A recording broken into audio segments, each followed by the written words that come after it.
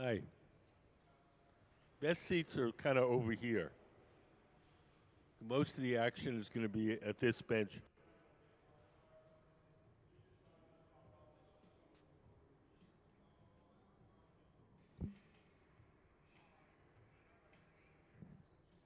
What? No, no. There's nobody here but you.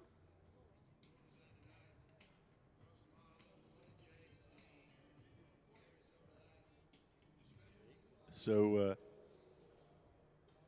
let me just get you started. Quick introduction. Everything that we do starts out in our glass furnaces. The furnaces are the machines where you see the doors closed. If you look up on the big screen, you see a diagram. That's what they look like inside. So inside each one of them is a big ceramic pot. In that ceramic pot is 1,000 pounds of melted glass. We keep the melted glass at 2,100 degrees. At that temperature, the glass has the consistency of honey. So if you can imagine a giant crock pot full of honey, that's what our furnace is like. We want to get the glass out to make stuff. We take one of those steel poles, those are called blowpipes, and we dip them into the melted glass like you're dipping into a big jar of honey. So we dip it in, twirl it around. A little bit of glass sticks to the end of the pipe. Pipe is hollow, so when you blow, ball of glass blows up like a balloon.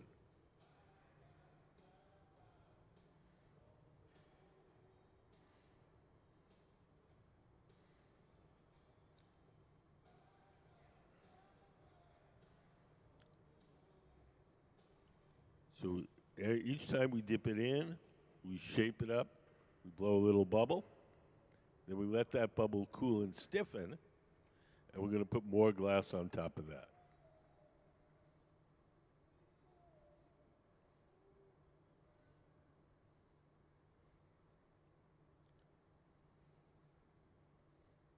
So these guys you see working here today are our Museum of Glass hot shop team. They work for the museum.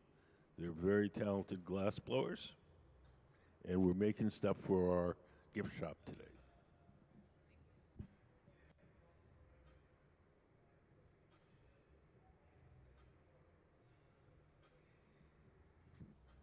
So Gabe is going to go into the furnace, dip his bubble in, coat it with glass.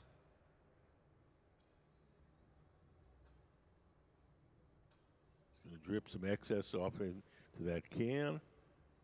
We'll save that, and that'll eventually go back in the furnace.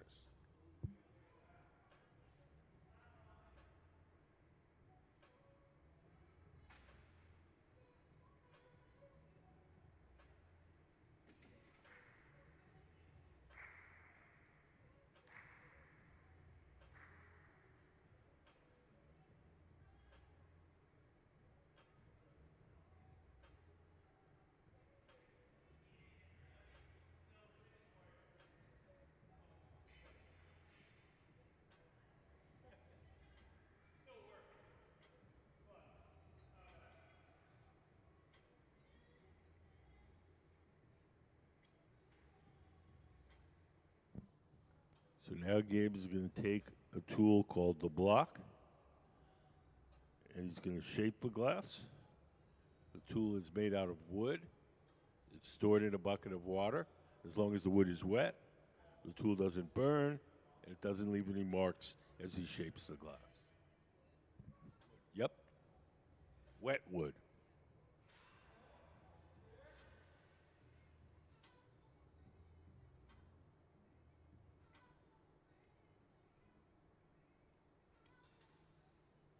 Round oven, where Jordan is heating it up now, is called the glory hole. It has no glass in it. It's just for heating and softening the glass while we're working. Glass is very much like wax. When you get wax hot, it gets soft. When it cools, it gets hard. But when you get wax hot, it only stays soft for a little while. So glass is the same way. So we do whatever shaping we can while it's hot and soft. And then when it starts to cool and get stiff, we go to the glory hole and heat it up again.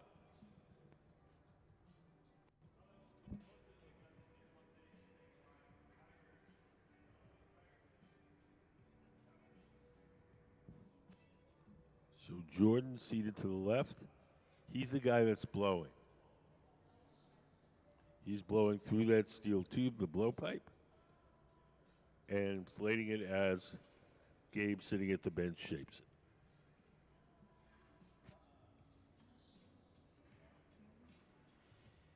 All glass, when it's really hot, looks orange. The orange color that you're seeing is the glow from the heat.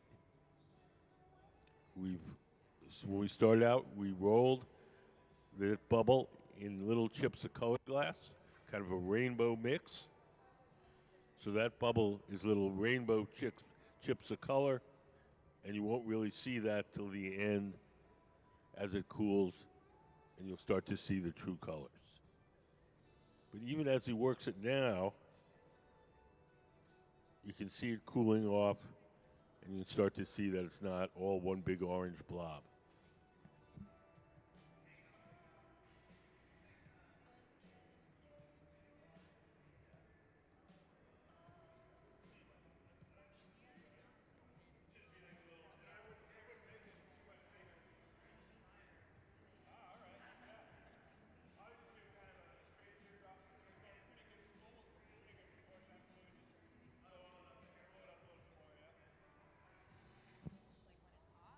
What it looks like when it's cold. So if you have if you roll in some chips of blue glass, they're not going to look anything like that blue while you're working, but um, when they cool off, they'll be the same blue that you started with.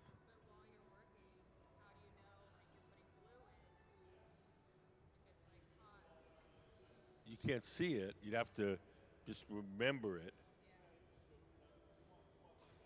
You see those little plastic jars? Those are all full of chips of colored glass. We buy our colored glass from two companies in Germany, and they do nothing but make colored glass. And they sell like 200 different colors.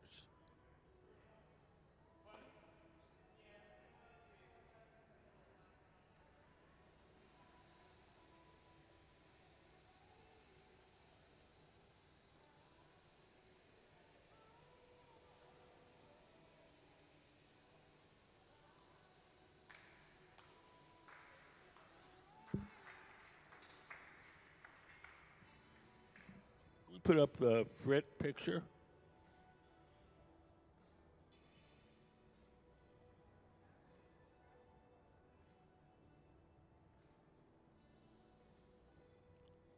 So we take old chips of colored glass, and we put them in little bowls.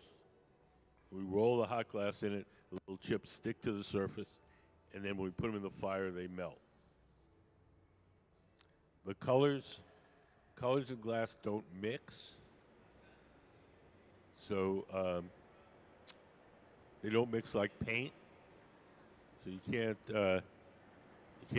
take a yellow and a blue and expect to get green.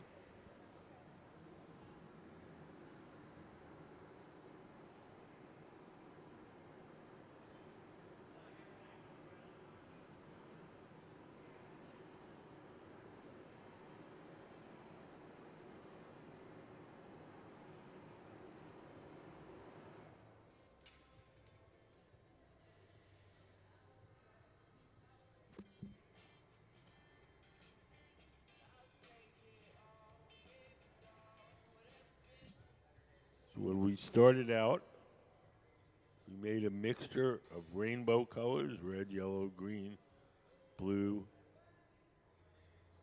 We made a little bowl full of little chips of colored glass. And so right now it looks really dark, but it's going to be bright rainbow colors, similar to the colors that you see on those pictures.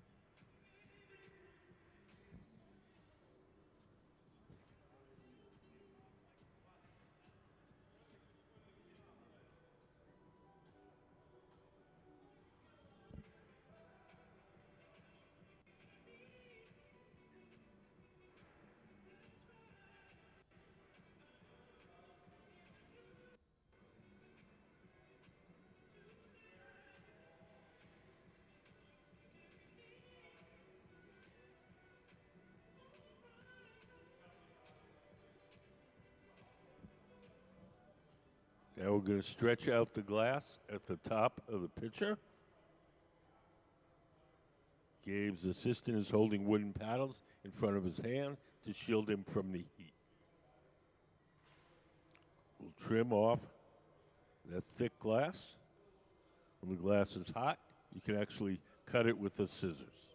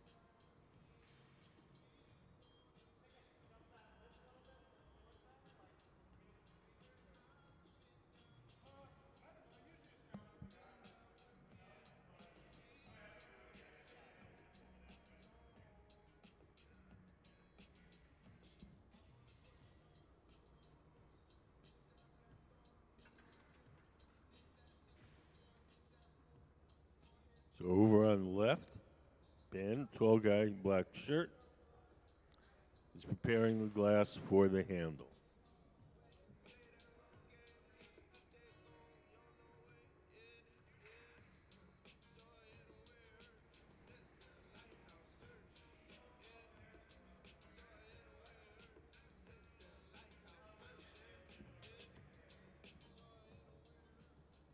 He's blowing a small bubble. We're going to use that bubble to make the handle, so the handle will be hollow.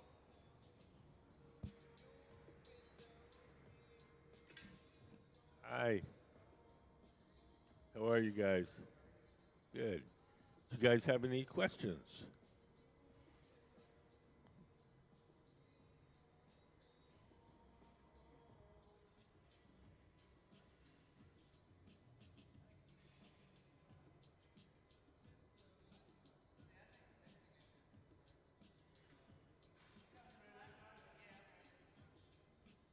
So here comes Ben with the handle. He's going to heat his bubble up, make it really nice and soft. He's going to bring it to Gabe sitting at the workbench. Gabe's going to stick it on.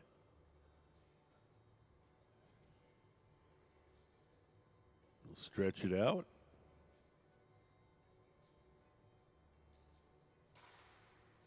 We'll grab it with the tweezers, give it a nice little flip. And attach it to the top of the pitcher.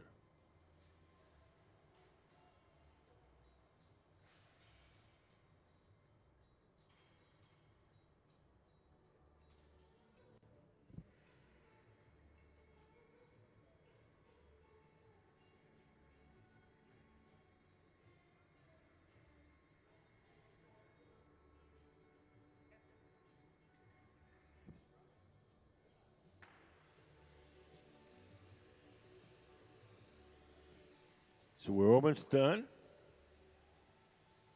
Everything that we make here has to be cooled slowly or it'll break. So we're going to take it off the metal rod. We're going to place it in this oven over here, and it'll be cooled very slowly overnight. One of the glass blowers has put on some Kevlar gloves, those big yellow gloves. When he grabs that pitcher, it'll be about 1,000 degrees. At that temperature, the glass will be hard, and we'll cool it slowly overnight.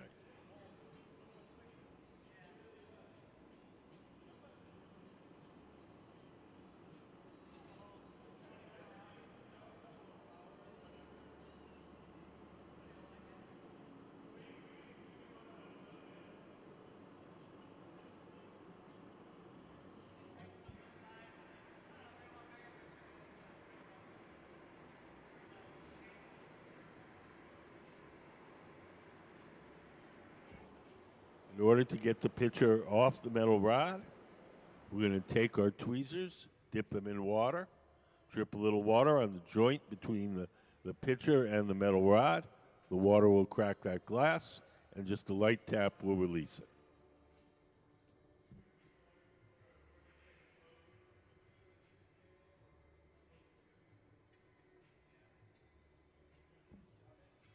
Gabe's dip his tweezers in the water, drip a little on that joint.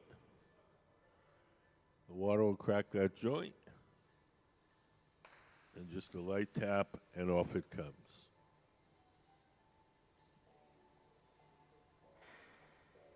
We'll melt the little spot where we broke it off so it's not sharp. Stamp it with our museum logo, and into the annealing oven to be cooled very slowly overnight.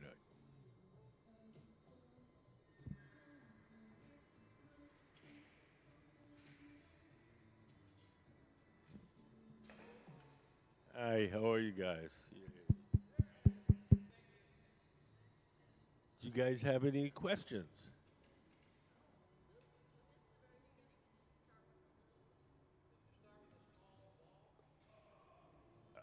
Sort of. Can we put up the furnace diagram?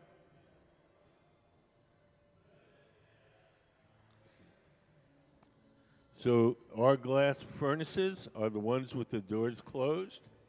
That's what they look like inside. So in each one of them, there's a big ceramic pot. In that pot is 1,000 pounds of melted glass. The glass in the furnace is 2,100 degrees. At that temperature, the glass has the consistency of honey. When we want to get the glass out to make stuff, we take one of those steel pipes and we dip it into the molten glass like you're dipping into a big jar of honey. So we dip it in, twirl it around. A little bit of glass sticks to the end of the pipe. The pipe is hollow, so when you blow, the ball of glass blows up like a balloon. If we want to make something larger, we dip it in, blow a bubble, let it harden. Then we dip it in a second time or a third time. And we just keep building up the glass in layers.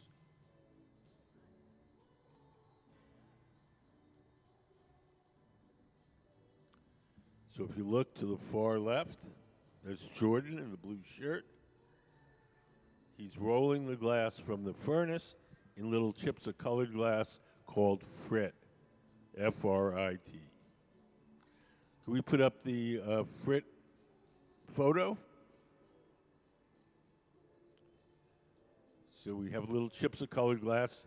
In the case of these pictures that we're making, we made a mix of chips that are kind of rainbow colored. So we have red, yellow, orange, blue, etc. Well, all glass looks orangey when it's hot. The orange color that you're seeing is the glow from the heat, not the color of the glass. So the colors we're going to see in these in this picture is going to be like the colors of those pictures on the pedestal over on the left. I'll bring one over to your side.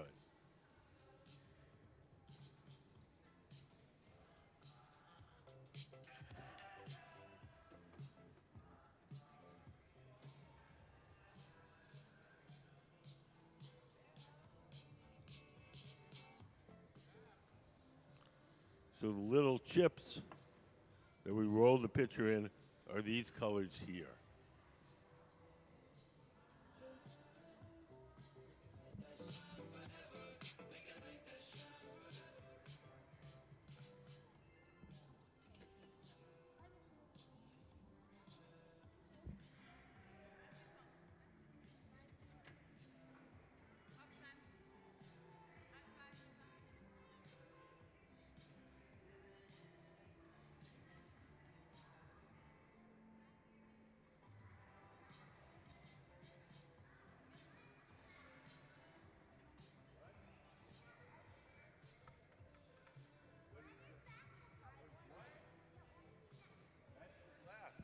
That's the glass that we're going to make the picture out of.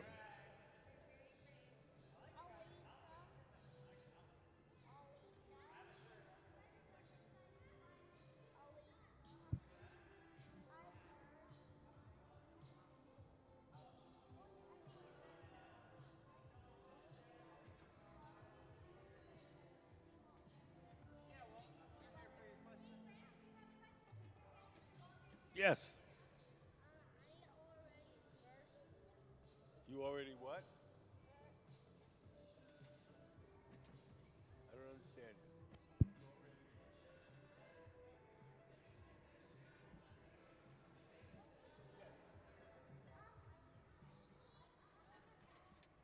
What? What are the rules here? Have fun and watch what these guys are doing. That's the rules. Yeah.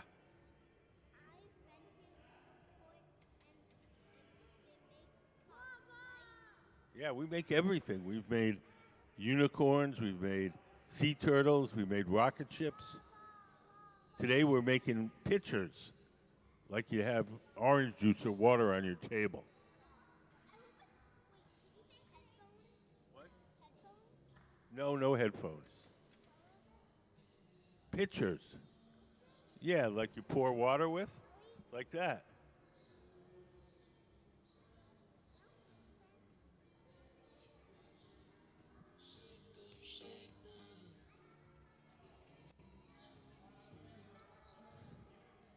This is a pitcher, Pitcher.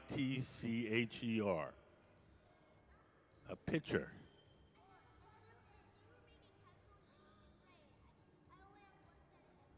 Yeah, well, headphones are made out of different stuff than glass. You don't make headphones out of glass. Yeah.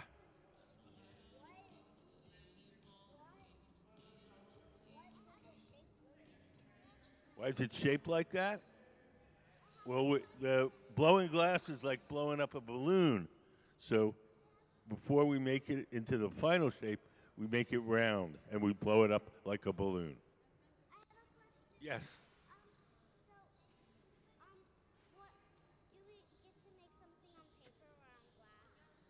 I don't know. They got some kind of activity for you after you come in here.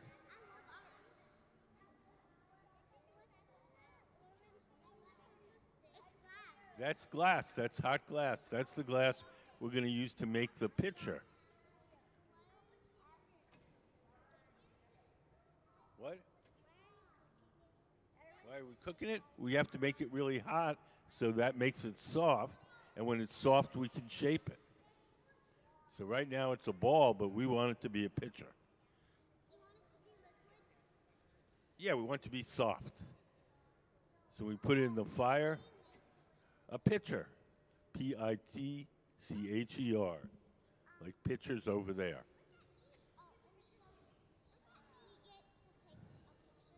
Nope. You just get to watch us make it.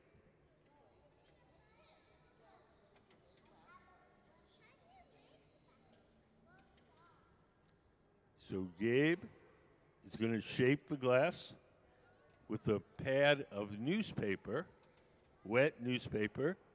Jordan, the man with the blue shirt, is blowing into that tube and blowing up the bubble of glass like a balloon.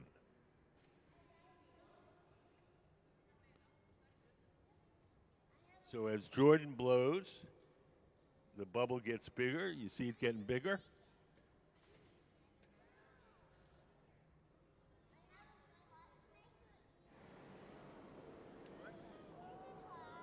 Is it hot? Is it hard to make? Yeah, kind of hard. You have to practice to learn how to make it. It's like learning to play an instrument or learning to play a sport. So it's a little hard at first, but if you practice, you can figure it out. Yeah. What? We're making pitchers. Like to put orange juice or water. Yeah. Except we're making them different, kind of rainbow spotty color, different than this.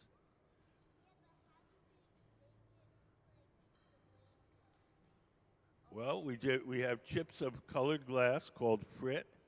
They're little chips of glass, and we take the hot glass from the furnace. We roll it in the little chips.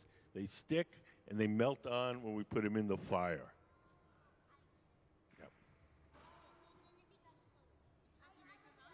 What? The straight line, we use rods of colored glass like this. These are called cane, and we melt them into the bubble, and each rod becomes a line. No, no, but it's going to be a. They asked me what they're making, and it's a pitcher. Nope. No, all the colors that you're seeing while we're working are distorted by the heat. When it cools off, it'll be all these different colors.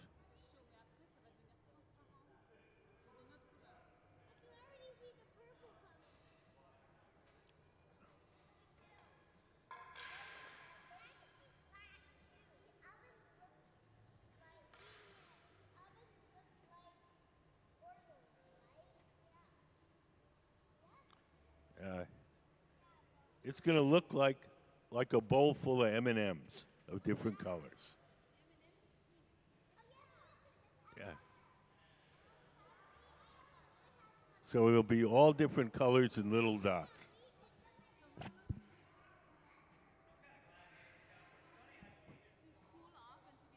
Well, if we just put it on the table and let it cool off on its own, it would cool too quickly and it would break.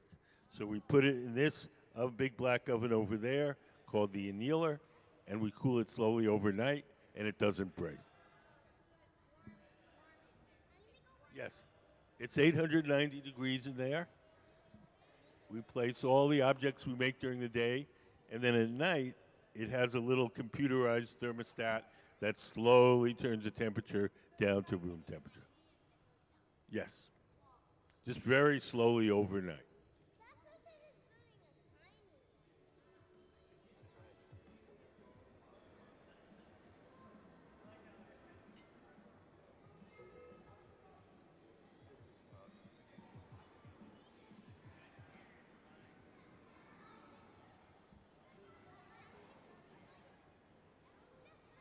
So the part that you pour with is still attached to the metal pipe. So we're going to grab it from the bottom and break it off the pipe where it's on now.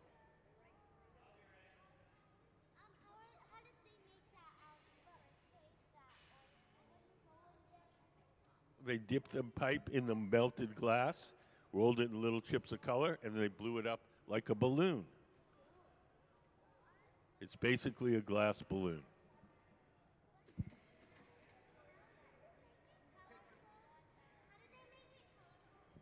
They roll it in little chips of colored glass. Could we put up the Frit photo? So look up on the big screen.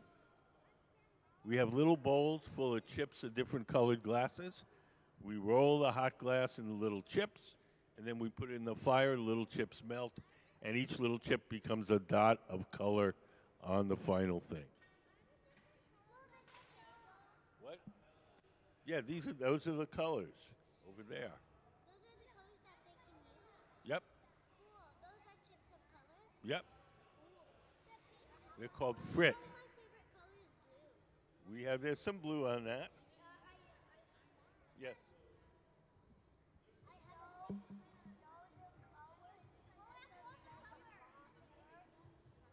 can make a monster. Make almost anything. Can you make what? Unicorns? Yep. Yeah, we can make Spider-Man. You have to wait because we're making pictures today. Yeah, we made a lot of dragons. Yep, yep. We can make anything. The only thing that's hard to make out of glass is money. How do you make money? You go to work and somebody pays you. It's hard. That's like I told you. That's the hardest thing to make. Yeah.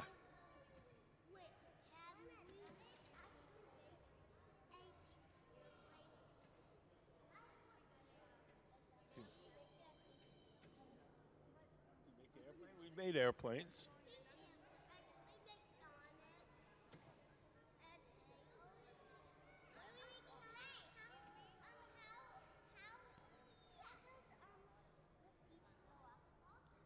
How the seats go up? When you go up, the seat goes up. Well, do they make what?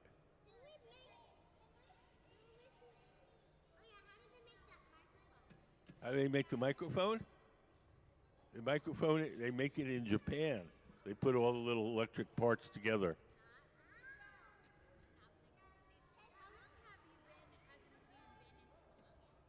20 years.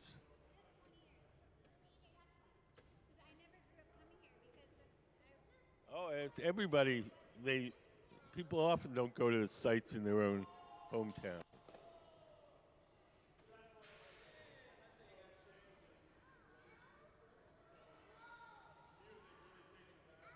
So Gabe's going to stretch out the glass at the top, and he's going to cut it with his scissors. Sure.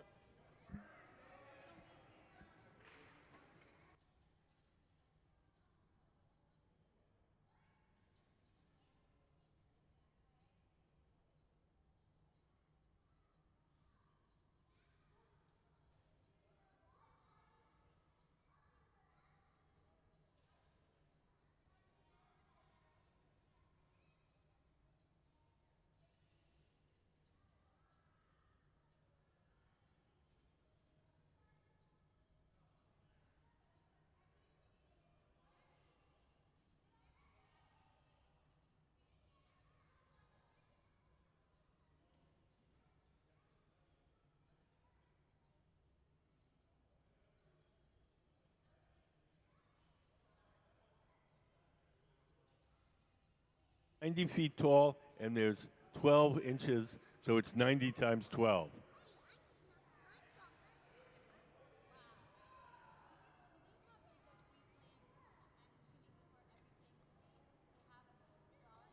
No? Nope. Sometimes we have a drawing, sometimes we don't. Depends what we feel like. Yeah, just out of their heads. Yeah.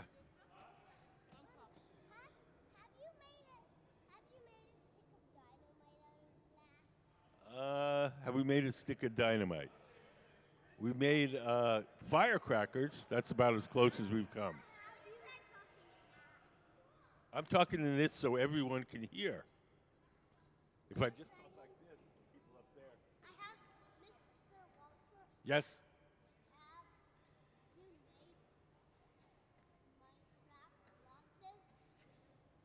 Have we made Minecraft stuff? No, I don't think we have.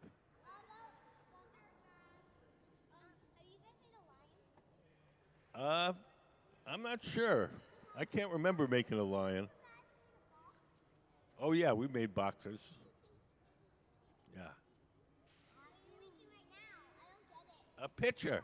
I told you about 10 times.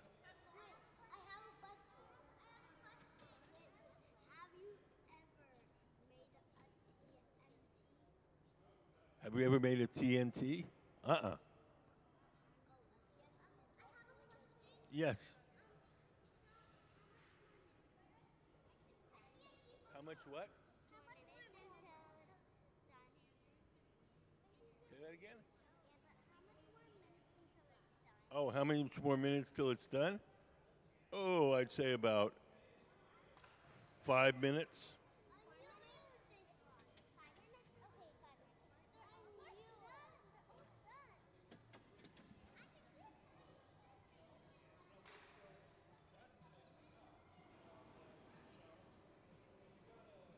So now, the next thing we got to do is put a handle on the pitcher.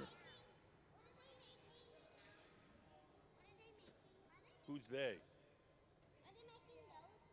We're making a pitcher, but we're making a different design. This one's got little rainbow chips of color. Nope. A pitcher. That kind.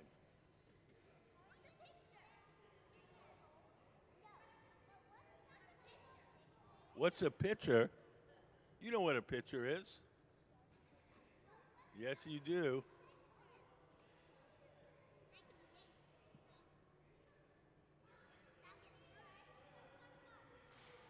Yes.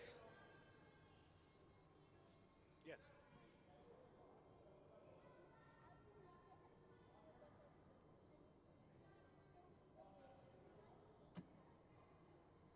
How do we make the shape?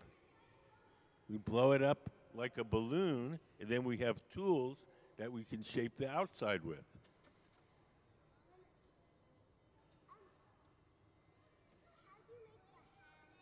How do we make the handle?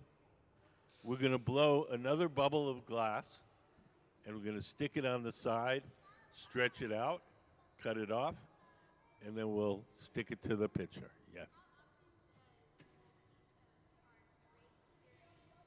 While we're making it, every once in a while, not too often. It depends on what we're making. If we're making something that we made a lot of times before, then we could probably make hundreds of them and not lose one. But if we're making something new and we're trying stuff out, then maybe a little more often.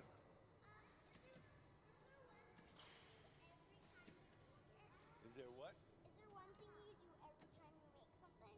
Is there one thing we do every time we make something? Yeah. Let's take the metal pipe, the blowpipe, and dip it in the glass. We do that every time.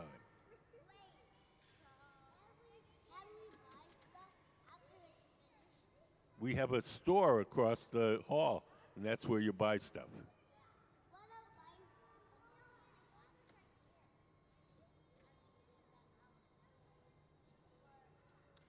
So over on the left, Ben, the tall guy in the black shirt, is making a bubble for the handle. So on a pitcher, this part is called the handle. It's where your hand goes.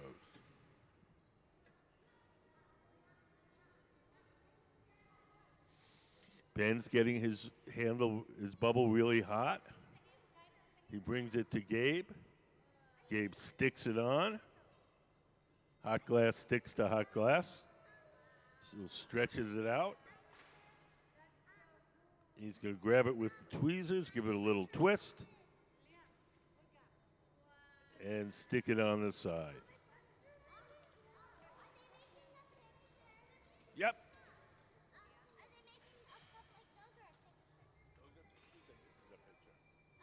Pictures can be different colors and different shapes.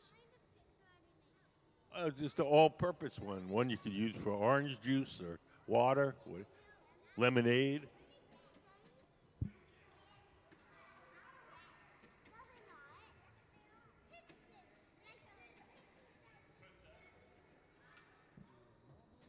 Exactly.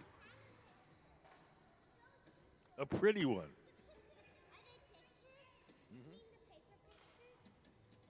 Not paper, glass.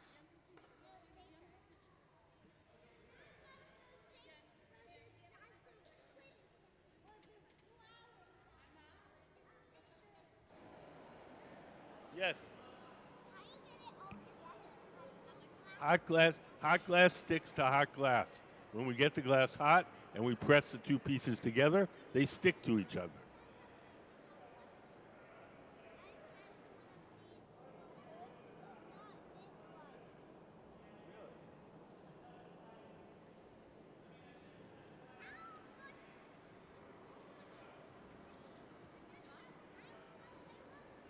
So now the pitcher is almost done. We're going to take it off the metal rod.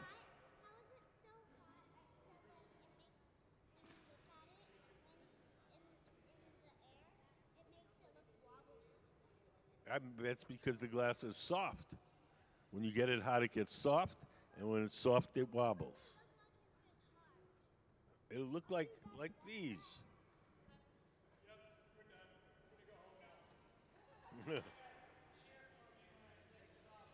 So we're going to take it off the metal rod, and we're going to place it in a special oven called the annealer, where it'll be cooled slowly overnight.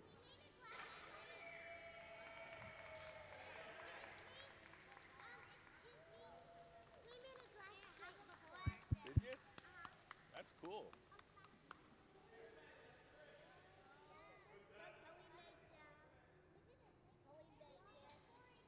Can you make it? No. Yeah, you have to learn how to make it.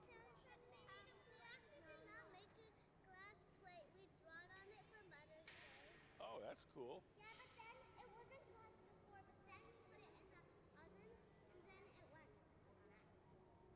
That's pretty cool.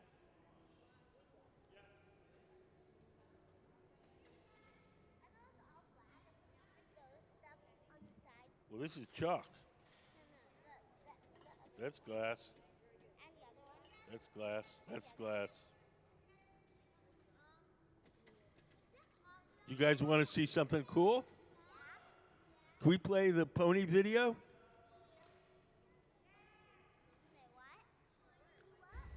Look up on the big screen. This is how we make glass ponies.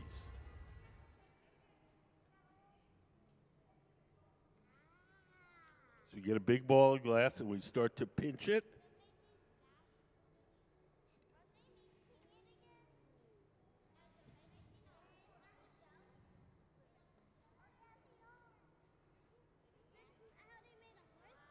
Mm-hmm.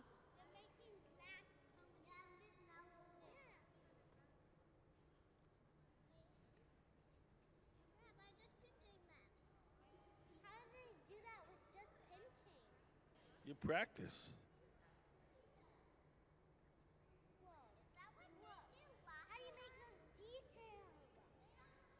You're watching them.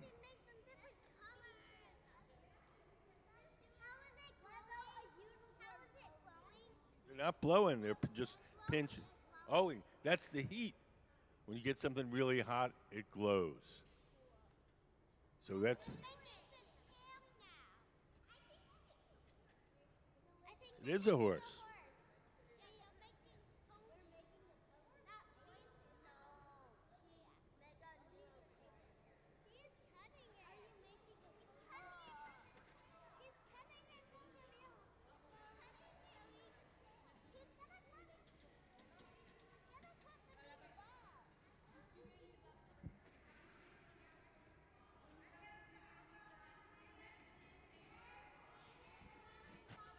Oh, you're welcome. Thank you for coming in. Hope you guys had fun.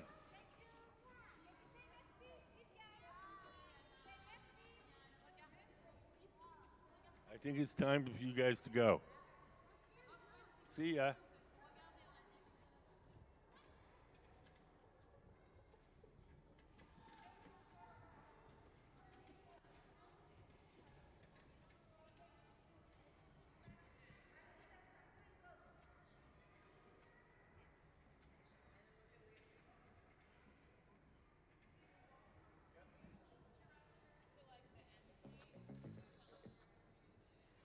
Yeah, just file in here, go all the way to the end.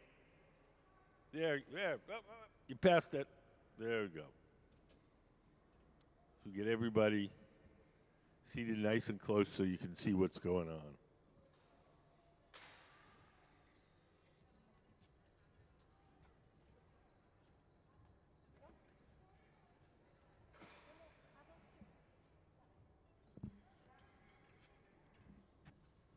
Hi, how are you guys? Believe in yourself. I'm just reading your shirt. Well, you guys got some interesting shirts on. Yeah, your shirt's all sparkly. That's nice.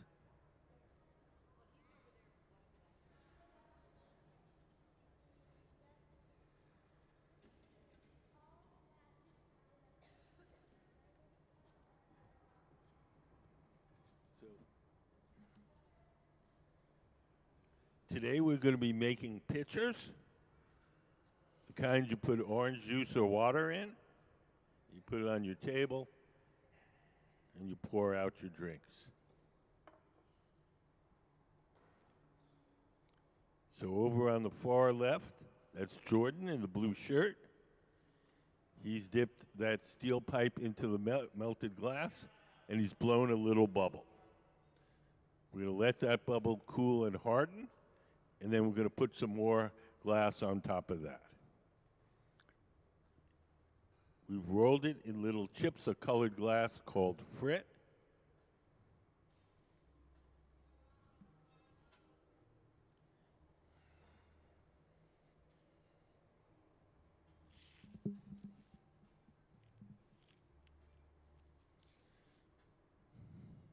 So glass comes in all different colors, just like crayons or paints.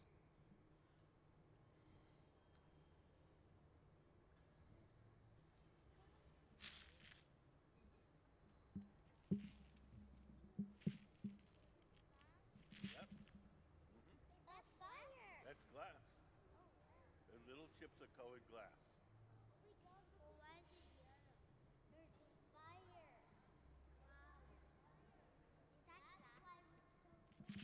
Little chips of colored glass we use to put the colors on the things that we make.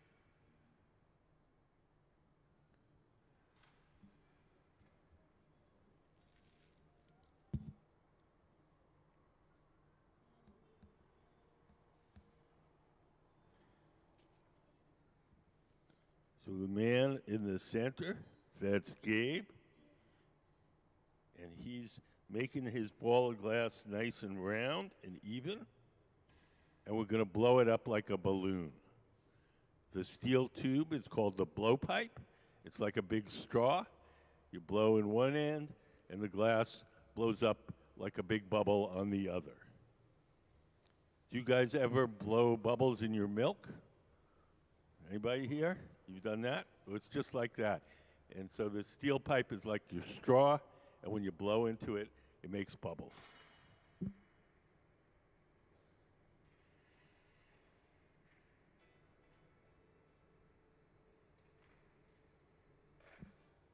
So we can only shape the glass when it's really hot. So we put it in that big round oven. That's called the glory hole. That's really, really hot. That's hotter than a volcano. And it makes the glass soft, and then we can bring it back to the workbench where we can shape it. Hotter than a volcano.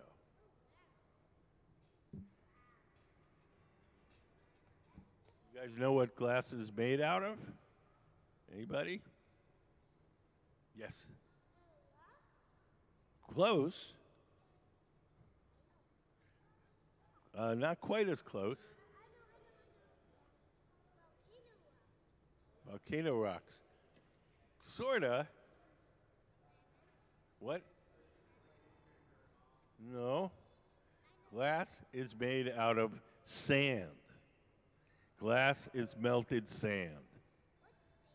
Sand, like at a beach. We get it, we put it in the fire, we get it so hot it melts and makes glass.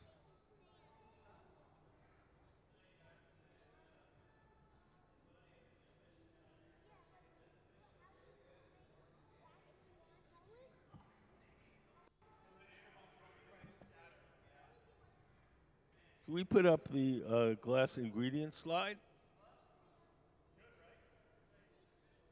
So there's three ingredients in glass. There's sand, soda ash, and lime. Sand is the bulk of it. It's mostly melted sand. The soda ash is a chemical which lowers the melting temperature of the sand, and the lime holds the whole thing together. We throw those three ingredients in our big furnace. We cook it overnight at 2,400 degrees. All those chemicals melt together and make glass.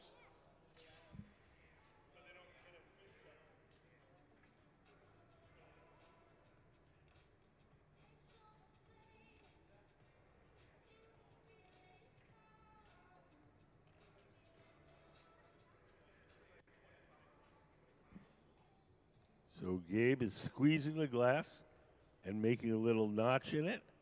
That notch is the place we'll be able to break the glass away from the metal pipe once we're done shaping it. You guys have any questions? How can glass can handle a volcano? It won't melt in a volcano. It would melt in a volcano. Will? Yeah, But how is it not melting from that it is melting. Yes, it's getting soft. It's not turning into liquid, but it's getting soft from the heat. What? How's it getting bigger? We blow. See that guy in the blue shirt? He's blowing into that tube, and the glass blows up like a balloon at the other end. So just like you blow into a balloon to make it bigger, we blow into that pipe to make it bigger. Yeah, What are you guys making? we're making a pitcher. Yeah, to put like water or lemonade. You have a lemonade stand? I bet you had a pitcher there. Yes.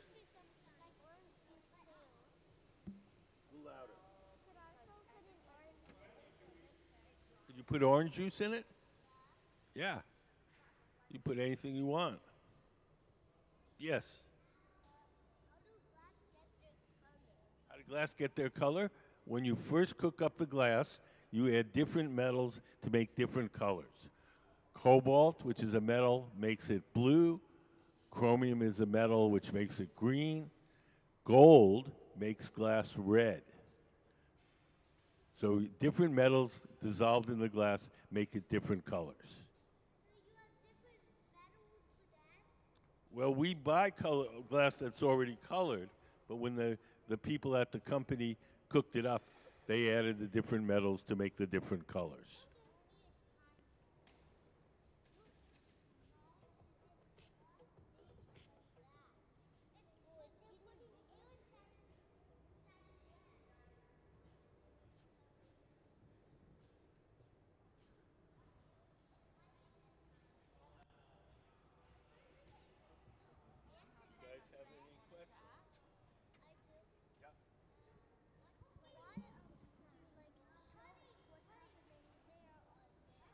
Oh, so you can look at it close up. Like, you ever watch sports on TV? Sometimes they have a camera close up so you can see what's happening. You could go at home and watch it. Yeah, and you can go home and watch this. We put this on the internet.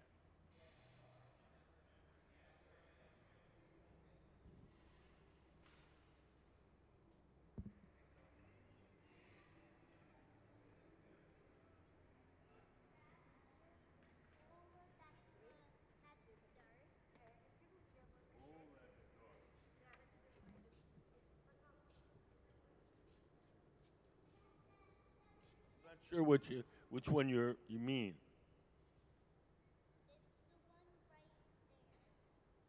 It's the one right there. The big can, the big metal can. No, the other one next to it. Oh, the big machine that The built black one. the black one. Black one. It's not this. This.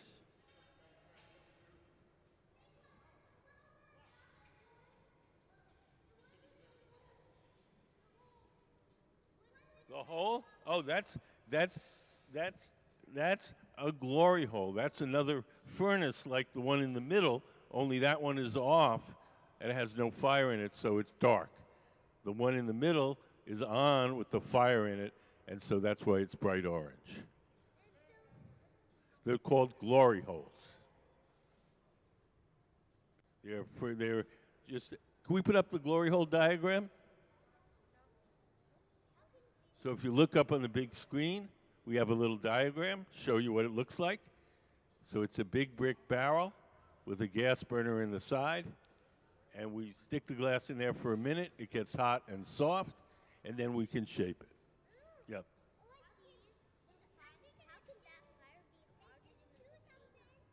Well, you put a lot of fire in there into the barrel, and then you insulate the barrel. You make it so it keeps warm, and you keep putting more fire in, and it gets hotter and hotter.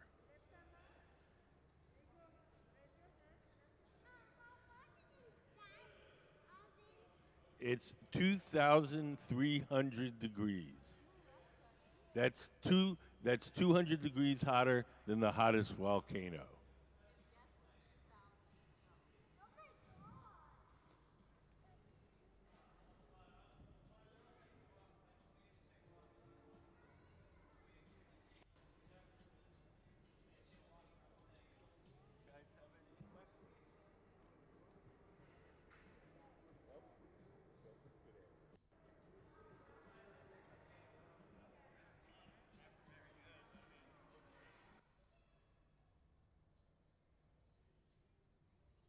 Gabe's going to stretch out the glass at the top of the pitcher. His assistant is holding a wooden paddle in front of his arm to shield him from the heat. And now we're going to cut the top of the pitcher so we have a nice pointy spout.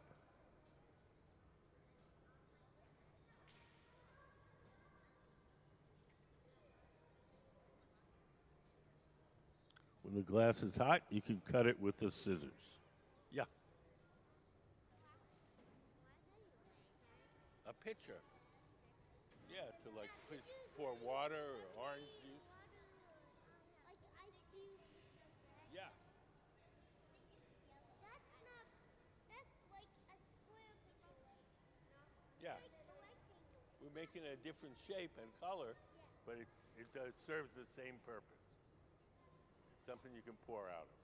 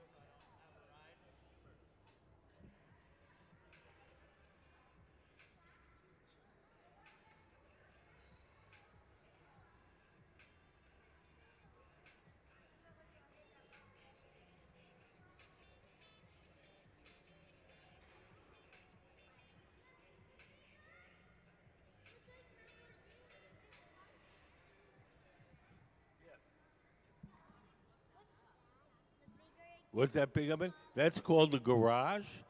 It's a warming oven, yeah. Oh, the one on the with fire, that's another glory hole. We have several of them. It's a different workstation. So if we need somebody to work over there, they use that glory hole. If we want to work over here, we use this glory hole. It is. It's just like it. The one with the doors closed? The one that's closed? That's the glass furnace. Can we put up the glass furnace diagram? So look up on the big screen. So inside that machine, there's a big pot, and in that big pot is 1,000 pounds of melted glass. That's where we keep our glass. And it's so hot that the glass is liquid.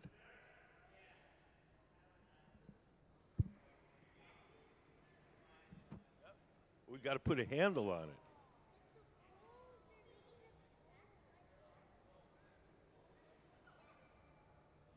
Yeah.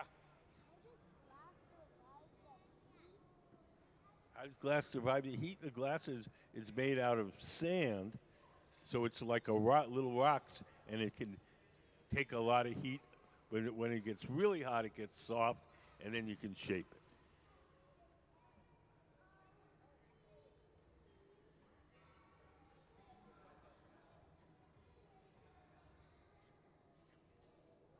You guys have any questions?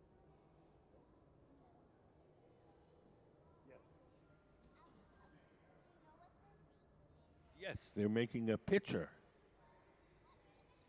A pitcher like these pitchers, so you can put water or orange juice and pour different drinks.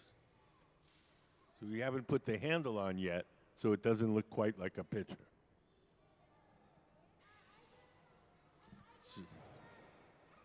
So Ben, the tall guy at the center, is bringing another bubble. 90 feet. So we stick the bubble onto the side. We stretch it out. We'll grab it with the tweezers, give it a little twist, and stick it on.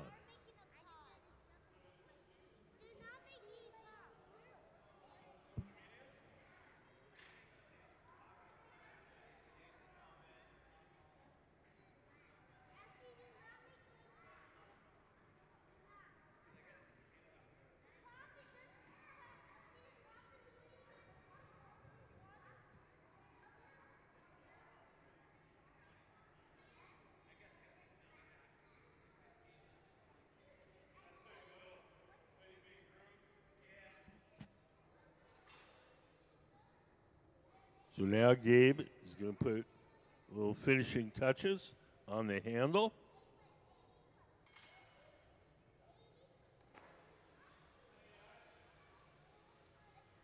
He's heating it up with a little extra fire.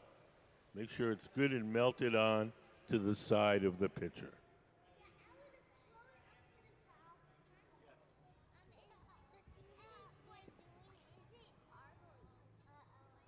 It's kind of middle hard. You have to practice.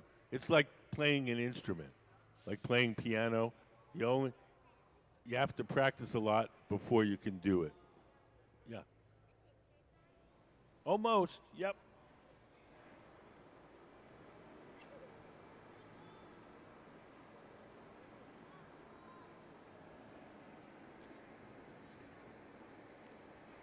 So we're getting ready to take the pitcher off the metal rod, and we're going to place it in a special oven called the annealer, where it'll be cooled very slowly overnight. If we didn't cool it slowly, if we just put it on the table, it would cool too quickly and it would break. Yes.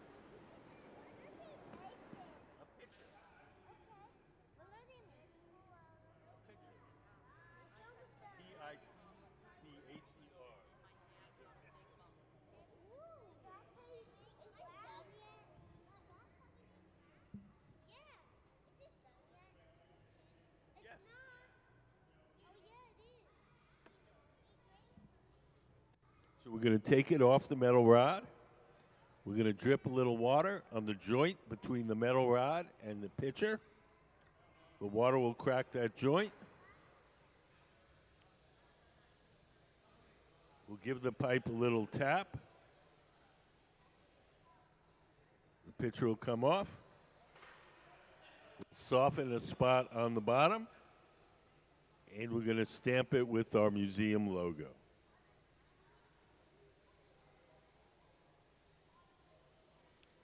We'll take it to our annealing oven, that big black oven, where it'll be cooled very slowly overnight.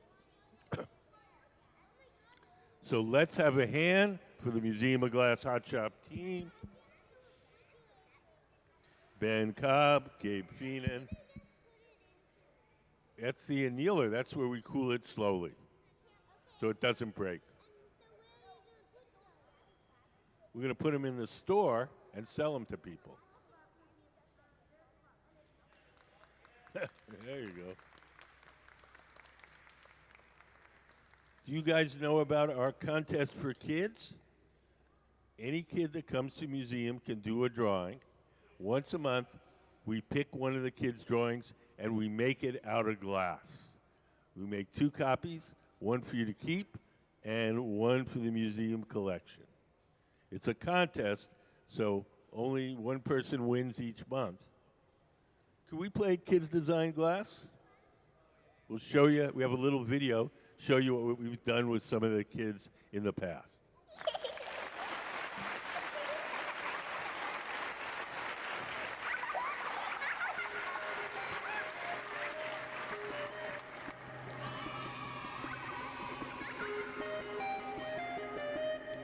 It's a baby monster. Pip is a baby monster that loves to smile and laugh. Even though he's little and cute, he gives a big cry. Also, Pip loves food, especially bananas. He will eat any speck of food in sight.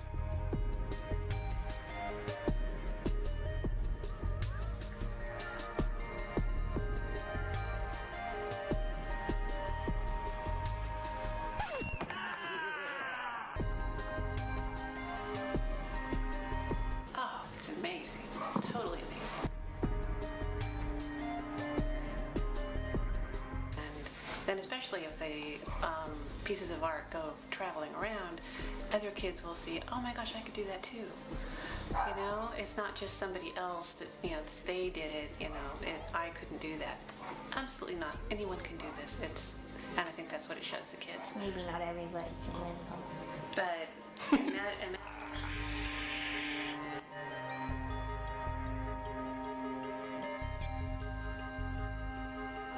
I think it's gonna stand up there with one of the coolest things that a museum has ever done. What is it, a cucumber all dressed up for a night on the town? That's pretty ridiculously funny. The funnest part about this project is how fresh the ideas are coming from the kids who they have no idea of glass blowing techniques. They don't care. Nobody saw this coming. We'd make one piece and it was given to the family. And then we realized, well, wait a second, there's something more here. We started to get more drawings, more interesting drawings, and it really kind of snowballed a little bit. Bacon Boy was special.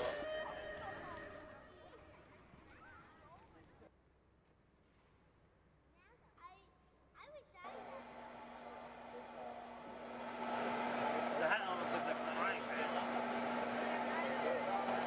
Maybe he's wearing a frying pan.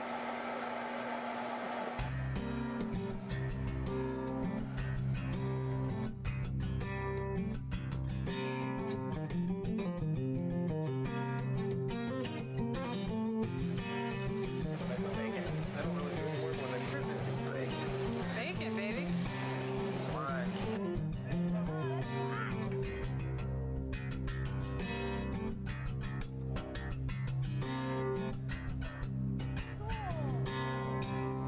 Oh, I see. How's that for his arm? Fingers? Yeah. Okay. Yeah.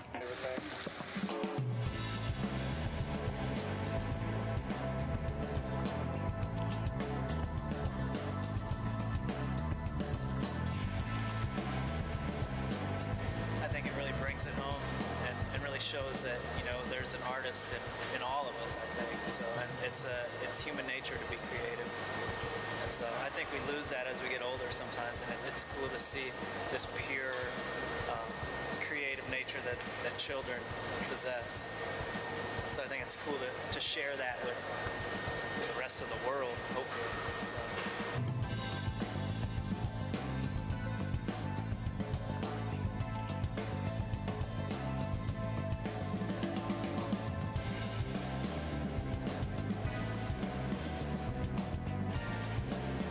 Miss, are you the teacher or parent? You the teacher? Thank you for So if you supporting grab Kids an Design entry Glass. form, there's a table out in the lobby, and you can Xerox one for each kid, and they can do the drawings, and you can mail them in, and once a month we'll pick one, and we'll make whatever they drew out of glass.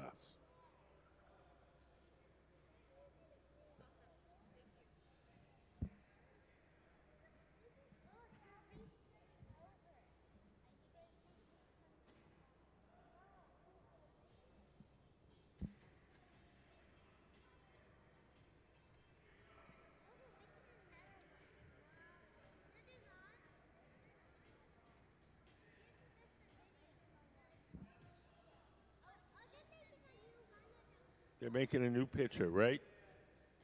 Jordan in the blue sweatshirt, blue T-shirt. He's started the bubble for the next picture.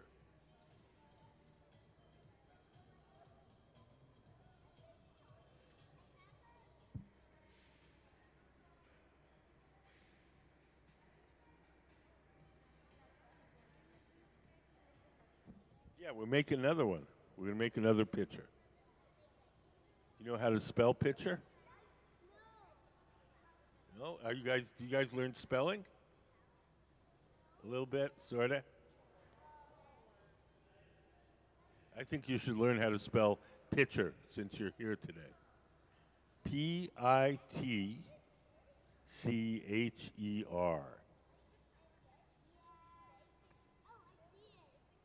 It's a look it up on the big screen. Pitcher. Pitcher. Next time you come to the museum, I'm going to ask you. Yes.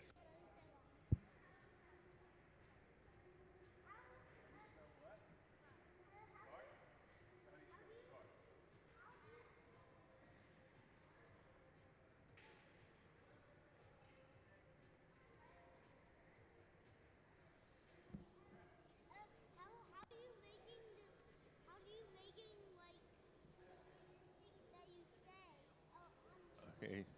There's a computer that listens to what I say and it types it out on the big screen. It's magic. It's called closed captioning.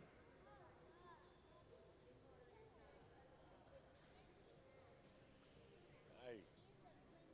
You guys have any questions?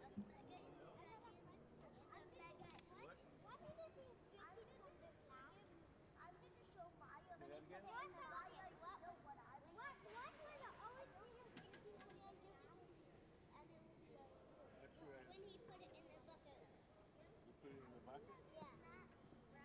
Yeah, that's the extra glass. We recycle that. We drip it up and we save that, and then we'll melt it again and make more things out of it.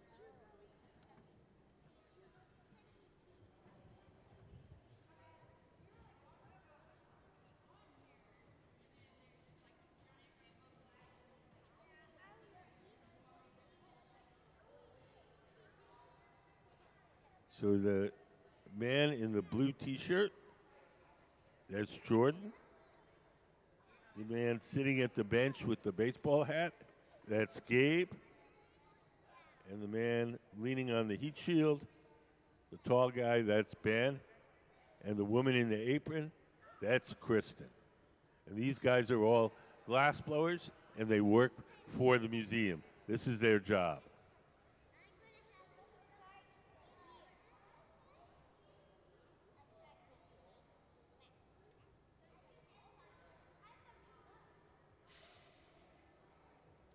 So Jordan is blowing as Gabe shapes the glass, and he's shaping the glass with a pad of wet newspaper, ordinary newspaper, folded up and soaked in water. How does it pop? Well, if you blow hard enough, it'll pop.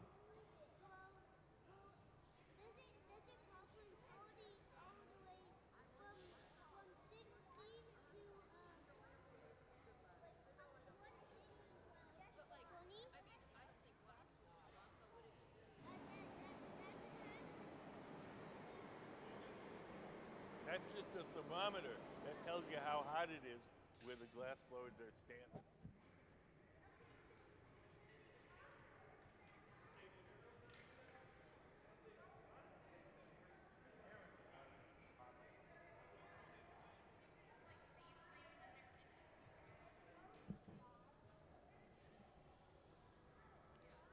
So Gabe is squeezing the glass and making a sharp crease in it.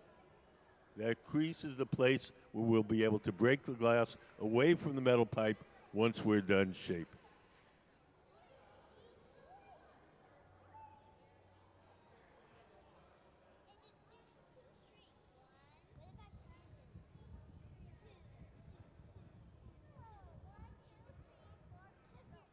You guys have any questions?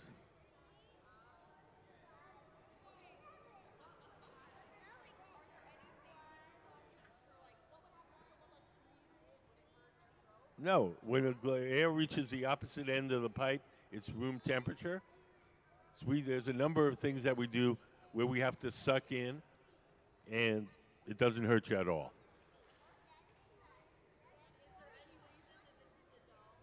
There's 3 reasons. Reason number 1, the most important one, it looks really cool. Reason number 2, the building is designed to act like a giant chimney. So there's a natural updraft to take the heat and smoke away from the furnaces. Reason number 3 is historical. Along this waterway before the museum was here, there were a number of sawmills. The sawmills had cone-shaped buildings where they burned the wastewood from the sawmills for power. See you guys.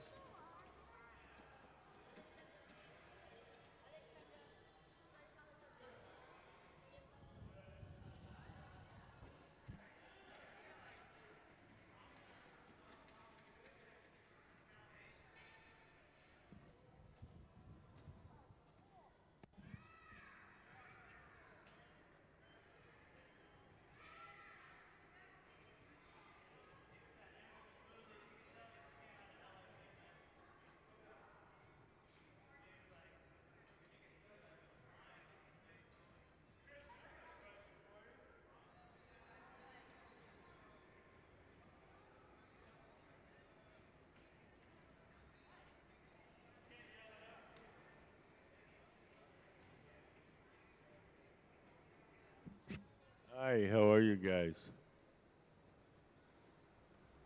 You're not going to say how you are? Are you good or bad? You don't know? Okay. So today we're making pitchers to like you pour water or lemonade out of.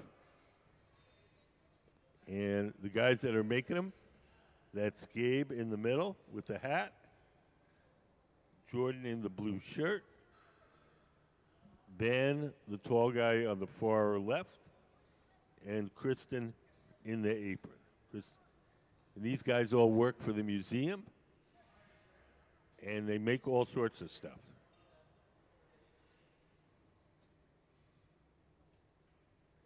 So now we're going to transfer the pitcher from the rod it's on now to a second rod called the punty. The second steel rod is going to grab it from the bottom so we can shape the top. When we feel that punty is on there good and strong, we'll take our tweezers, dip them in water. We'll drip a little water where we want the glass to break, and then give the pipe a tap, and off it comes. So now the pitcher is held from the bottom, the top is exposed, now the top can be heated and shaped. Do you guys have any questions? No?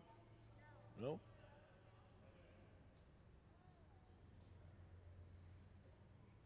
Do you guys have any questions? Oh, you're a quiet bunch. Do you guys know what glass is made out of? Sand, right, there you go. What? got to heat it up really, really hot, hotter than a volcano.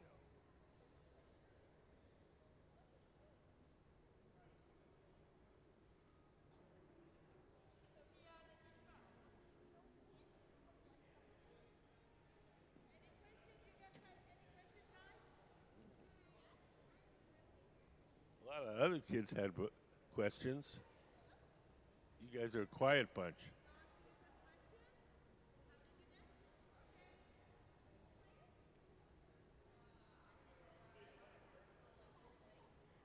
You have a question?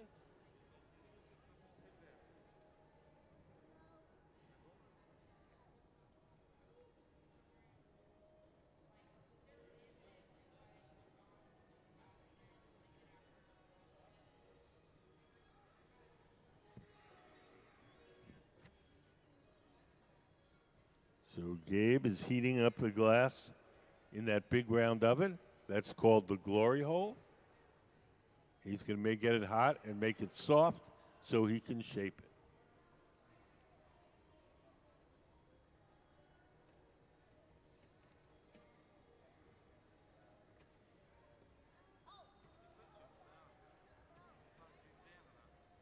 He's going to stretch it out a little bit with those tweezers, and then he's going to cut it with the scissors. Glass, when it's hot, you can actually cut it with a scissors.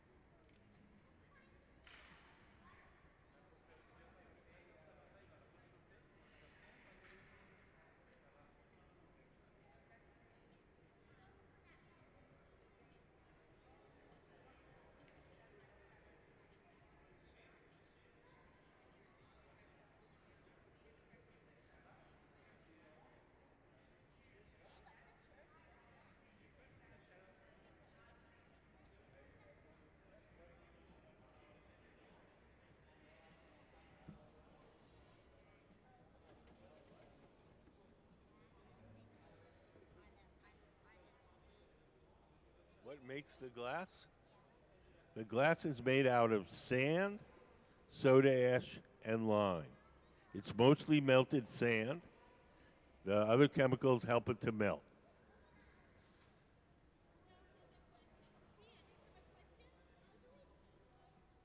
How do we make the glass? Well, we dip our pipes, the metal pipes, into the melted glass. Are you asking me about your drawing or this? There. He dips that steel pipe into the melted glass, and then the pipe is hollow, so he blows, and the ball of glass blows up like a balloon. So it's just like blowing soap bubbles, except we use glass instead of soap. How do you make fire? You get gas very hot, and it burns. Is that how hot is the oven? That's 2,300 degrees. That's 200 degrees hotter than the hottest volcano.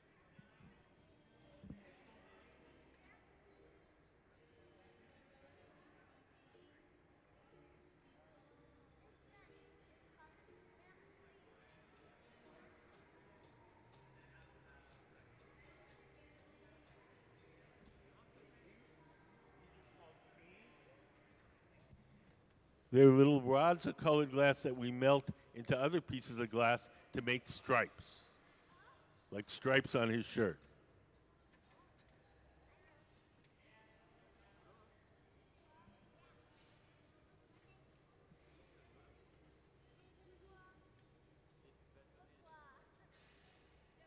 So now we're going to add a handle to the pitcher.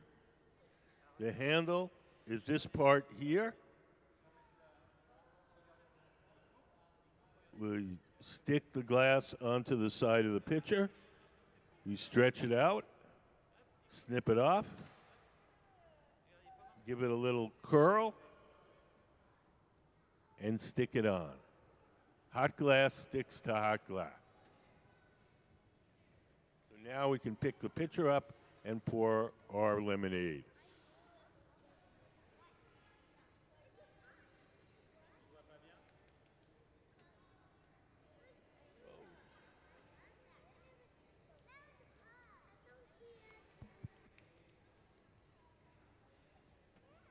So now Gabe is going to adjust the handle a little bit. Make sure we have a nice curve on the handle.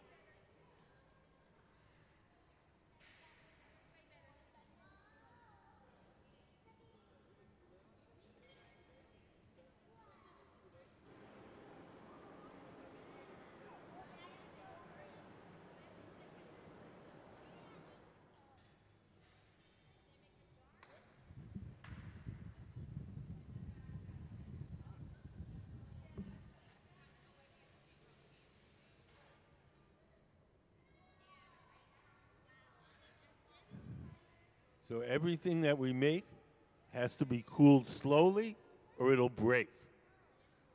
So we're going to take it off that metal rod and we're going to put it in a special oven called the annealer where it'll be cooled very slowly overnight. If we just made this and put it on the table, it would cool too quickly and it would break.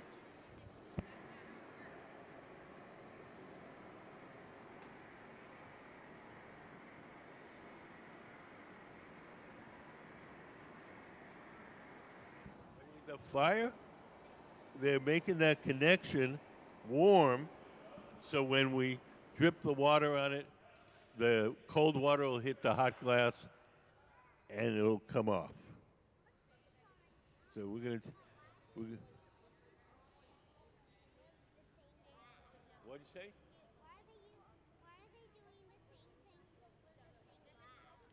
The same glass? Well, we got to make a bunch of different pitchers to put in the store on the lobby. So a few drops of water on the joint between the pitcher and the metal rod. The water will crack that joint. A little tap, off it comes. We'll melt the little spot where we broke it off so it's not sharp. And then we'll put it in our annealing oven, that big black oven, and we'll cool it very slowly overnight. So let's have a hand for the Museum of Glass Hot Shop team. Gabe Feenan, Jordan Lavelle, Kristen Elliott, and Ben Cobb. Do you guys want to see something fun? Okay. Can we play the pony video? This is how we make a glass horse. Look up on the big screen.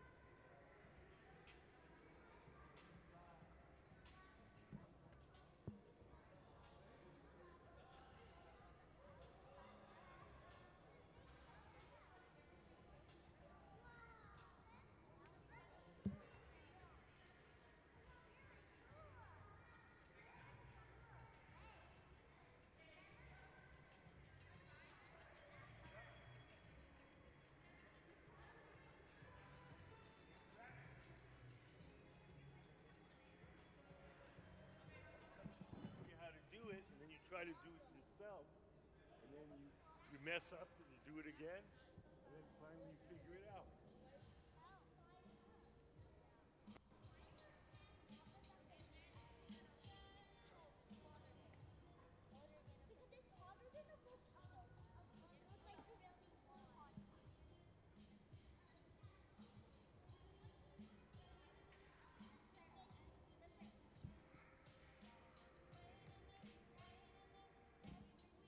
So Jordan, the man in the blue shirt, is heating up the glass to make it soft.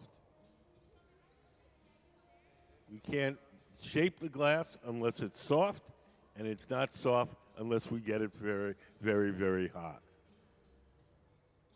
You know that when ice cream gets hot, it gets soft. When butter gets hot, it gets soft. When glass is hot, it gets soft.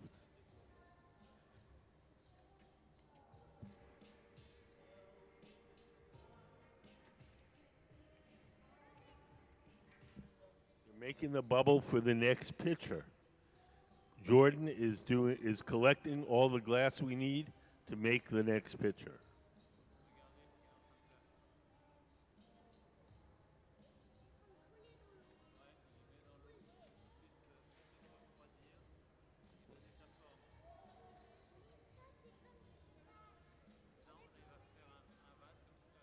He's making it nice and round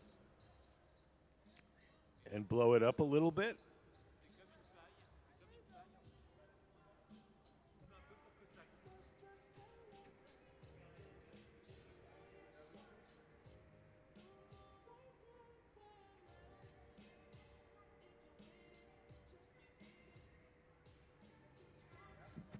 They put them in there to cool slowly so they don't break.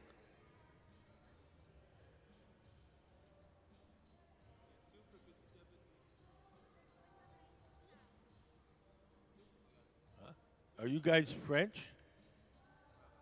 You're French. Did they learn French? A little bit of English. Do you know the word in French for glass?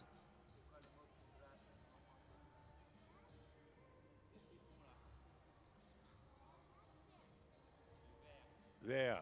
Do you know how to spell it? There.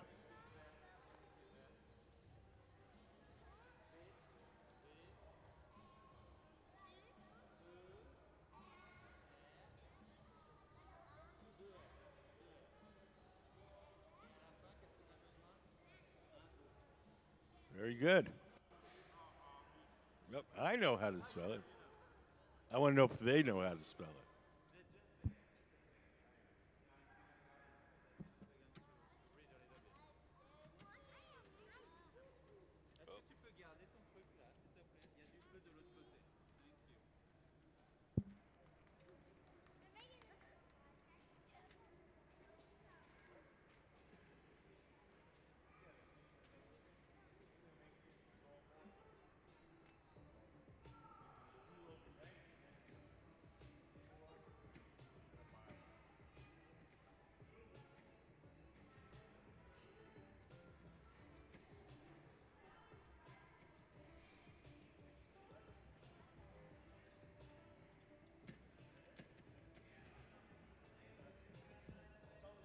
Seeing is the glow from the heat.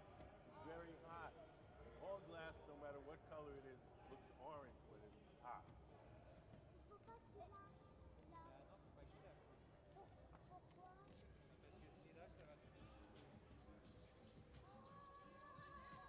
So Gabe is going to drip some of the excess glass into that can, and we'll save that extra glass, and eventually we'll put it back in the furnace and use it again.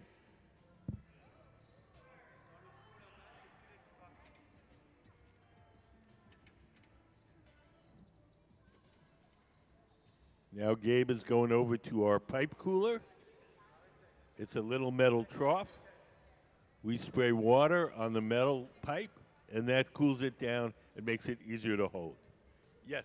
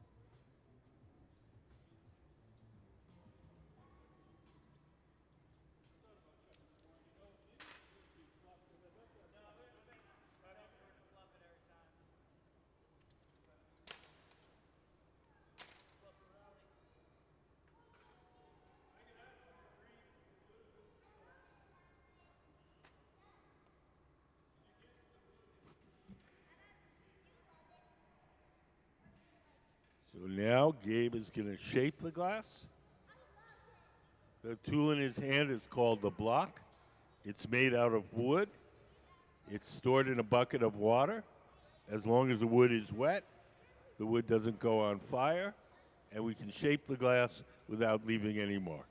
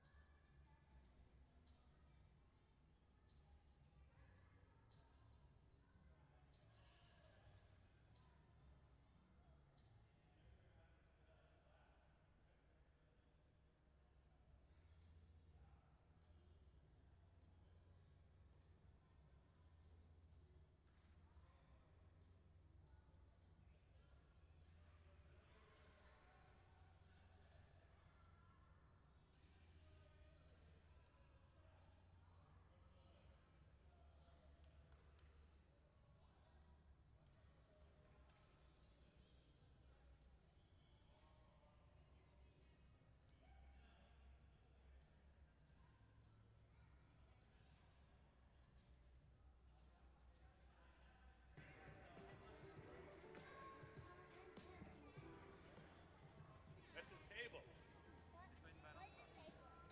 What? You know what a table is. It's like what you eat dinner on. I told you 5 times. Assieds-toi.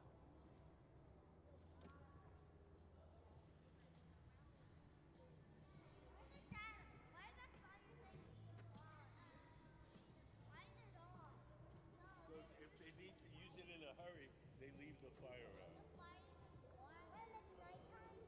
No, just while they're working.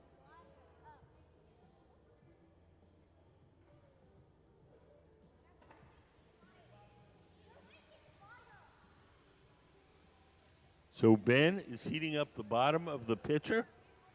Glass is a very bad conductor of heat, so we can heat up one section and make it soft without disturbing the rest of the shape. So he's just heating up the bottom so we can make a nice little flat spot so it sits nicely on the table. What? Can we make some more? I think they have something for you to do in the arts and crafts room.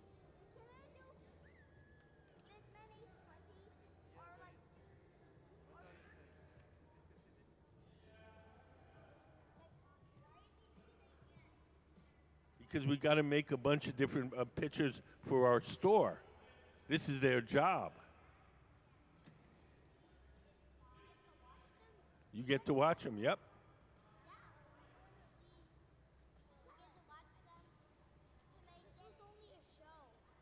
Oh, no, they're working. They're making pictures to sell.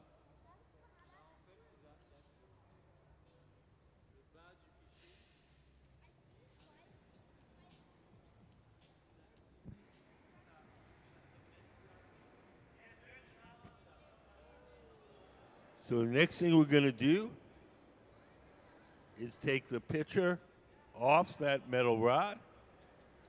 We're going to grab it from the bottom so we can shape the top.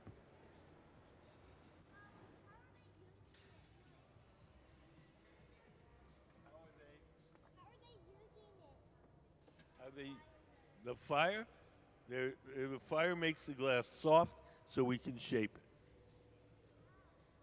Glass is only, you last when it's room temperature, it's hard, but when you get it really hot, it gets soft.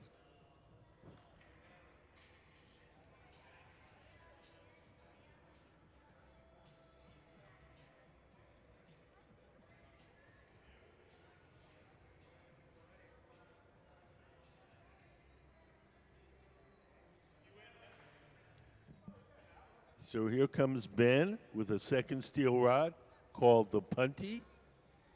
And we're going to grab that pitcher from the bottom so that we can shape the top. In order to get it off the original pipe, we're going to take those tweezers, dip them in water. We'll drip a few drops of water where we want it to break. We'll give the pipe a tap, and off it comes. So there's the water off the end of those tweezers. Give the little tap, and off it comes. So now the pitcher is held from the bottom. The top is exposed. The top can now be heated and shaped.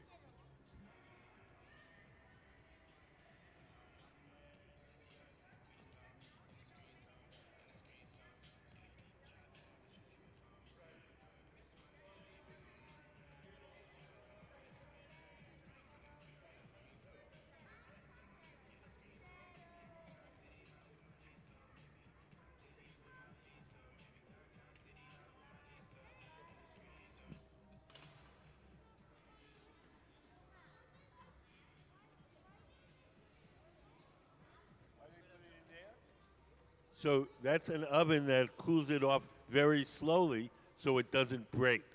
If we just put it on the table and let it cool on its own, it would cool too quickly and it would break.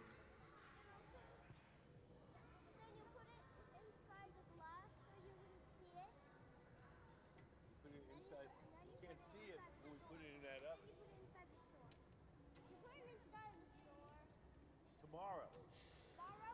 Tomorrow. What It's day? got to cool overnight. What day? Tomorrow's Friday, I think. Okay.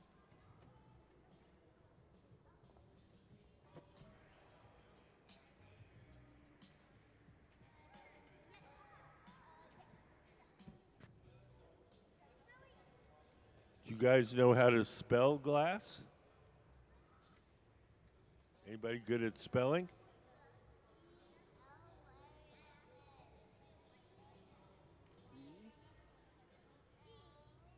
Cool.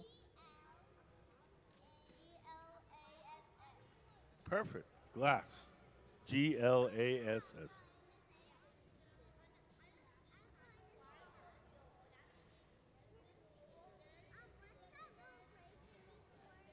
What's this? Which one? This? This? This? I don't know what you're talking about. This? This is a piece of chalk. This? This is a piece of glass. This? Yes. This is called cane. We melt it onto pieces of glass to make fancy stripes.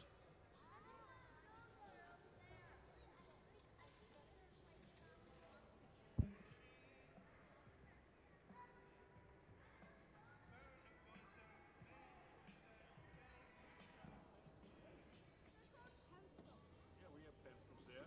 Yeah, it's like when you have to make something, like you have to make something, whatever thing you want to make. Draw pictures with our pencils. Wow, cool. Are you sure it's coming on Friday? Are you sure it's gonna? Are you sure it's Friday? Why did they cut the top? Why did he cut the top? Because we want to have a spout, that little pointy part to pour out of. So we cut it into a little point, and it pours nicely.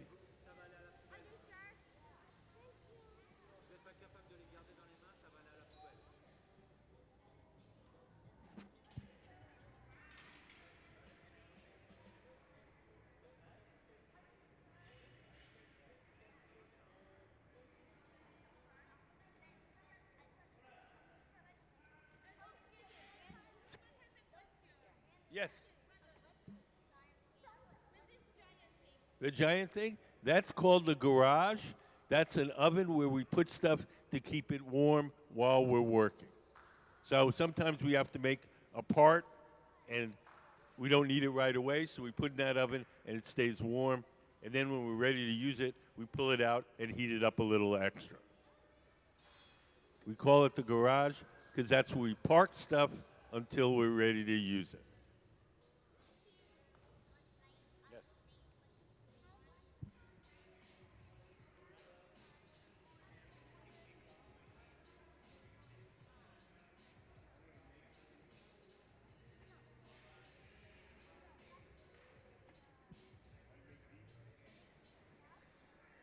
We make a big, thick piece of glass. We attach it to another piece of glass, and then we stretch it out. Can we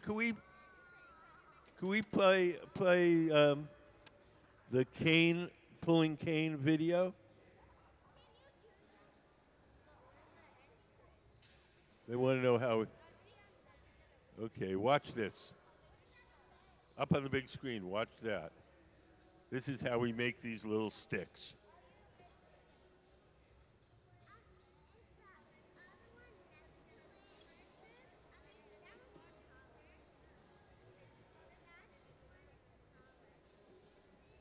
This is called pulling cane. So we stretch it, and we make a big long rod, maybe 30, 40 feet long.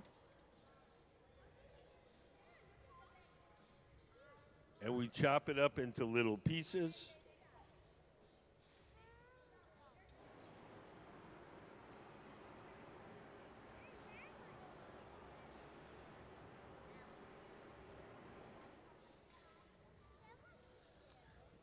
And we're going to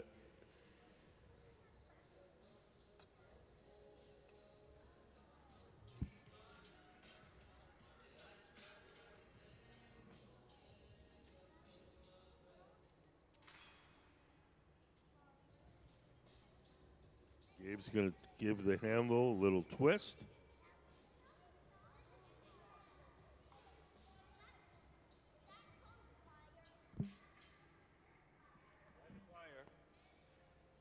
He's making sure that where the handle attaches, it's melted on completely.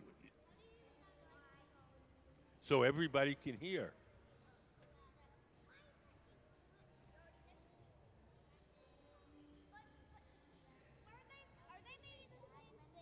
Yes. Because we need a bunch of pitches to sell in the store. So we have to make a bunch of them.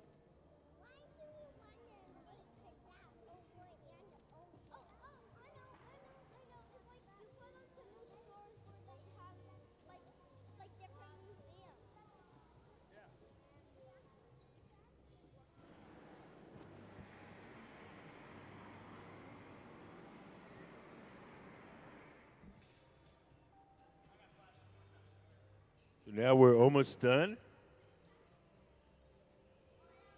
We're going to take the pitcher off the metal rod. We're going to place it in a special oven where it'll be cooled slowly overnight.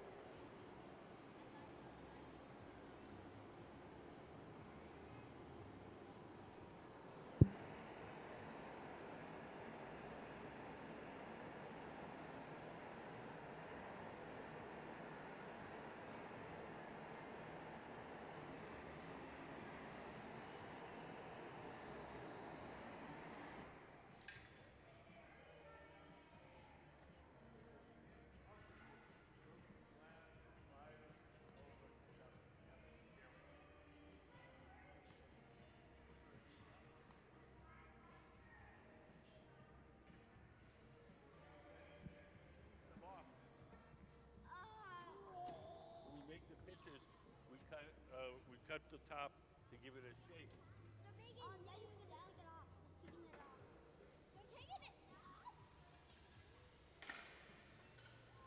So we'll melt a little spot where we broke it off so it's not sharp.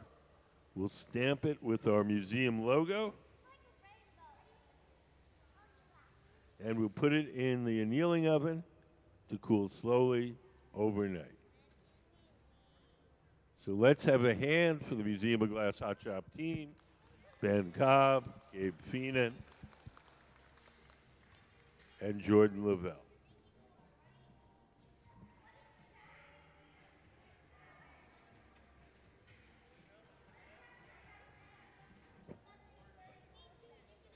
I'm not sure what thing you're pointing. Okay, guys. See ya. Take care. Take care.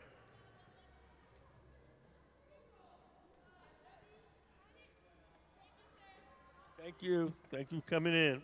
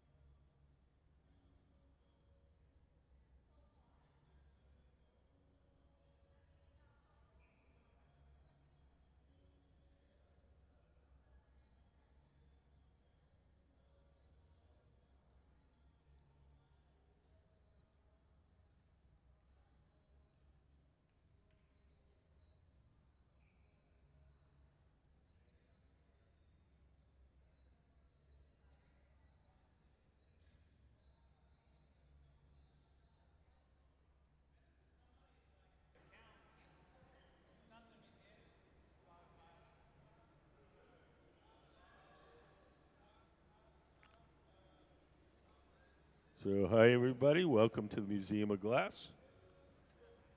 Today we have our Museum of Glass Hot Shop team, and they're going to be making pictures. Have you guys been here before? No? So let's just start out with just a very quick introduction. Everything that we do starts out in our glass furnaces. The glass furnaces are the machines where you see the doors closed. Inside each one, there's a big ceramic tank. In that ceramic tank, there's 1,000 pounds of melted glass. We want to get the glass out to make stuff. We take one of those steel pipes. Those are called blow pipes. And we dip them into the big tank of melted glass.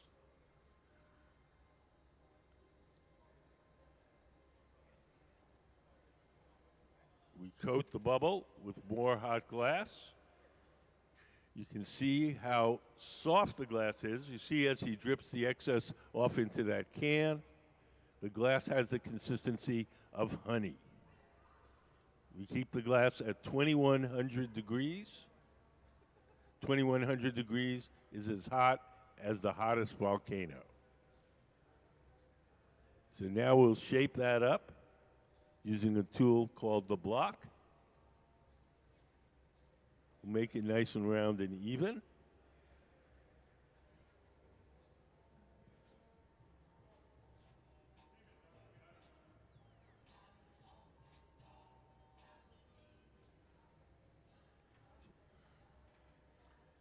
So that tool is made out of wood. It's stored in a bucket of water. As long as the wood is wet, the tool doesn't burn. It doesn't leave any marks as we shape the glass. So right now there's a bubble inside that mass of glass. It's hollow. We're going to blow it up like a balloon and shape it into the pitcher shape. Does anybody have any questions? You all got, what's all those papers you got? Oh, okay. Well, if you see something you like, let me know. So when we heat up the glass, it doesn't stay soft very long. So we heat it up in those round ovens. Those are called glory holes. Then we bring it back to the workbench, and now we can shape it.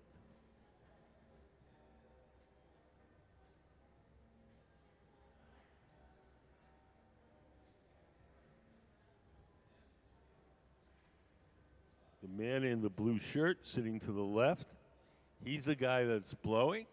He's blowing through that steel tube, the blowpipe, and inflating the glass as Gabe, sitting at the bench, shapes it. So we're just blowing it up like a balloon, basically.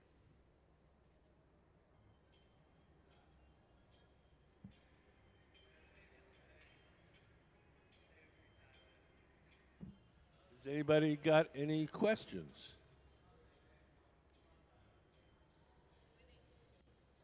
Yes.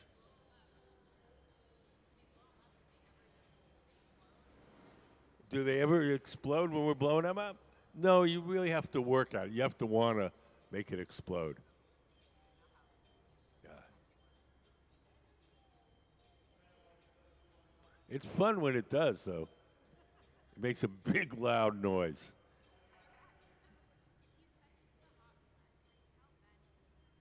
If you touch a hot glass, how bad do you get burned? It's like touching a hot pot. It's annoying. It hurts, but it's not medical. You just put it in cold water. That's the best thing for burns, cold water.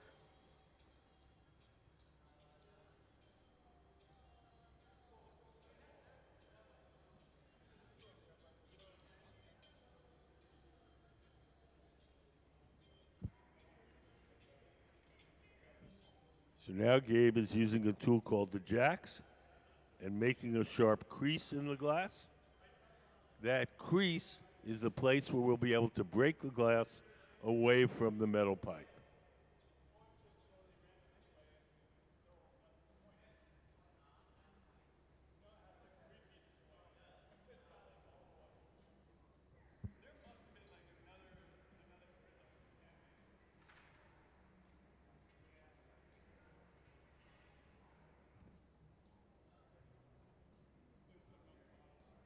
When we hold the glass down at an angle like that, the glass is soft and the bubble will stretch under its own weight.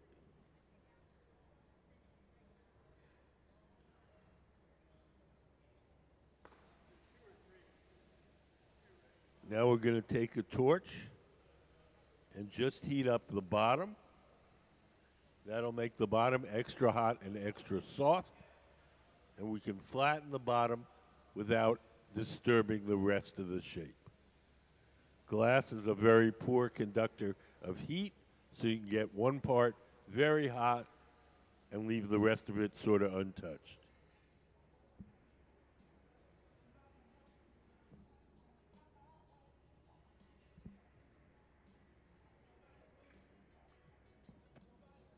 So we'll flatten the bottom so it sits nicely on the table. So the bottom is there. The part you pour out of is still stuck to the original pipe. We're going to break it off, we're going to widen it out, and then you'll be able to pour.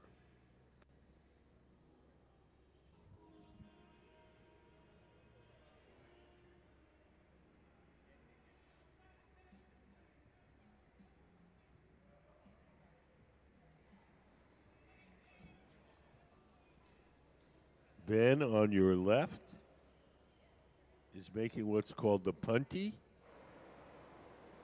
He's coated the end of that steel rod with a little molten glass. We're going to stick it onto the bottom of the pitcher, and we'll use it as a temporary handle to hold the pitcher from the bottom while we shape the top.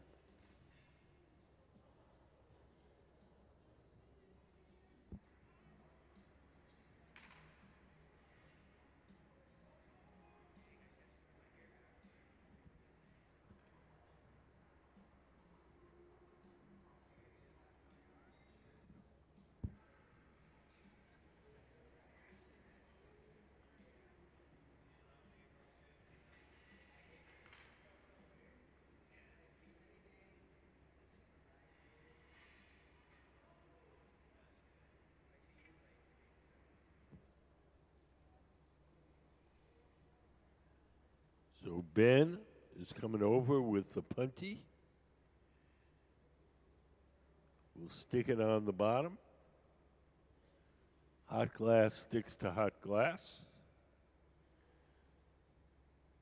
When they feel that bond is strong enough, we'll break the glass away from the original pipe. A few drops of water where we want it to break. Give the pipe a tap, and off it comes. So now the pitcher is held from the bottom, the top is exposed, the top can now be heated and shaped. Has anybody got any questions?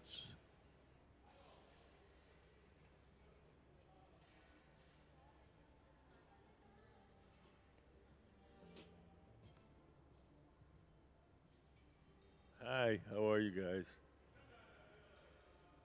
Do you guys have any questions?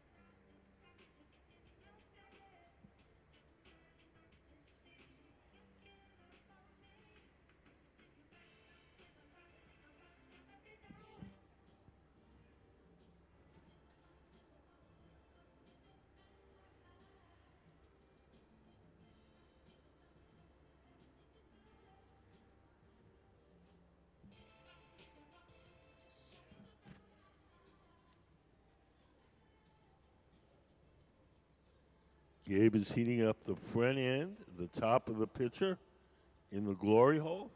The glory hole is the round furnace.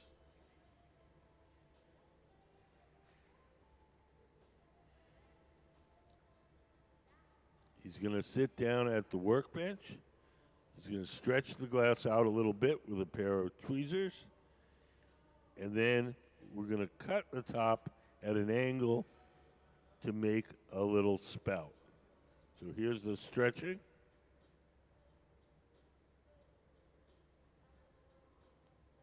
His assistant is holding a wooden paddle in front of his hand to shield him from the heat.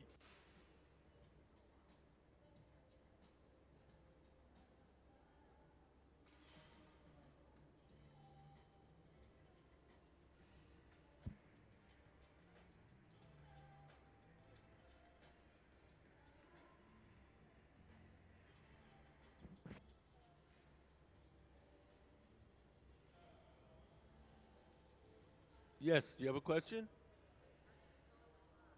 How do we color the glass?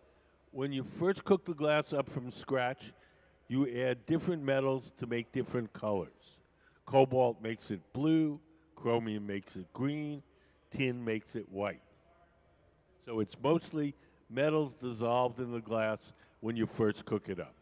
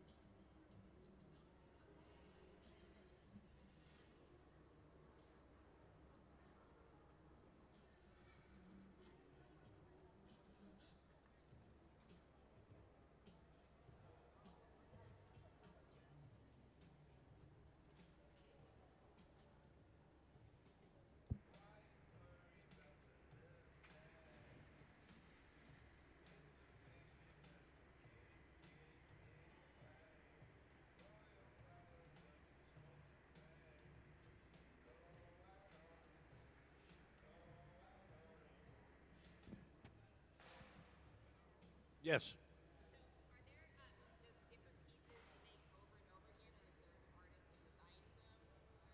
We make everything under the sun. Uh, each day it's something different. Today we're making water pitchers for the gift shop.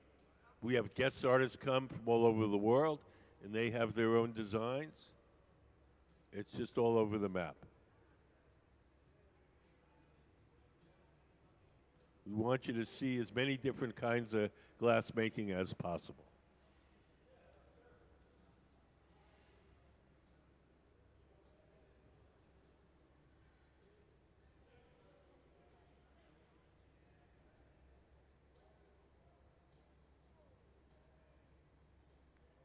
Last week we were making traditional Tasmanian canoes out of glass. We had a Aboriginal artist, Marie Clark, and so we were making some traditional Aboriginal objects out of glass. We were making these canoes.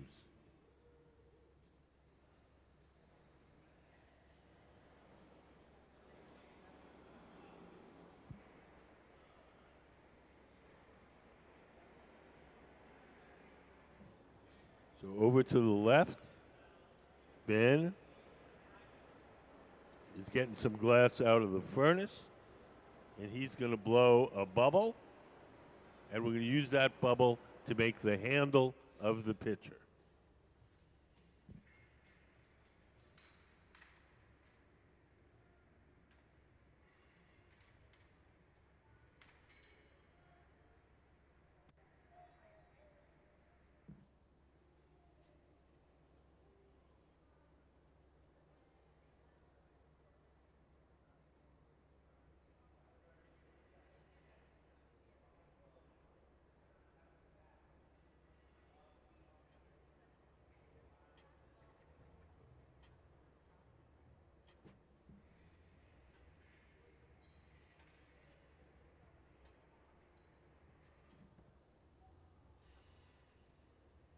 So now Ben's going to come over with his bubble, bring it to Gabe sitting at the workbench. Gabe's going to stick it on.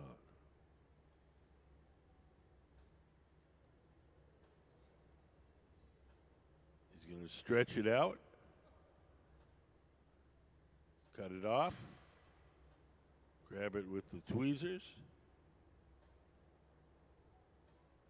and stick it on. So now we have our handle. Jordan's coming over with a torch to make sure that that attachment is good and melted on.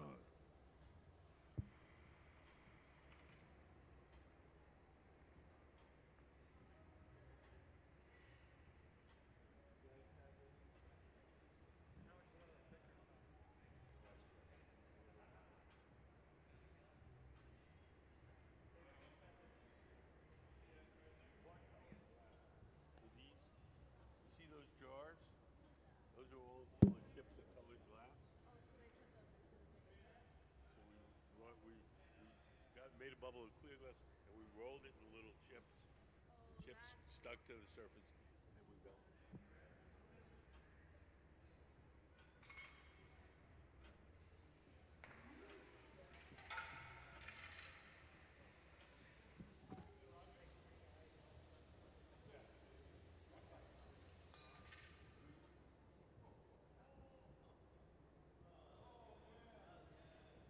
So we're almost done. Everything that we make has to be cooled slowly or it'll break. So we're going to take it off the metal rod and we're going to place it in an oven called the annealer where it'll be cooled slowly overnight. Each day we heat up the annealer to 890 degrees. We place all the objects we make during the day in there, and then at night it has a little computerized thermostat that turns the temperature slowly down to room temperature. If we didn't do that, if we just put this on the table now and let it cool on its own, it would break.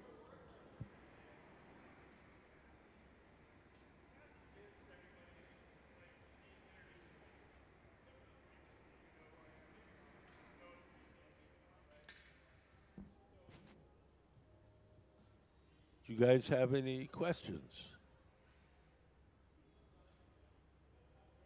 Yes.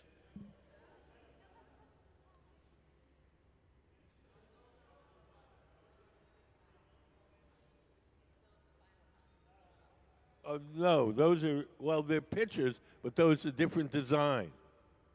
That's ones we made yesterday. Today we're making a different design.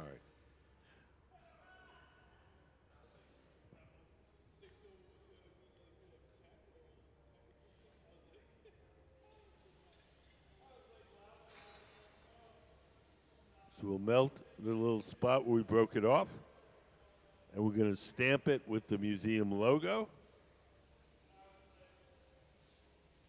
And into our annealer to cool slowly overnight.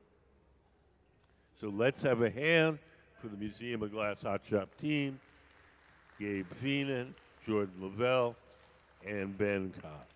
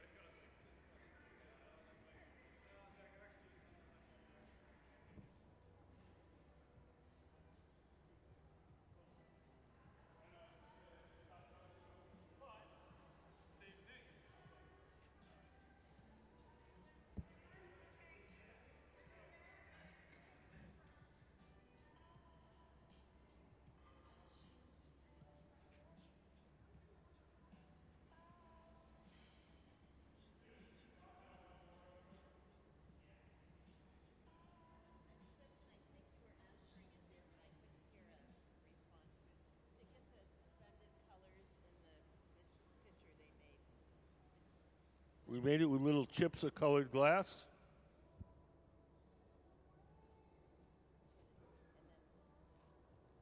Made a clear bubble from the big furnace. We rolled it in the little chips. The little chips stick to the surface, and then when we put it in the fire, they melt and make dots of color on the glass.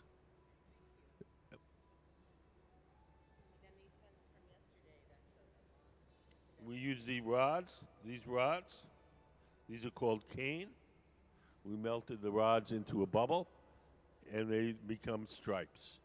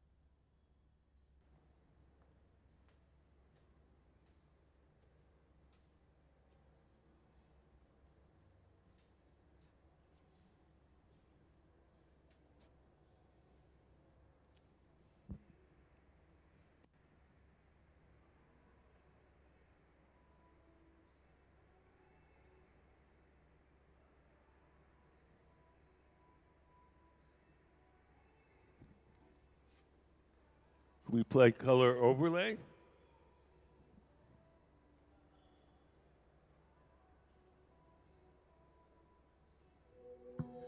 The color in glass comes from adding various materials to the mixture of raw ingredients called batch. Most of the colorants are compounds containing some kind of metal. For example, adding cobalt to clear glass creates a deep blue. Tin and antimony can be used to create white glass, and gold chloride can produce a rich red or pink colored glass. Colored glass is melted in furnaces, just like clear glass, and then is usually rolled into bars for storage and easy application.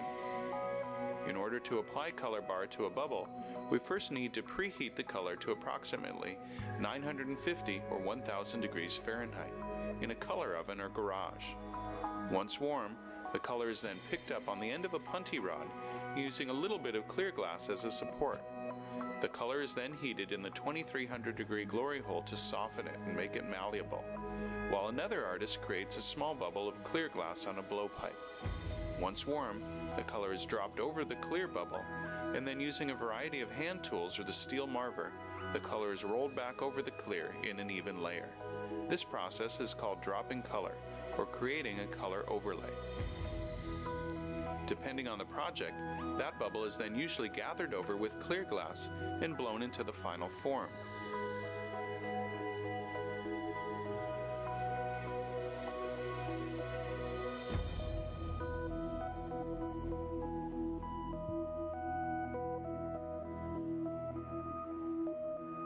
The finished product may appear to be all made from colored glass, but when viewed in cross-section, we can see that there is only a thin layer of color sandwiched between many layers of clear glass.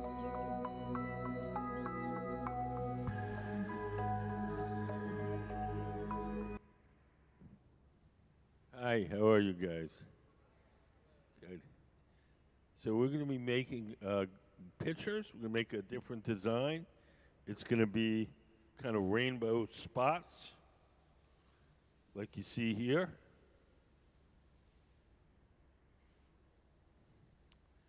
Have you guys been here before? First time, okay. So let's just, quick introduction.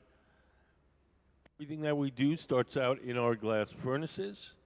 The glass furnaces where the young man in the blue shirt is. Behind that door, there's a big ceramic tank. In that ceramic tank is 1,000 pounds of melted glass.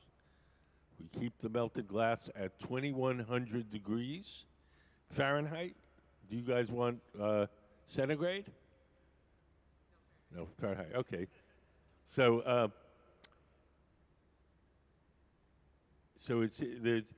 is a pot that has 1,000 pounds in it, and at that temperature, at 2,100 degrees, the glass has the consistency of honey.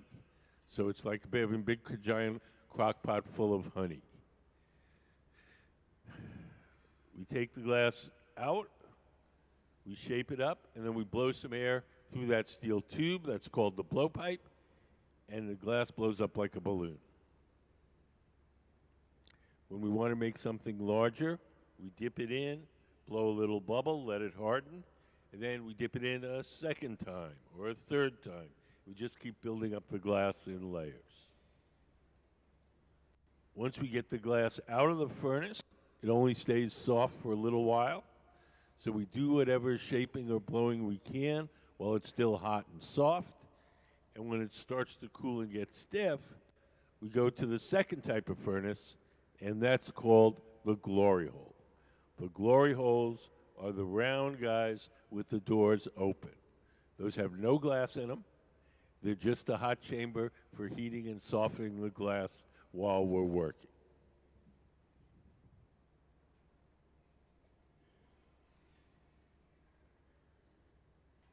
So Jordan over on the left, you can see him on the big screen. He's shaping the glass. The tool in his hand is called the block. It's made out of wood. It's stored in a bucket of water. As long as the wood is wet, the tool doesn't burn. It doesn't leave any marks as he shapes the glass.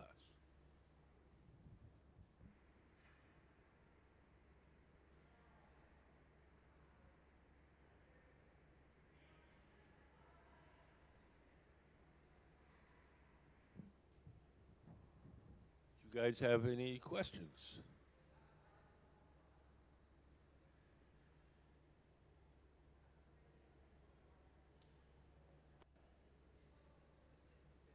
So he's going to let that bubble cool and stiffen a bit. And we're going to put one more coating of clear glass on top.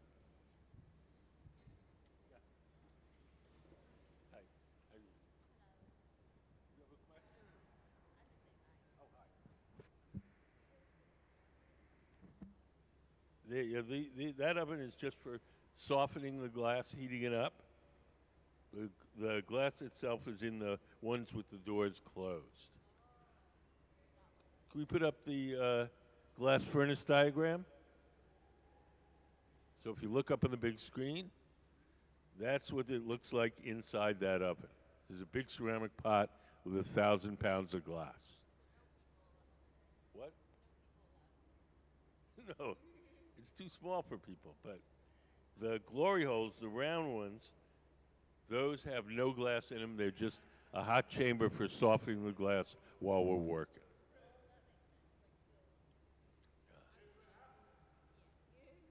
Yeah, if you think of the glass like wax, when it gets hot, it gets soft, but fairly quickly it gets hard again. So we have to heat it up to do more shaping.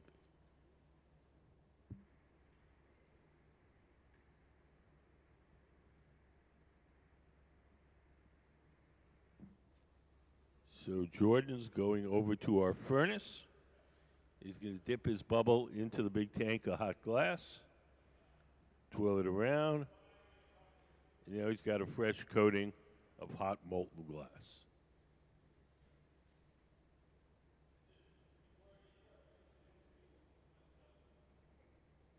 He's taking his pipe over to the pipe cooler. It's a little steel trough.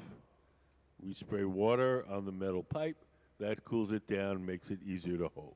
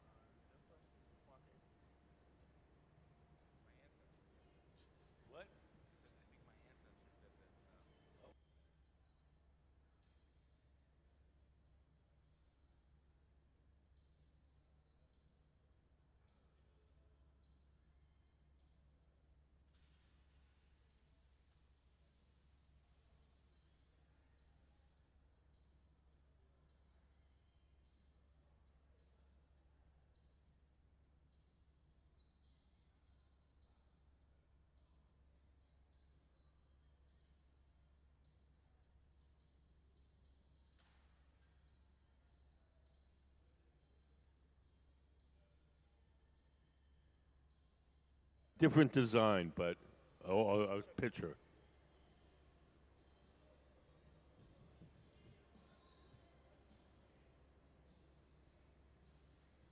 Hi, how are you guys? Good. Hey.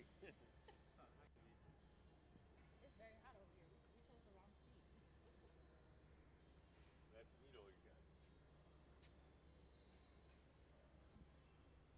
You guys have any questions? Oh, what's that? Well, these things are running about, I would say, 20 minutes. 20 minutes, yeah, 20 minutes and 20 years. Takes you 20 years to learn how to do it, and once you know, 20 minutes.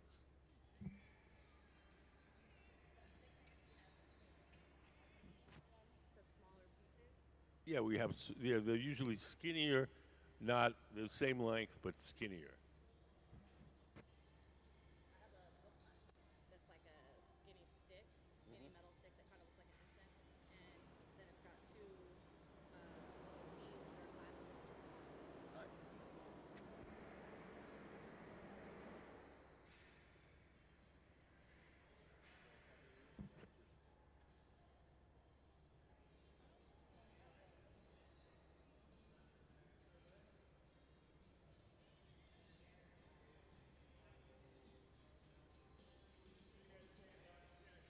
So Gabe is squeezing the glass using a tool called the jacks and making a sharp notch in it.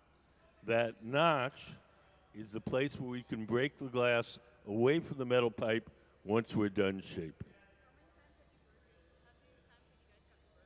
Oh, every once in a while. It's not a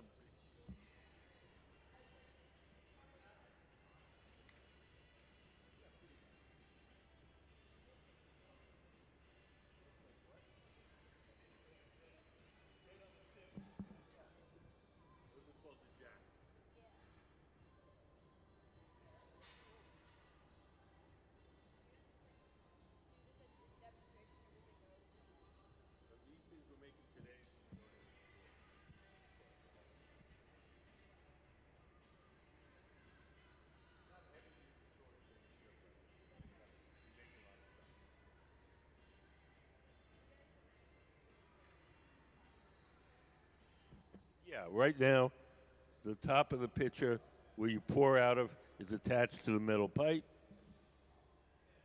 The part that sits on the table is sticking out. So we're going to grab it from the bottom, and then we're going to shape the top. So right now, Ben is heating up the bottom, making it soft. And he's going to flatten it so it sits nicely on the table.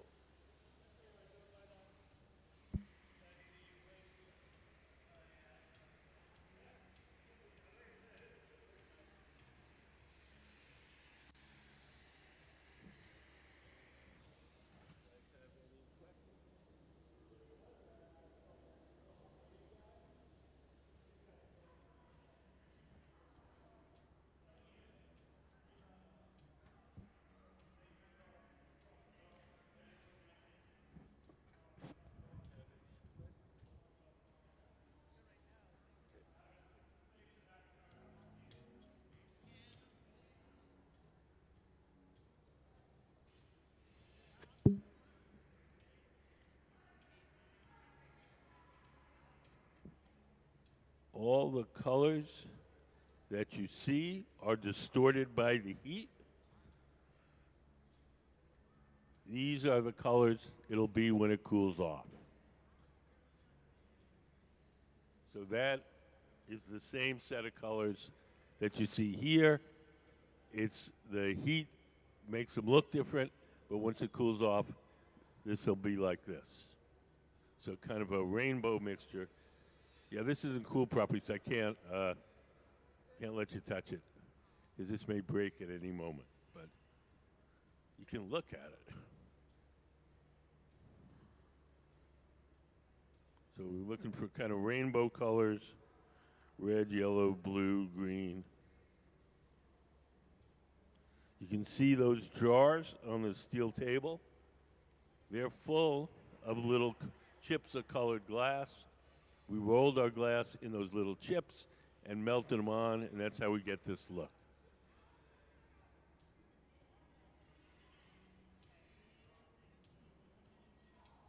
So now we're going to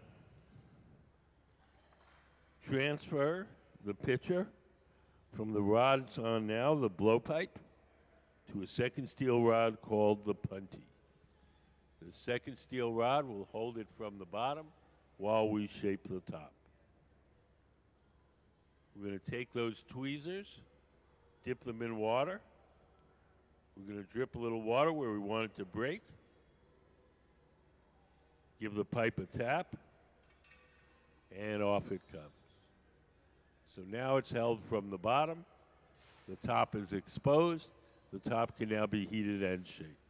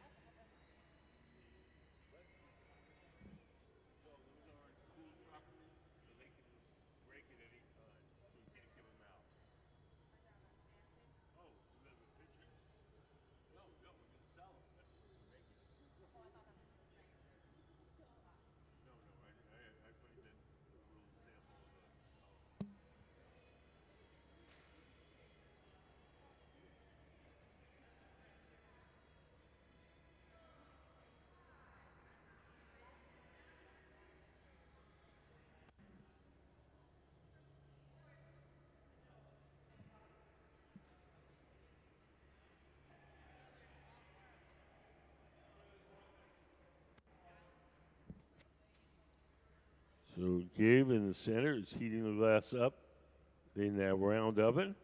That's called the glory hole. There's no glass in that oven. It's just a hot chamber for heating and softening the glass while we're working.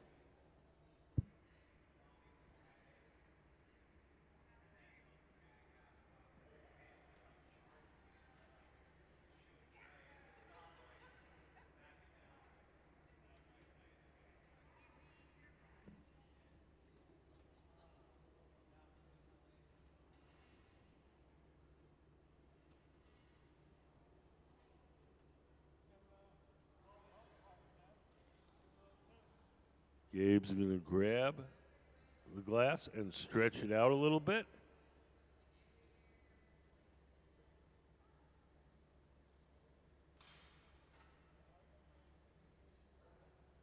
And we're going to trim some of it off at an angle to make a nice spout for the pitcher.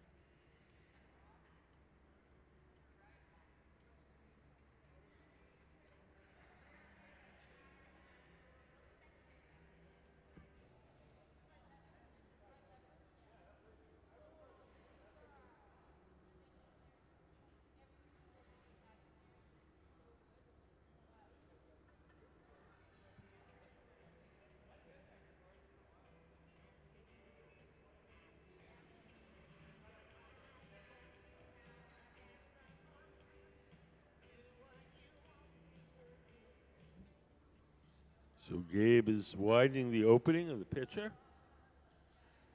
The tool in his hand is called the jacks. He's pressing against the inside to make the top of the pitcher wider.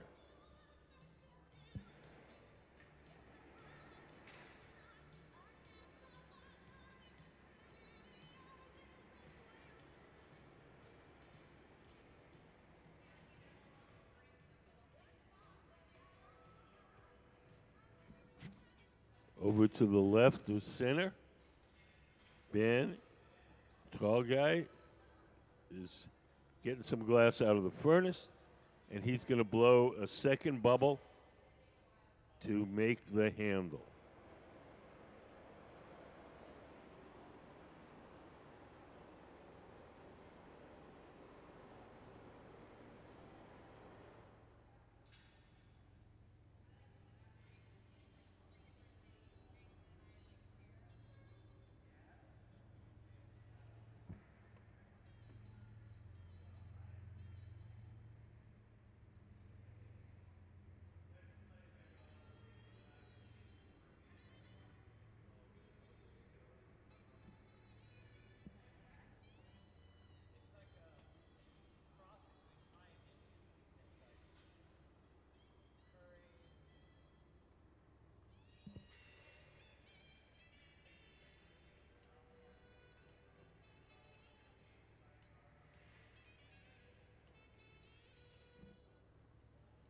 You stick the bubble on, stretch it out,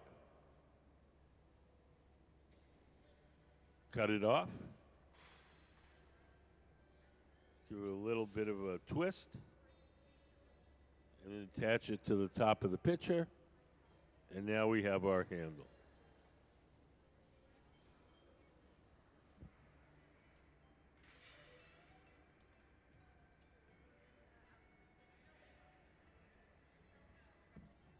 Has anybody got any questions? Yes.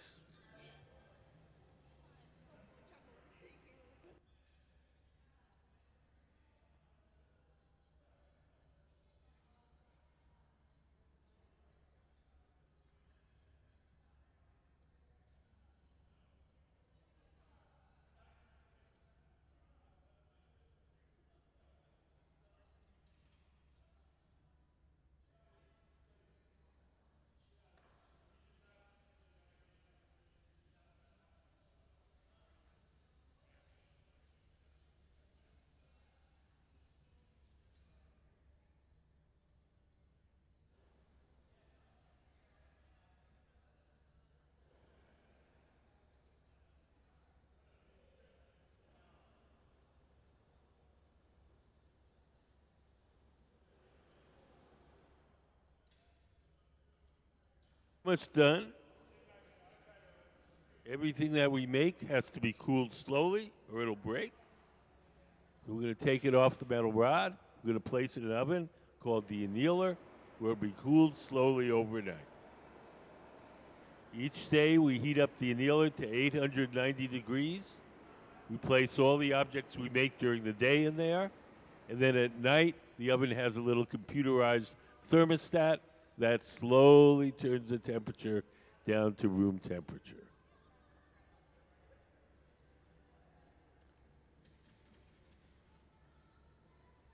When we grab that pitcher, it'll be about 1,000 degrees. At that temperature, the glass will be hard, and we'll put it in the annealer to cool slowly overnight.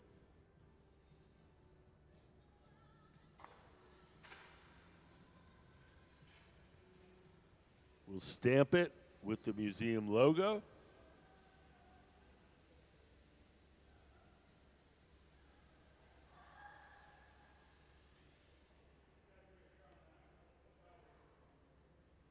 And into our annealer.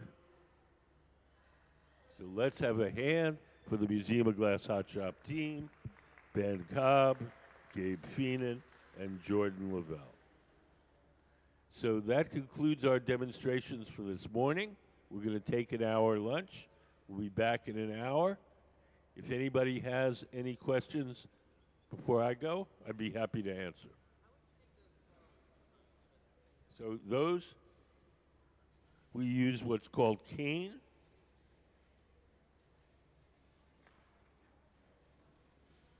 So we blow a bubble of clear glass. We melt these rods in, they make stripes. Then we get the bubble hot and soft and twist it. And each one starts out as one of these.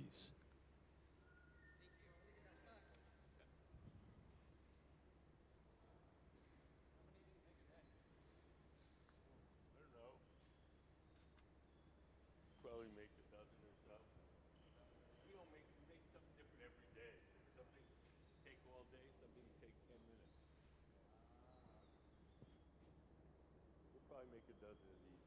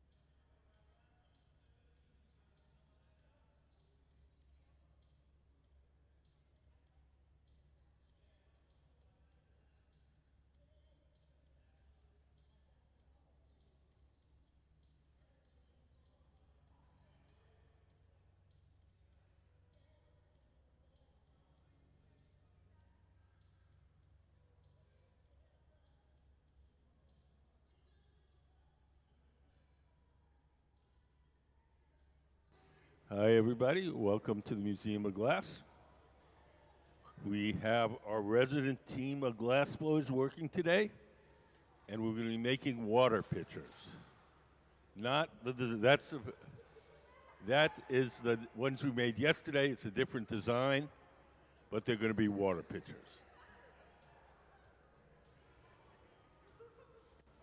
So, just to get you started, I'm going to give you just a very quick introduction to how glass blowing works. Everything that we do starts out in our glass furnaces. The glass furnaces are the machines where you see the doors closed. There's two of them, one on each side of the studio. If you look up on the big screen, you'll see a diagram. That's what the furnaces look like inside. So in each one of the furnaces, there's a big ceramic tank. In that ceramic tank is 1,000 pounds of melted glass. We keep the melted glass at 2,100 degrees. And at that temperature, the glass has the consistency of honey. So if you can imagine a giant crock pot full of honey, that's what our furnace is like.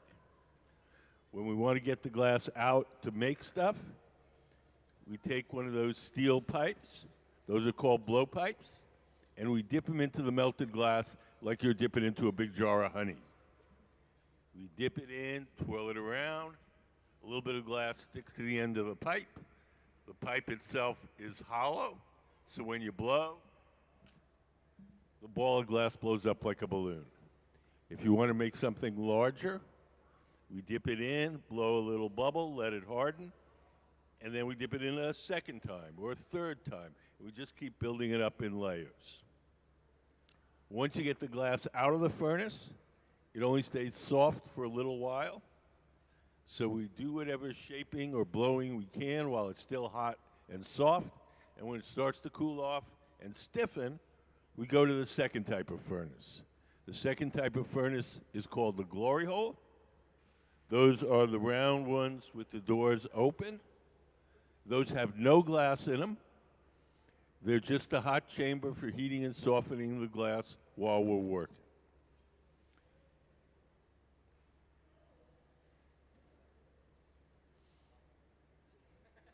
So we've started the next pitcher over on the workbench on the left. We're going to do most of the work here in the center. We've rolled that glass in little chips of colored glass called frit, F-R-I-T. We're going to melt them into the surface, and we're going to get a pattern that looks like this. So kind of a rainbow selection of colors.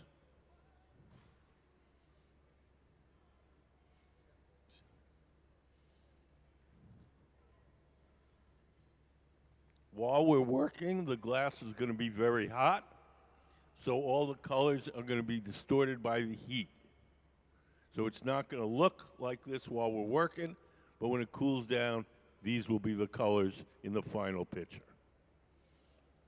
If you think about your own homes, if you have an electric stove, the burners are gray. When you turn them on to cook something, they get hot, they glow orange. Turn them off, they cool down, the orange glow disappears. That's the same thing you're seeing here with the glass. So as we're working, when it's very hot, everything's going to look orangey, and as it cools down, you'll see more of the natural color.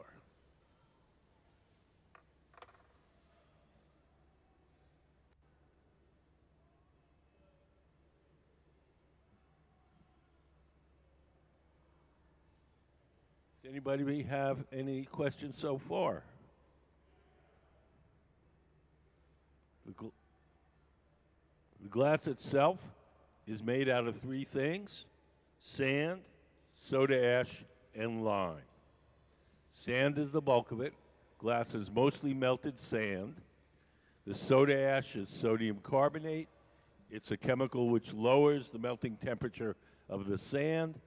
And the lime is calcium carbonate, and that stabilizes the mixture chemically. We take those three ingredients, We throw them into the furnace. We cook them overnight at 2,400 degrees. They all melt together and make glass. That glass will be clear glass. It'll have no color. If we want to make colored glass, then we've got to add some kind of metal. Different metals make different colors. Cobalt makes glass blue, chromium makes it green, tin makes it white, a little bit of gold makes it red.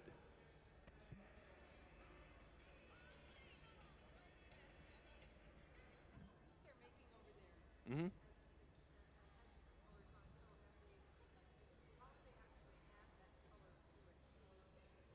Can we put up the frit photo?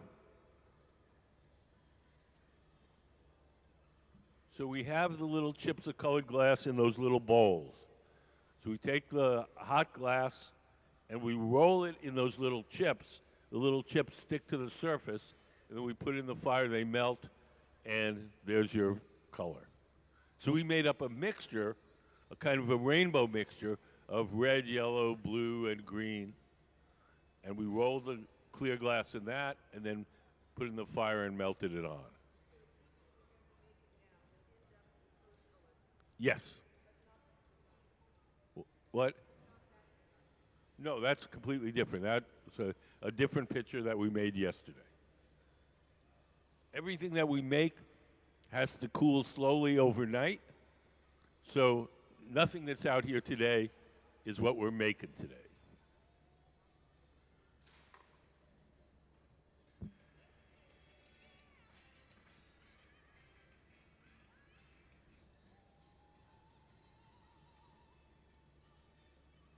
So the man handling the glass in the blue shirt, that's Jordan Lavelle.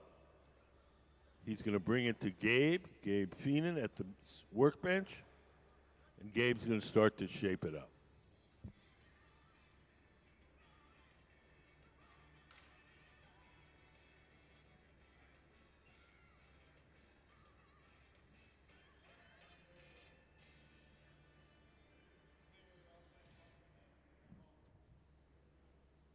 Does anybody have any questions?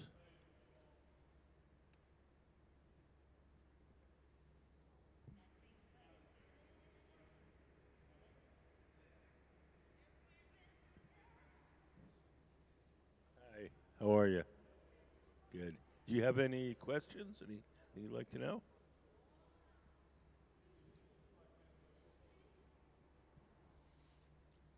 You guys have any questions? Is it going to be a test? No. Just kidding.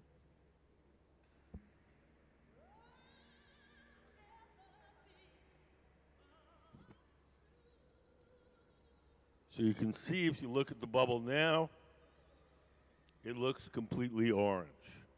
That's the glow from the heat.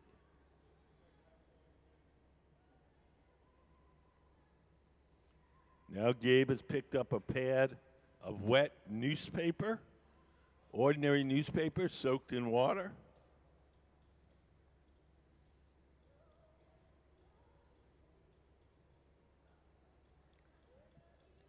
Jordan seated to the left, he's the guy that's blowing.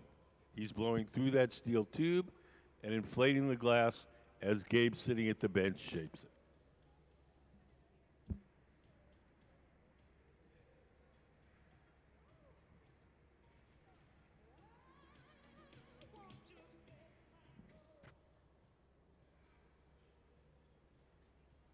Hi. Do you guys have any questions?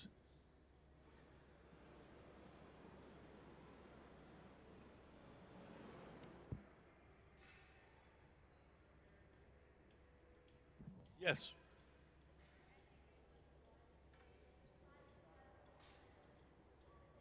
Say what? Oh, why is the building shaped like this? There's 3 reasons. Reason number 1, and most important, it looks really cool. Reason number 2, the whole building acts as a giant chimney. You're basically sitting inside a giant chimney, so there's a natural updraft to take the heat and smoke away from the furnaces.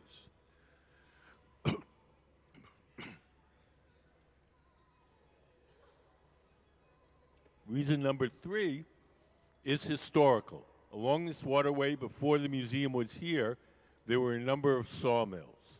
The sawmills had big cone-shaped metal outbuildings where they burned the waste wood from the sawmills for power. You can see a picture up on the screen. When the architect saw old pictures of this waterway, he saw those buildings, and that's what gave him the idea to make the building in this shape. Yes.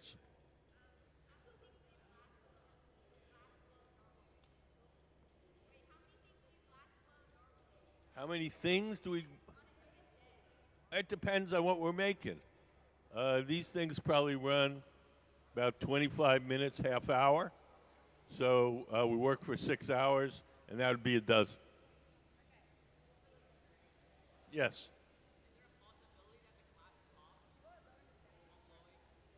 Is there a possibility the glass explodes? No, you'd really have to work at it. You wouldn't do it by accident. You'd have to do it on purpose.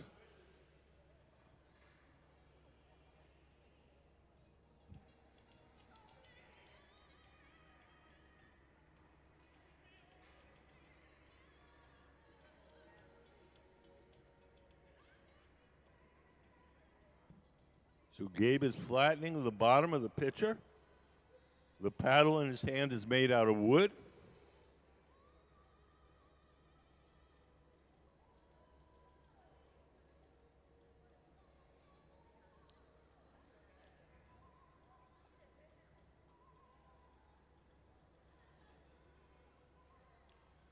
You can see how different the colors look.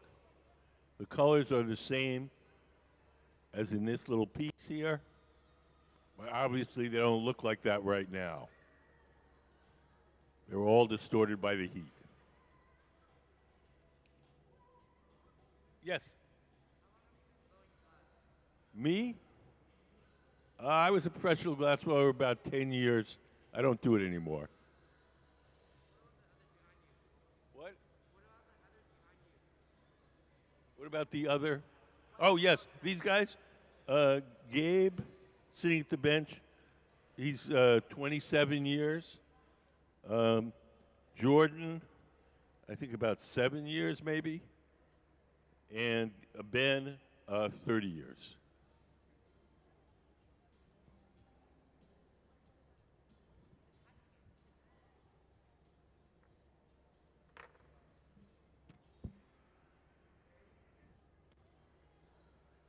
So we're going to drip a little water where we want it to break.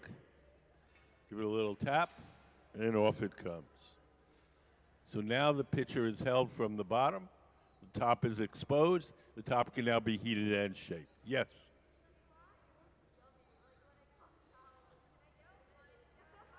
Can you what?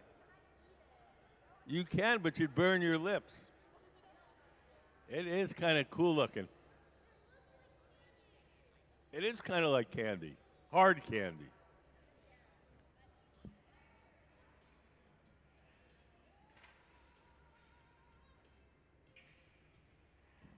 Yes. How long from start to finish making a art project?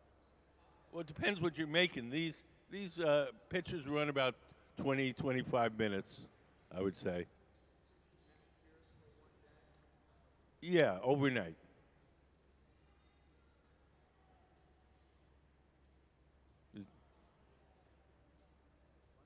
Oh, do you have another question?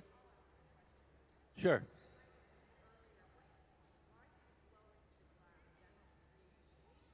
To make it bigger, like a balloon. You blow into it to make it bigger. We have to shape it with our tools.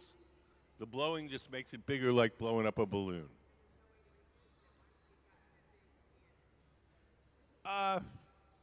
You can shrink it a little if you heat it a lot. It'll start to collapse a bit, but pretty much no.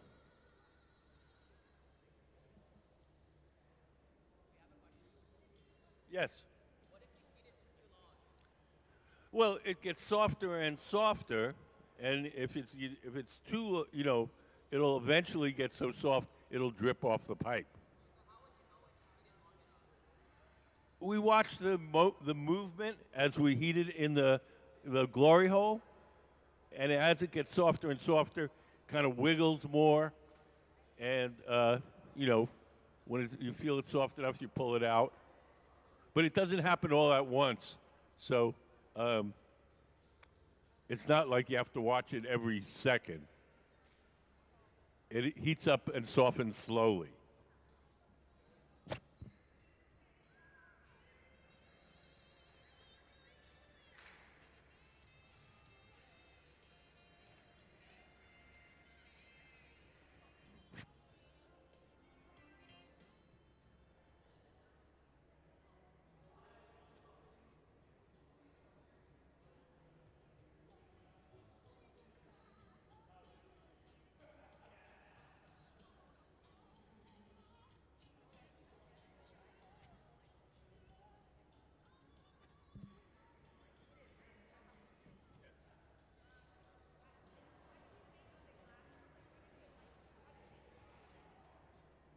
What? What is it used for? It depends what you're making. I mean, we're making pitchers, and so we use them for lemonade or water.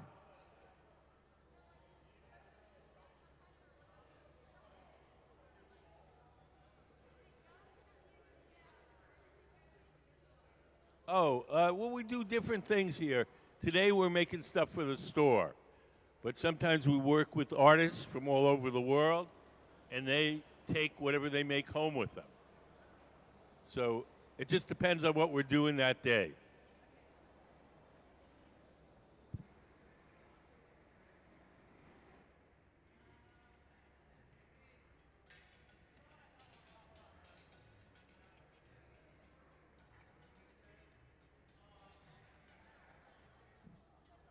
Over on the far left, Ben is preparing a bubble, and we're going to use that bubble for the handle of the pitcher. In the center, Gabe found some impurity on the glass, so he took a Dremel tool and he ground off whatever that was.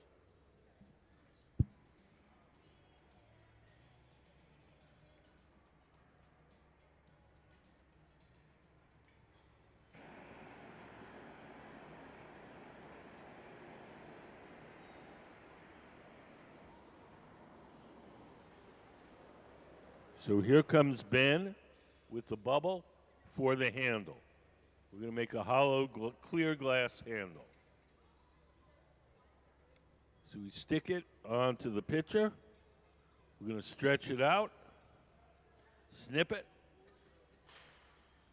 grab it with the tweezers, give it a little flip, and attach it to the top.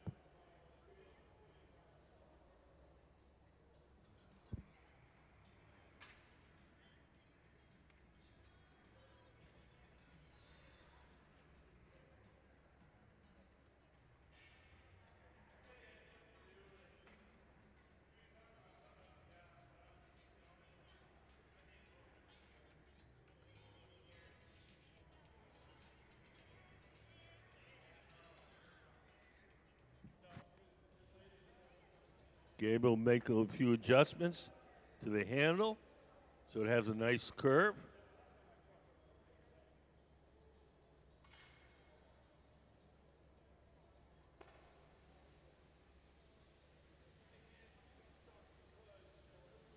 He's heating up the joint.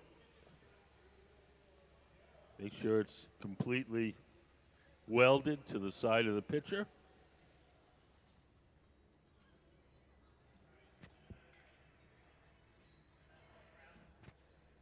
So we're basically finished, and now we've got to take it off the metal rod and place it in an oven called the annealer, where it'll be cooled slowly overnight. Each day we heat up the annealer to 890 degrees. We place all the objects we make during the day in there, and then at night the oven has a little computerized thermostat that slowly turns the temperature down to room temperature. If we didn't do that, if we just put the pitcher on the table and walked away, the pitcher would cool too quickly and unevenly, and it would break.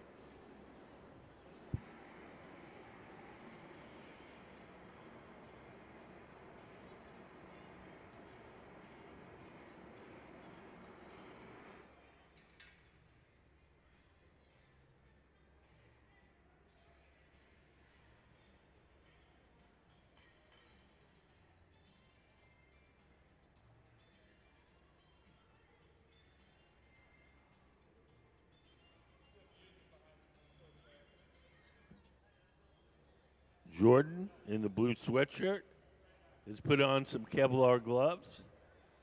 He's going to grab the pitcher and carry it to the annealer. We'll drip some water on the joint between the metal rod and the pitcher. We'll melt the little spot where we broke it off with that torch, and then we'll stamp it with our museum logo.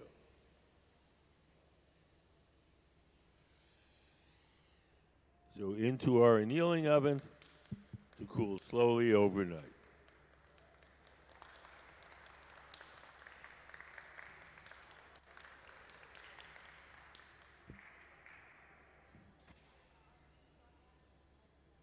Any questions?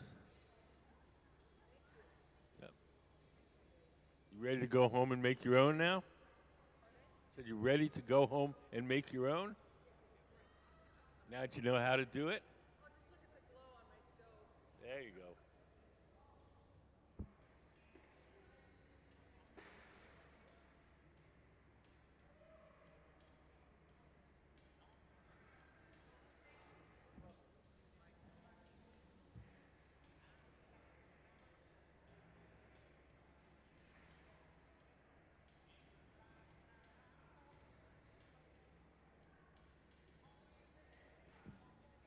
We're gonna making pictures all afternoon.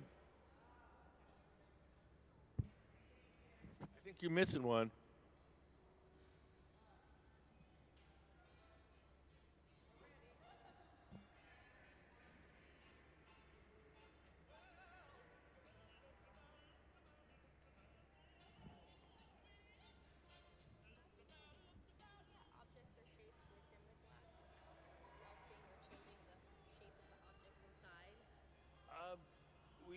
We pour the molten glass over the whatever's inside.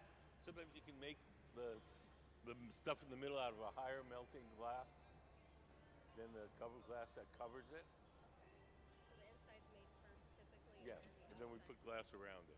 Oh, okay. Is there a specific color that's harder to work with, or are they all pretty much the same? They're different. Blacks are soft and sticky. Whites are stiffer. So they're not better or worse. They're just different.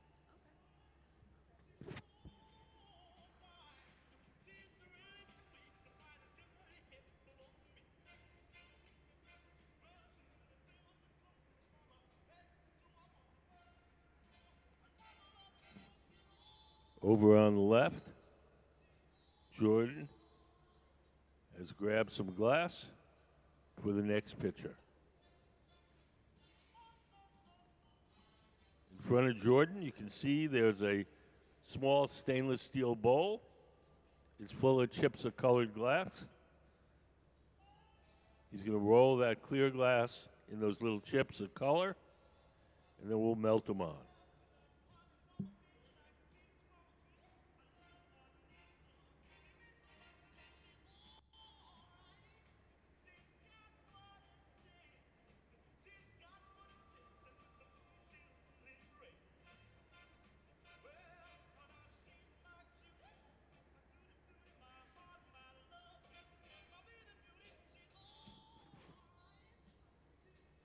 He's shaping the glass using a tool called the block. Just basically rounding it out and making it nice and even.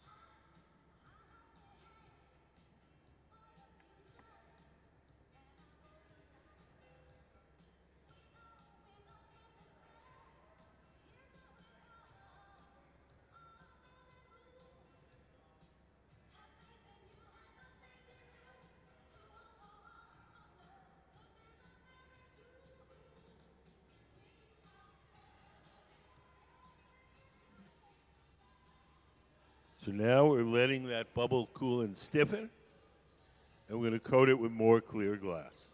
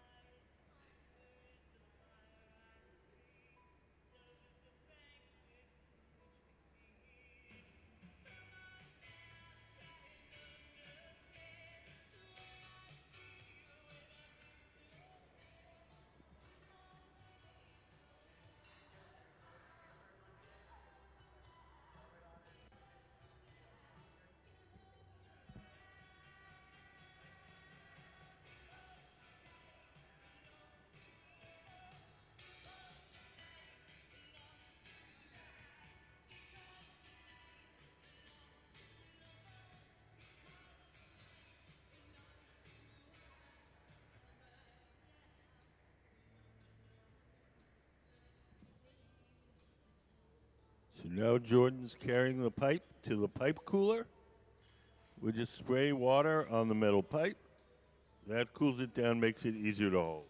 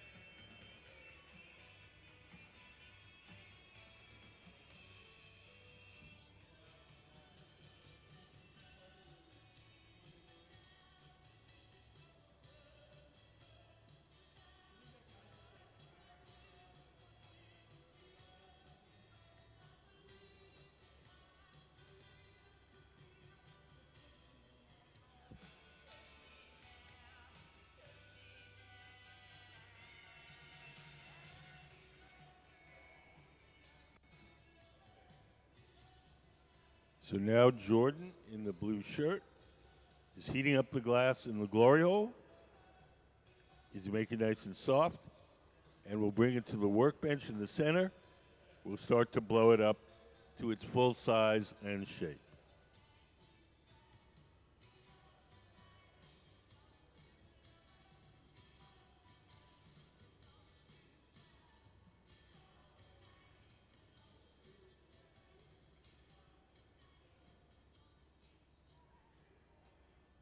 So you'll see one of the glass blowers is seated to the left of the workbench. He's the person that's going to be blowing.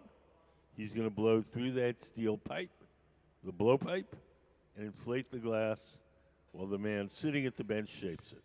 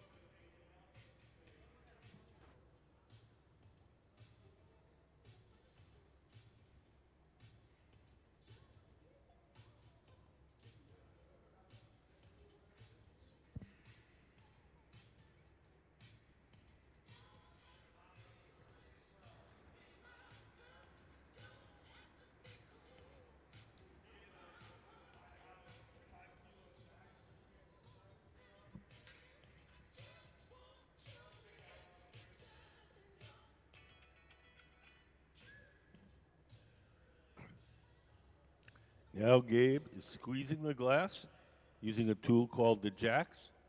Is making a notch. That notch is the place we can break the glass away from the metal pipe once we're done.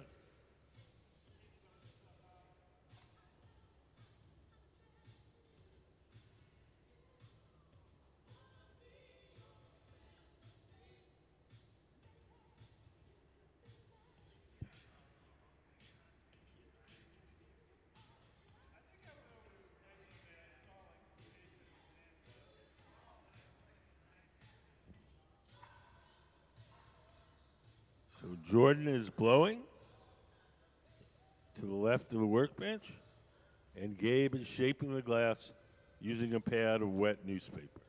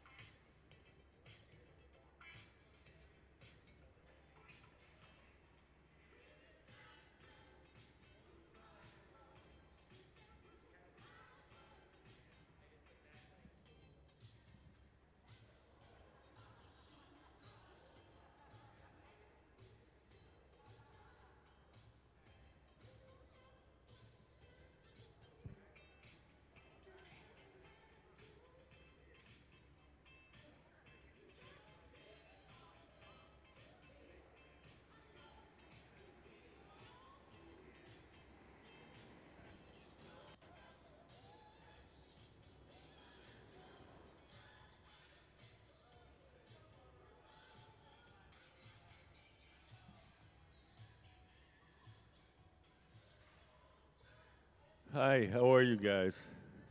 Good. Do you guys have any questions? Oh, okay.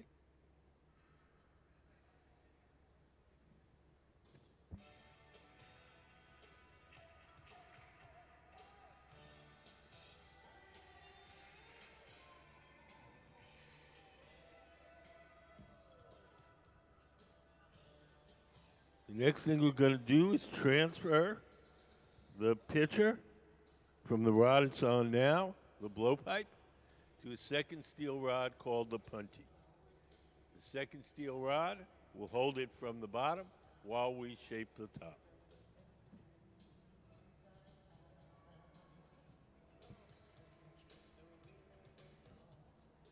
We'll drip some water where we want it to break, give the pipe a tap, and off it'll come.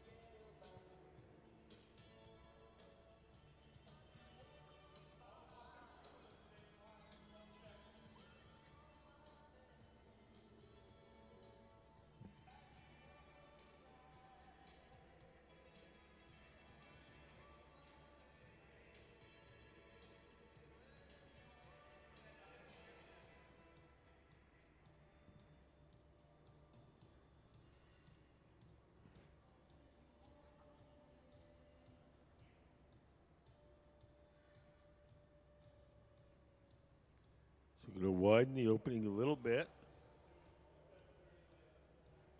And we're going to stretch it out.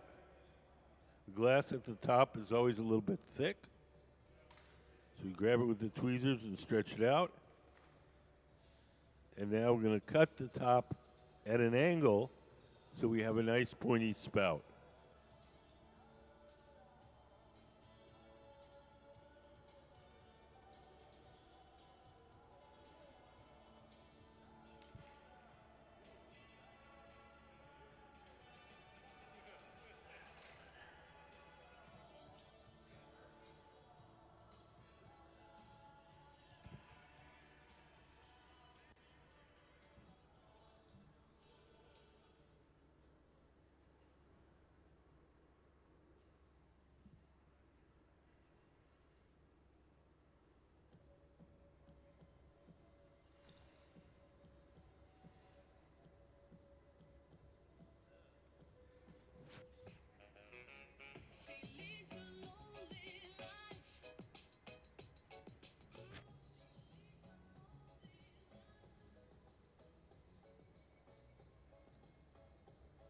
Gabe is trimming the top.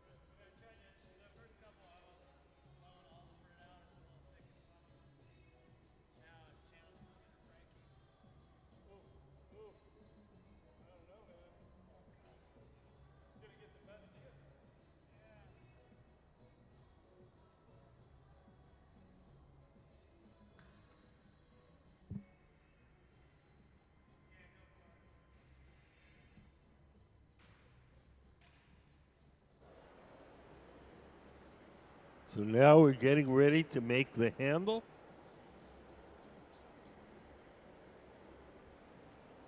Ben, over on the left, is getting a little glass out of the furnace. He's going to blow a little bubble. And we're going to use that to make the handle of the pitcher.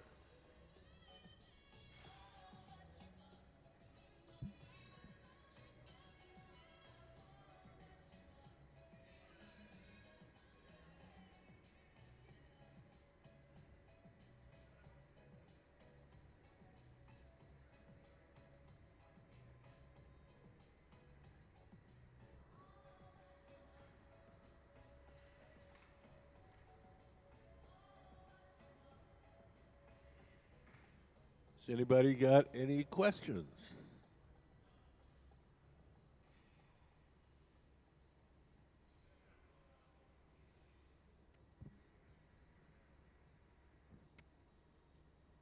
So here comes Ben with the bubble. Ben's tall guy in shorts, at the center of the workshop.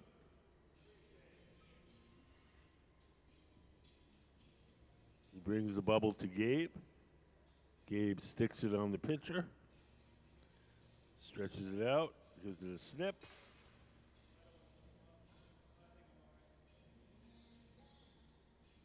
Curls it over and attaches it to the top.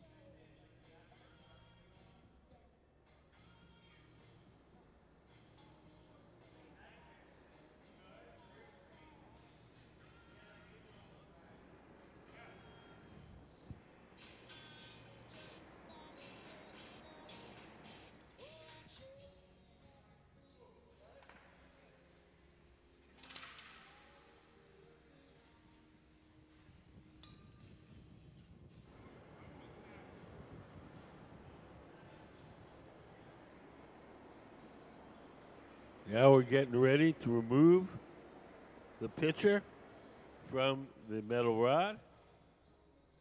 We'll take a pair of tweezers, dip them in water. We'll drip some water on the joint between the metal rod and the pitcher itself. The water will crack that joint, and just a light tap will release.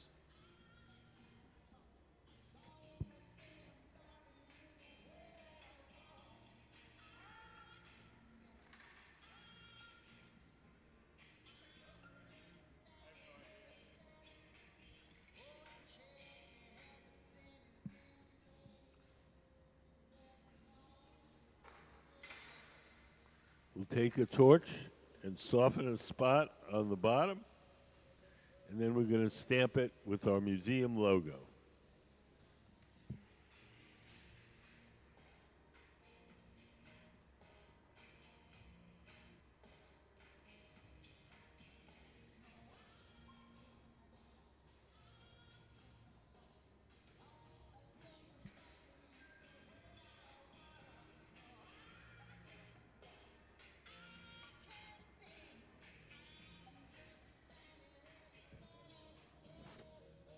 No, we missed most of that, but We'll make another one right now. okay. Are these all the little colored glass rods? Yeah, I mean, there's some of them. Is that like what they start with? No. No. No, we melt them into, oh, we got one here. We want to make stripes. Oh, okay. I see. We melt them into a bubble, and each rod becomes a stripe. Now that one had dots on it, so how did you get the dots on it? We had little chips of colored glass in those jars.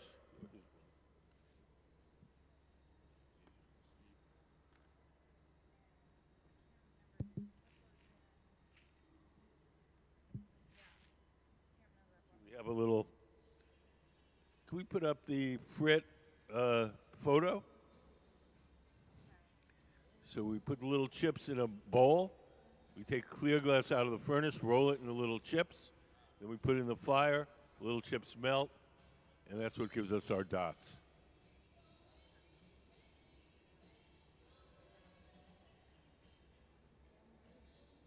So if you watch Jordan, he's about to do that.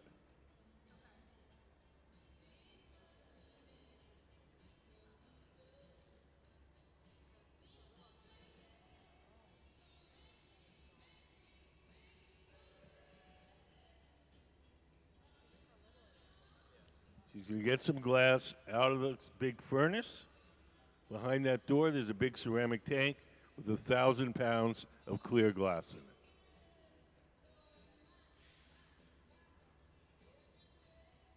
He's going over to the little bowl with the chips. You can see it also on the screen, maybe a little easier.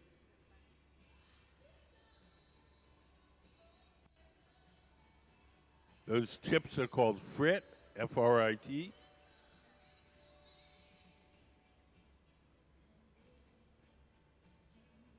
And we'll go into the big round furnace, the glory hole, and we'll melt them in.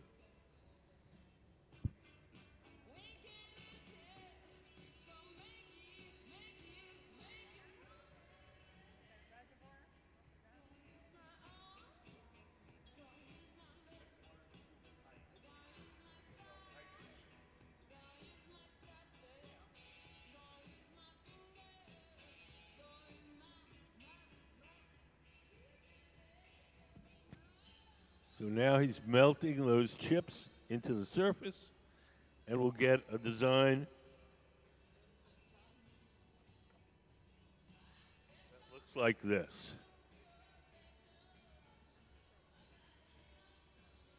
While we're working, all the colors will be distorted by the heat. So that bubble he has there, that's the exact same colors that you see here. But it doesn't look like that right now because the colors are distorted by the heat.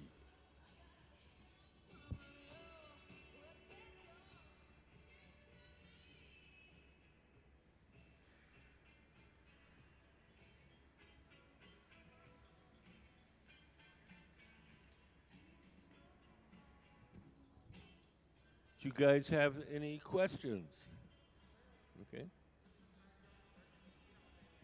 What? We get used to it. It's a good winter sport. It's not such a good summer sport.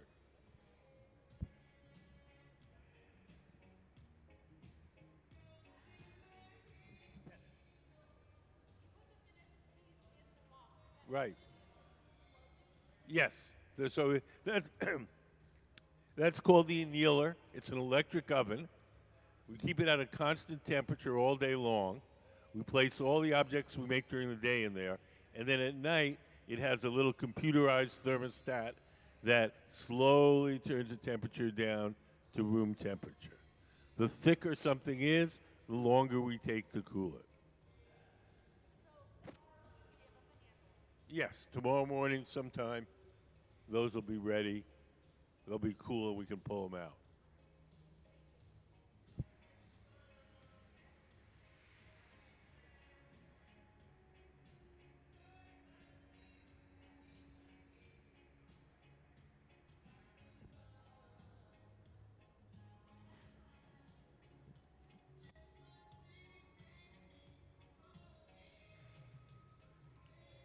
So we're letting that bubble cool and stiffen a bit.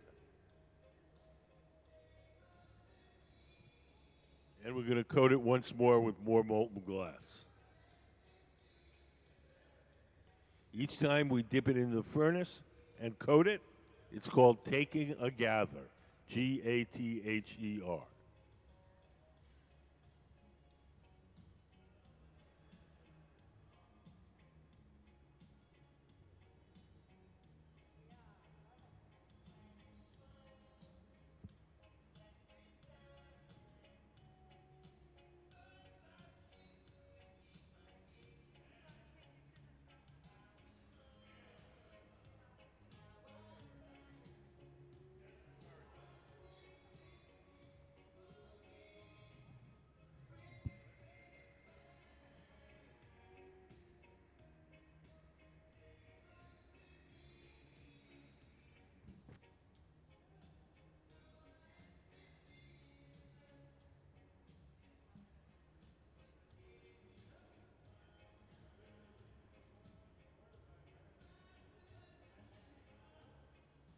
Now Gabe is going over to our furnace.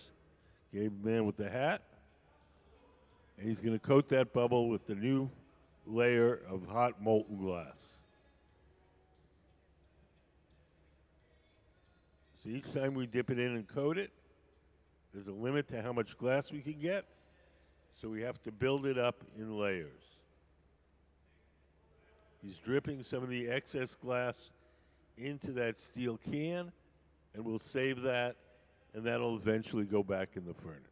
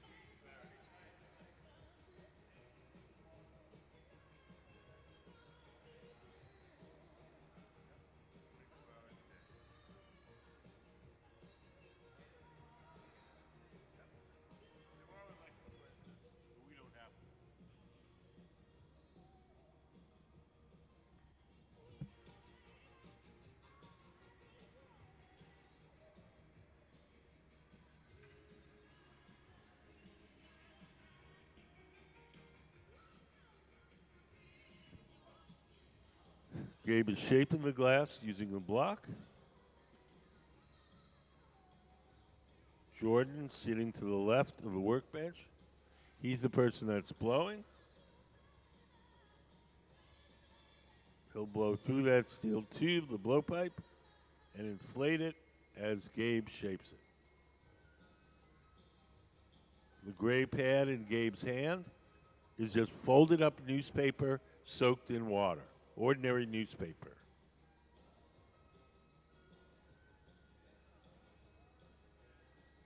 Can we put up the newspaper photo?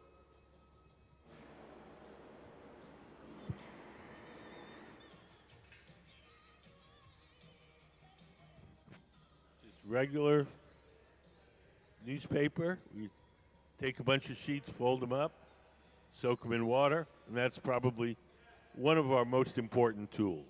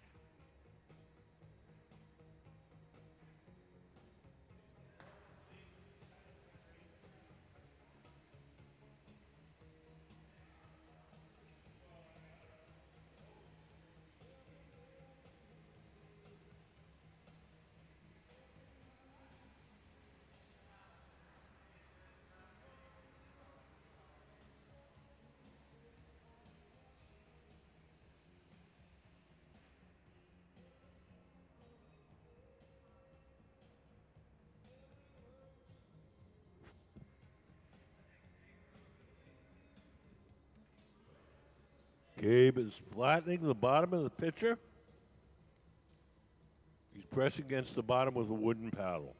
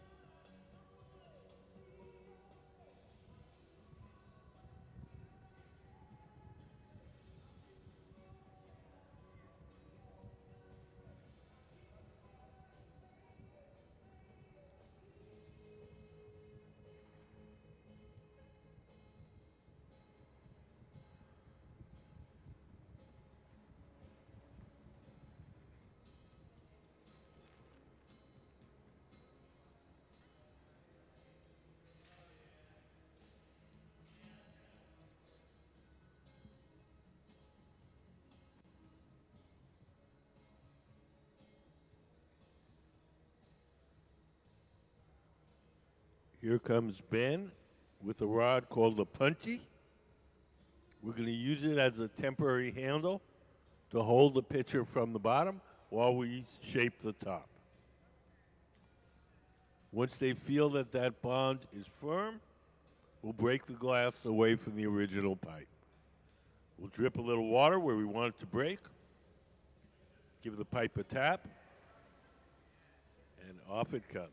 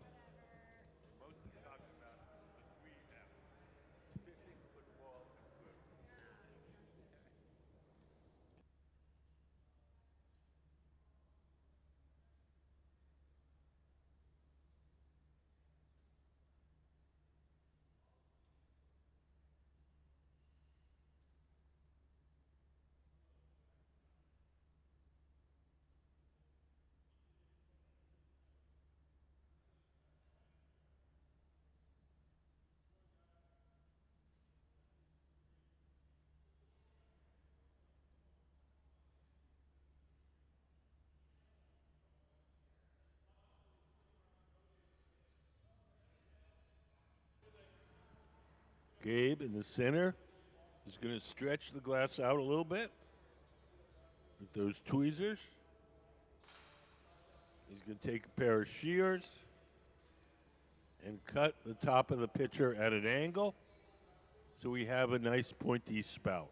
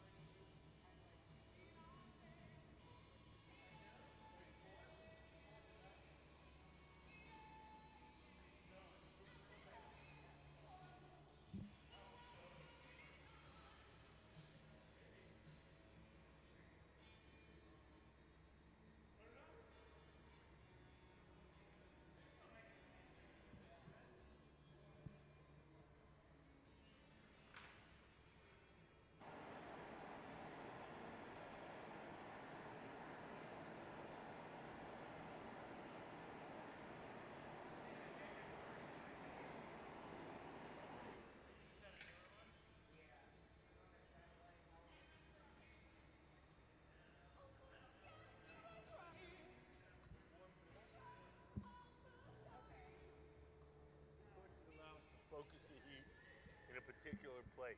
When you put it in the big round oven, it kind of heats it up more generally.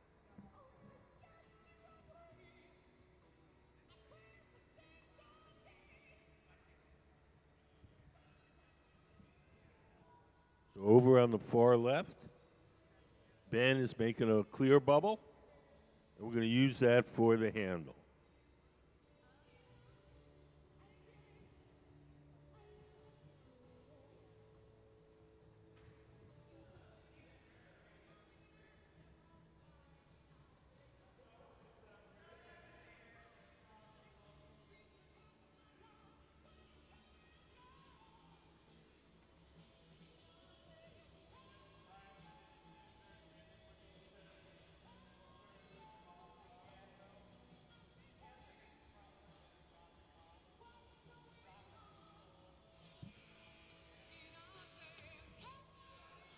So now we'll attach the bubble to the side of the pitcher. We'll stretch it out, snip it off, grab it with the tweezers, and attach the handle to the top.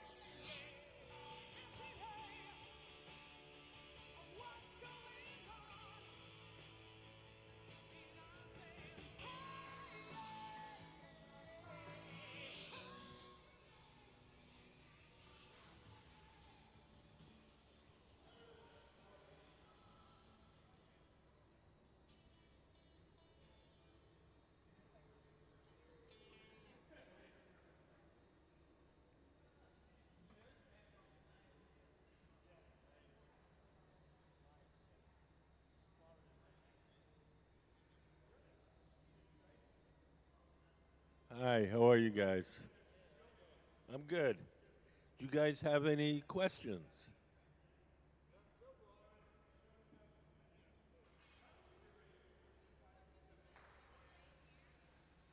Yes? We made those yesterday. We're making a different one today.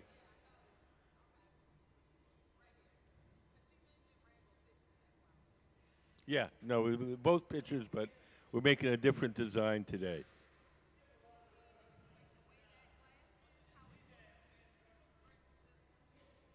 Well, this one we made with rods of colored glass called cane. Show those. Here for a second.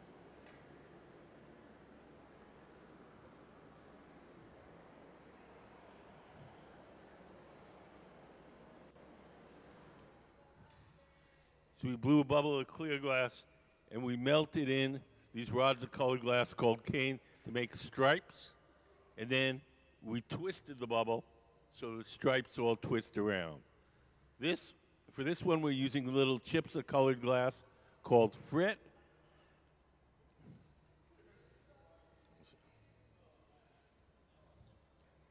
And we roll the bubble in the little chips of colored glass, and then we melt them on, and we'll get a texture like this. So that one that they're making right now has the same coloration that you're seeing here.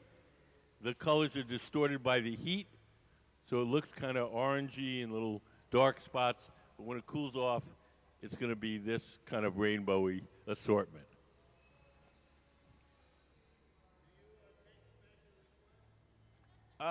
We do commissions. Usually they have to be kind of sizable, but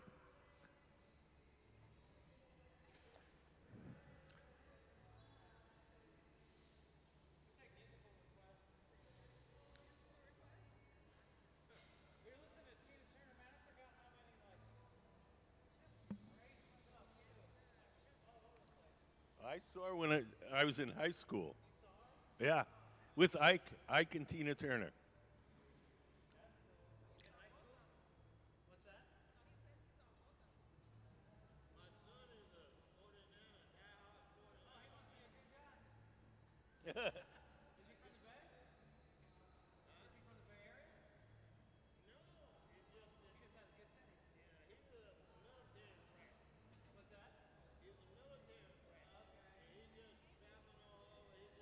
See you guys. Take care.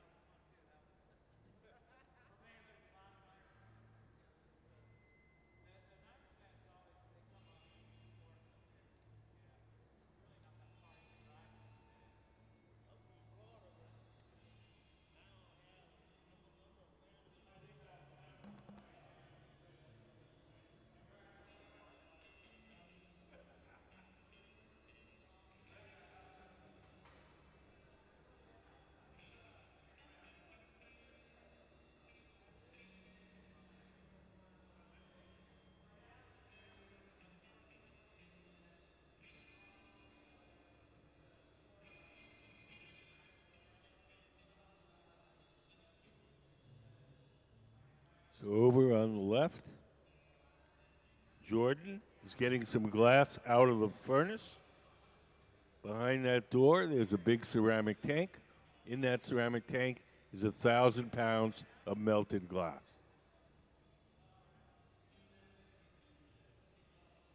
He's going to roll that clear glass from the furnace in little chips of colored glass.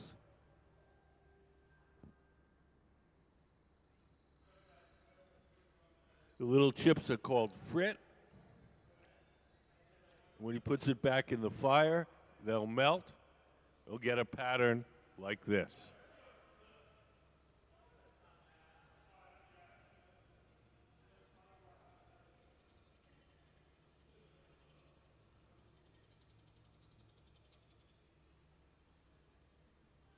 Do you guys have any questions?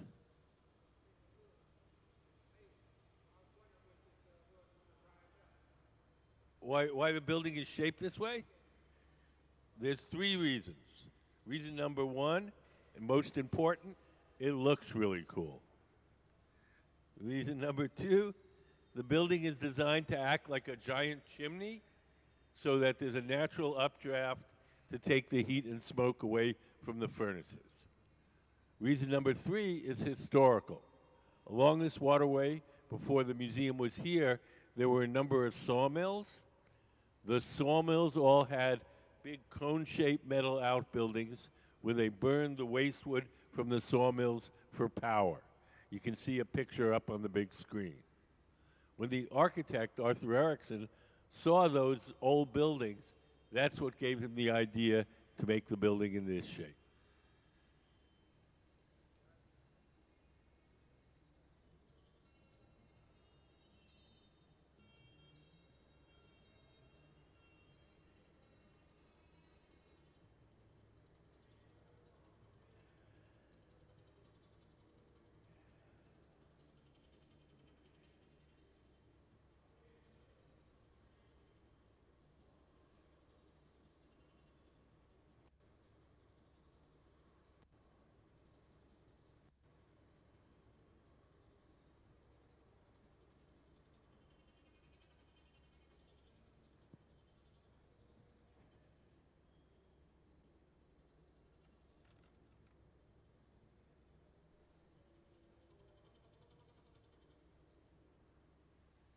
So Jordan, in the blue shirt, is just hanging out, letting that bubble cool and stiffen before we coat it with another layer of clear glass.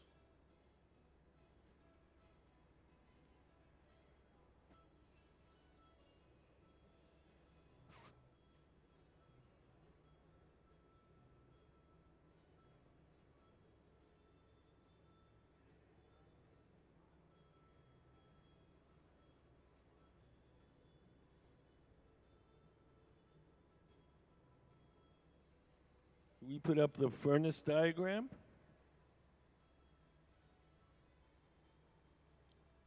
So we're going to take that bubble and we're going to dip it into our big tank of molten glass. That's the machine where you see the doors closed. Inside, there's a big ceramic tank. In that ceramic tank is 1,000 pounds of melted glass.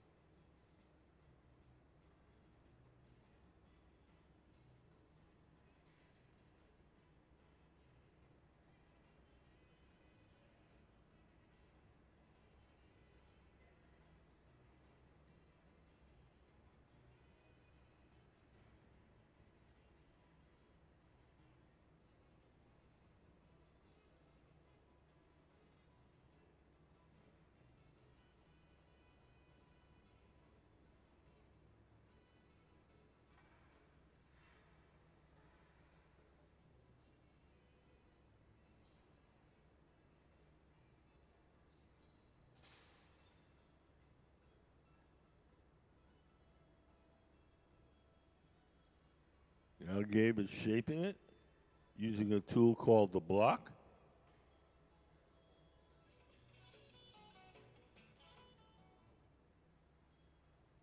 Do you guys have any questions?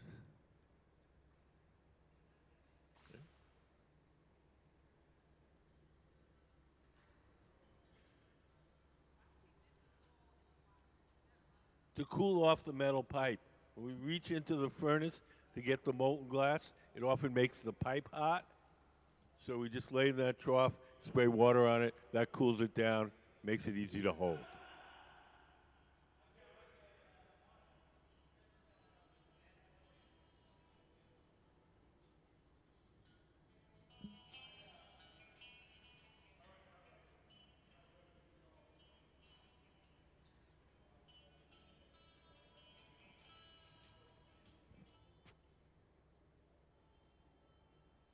Hi, how are you guys? Good. Do you guys have any questions? So we're making pitchers, water pitchers.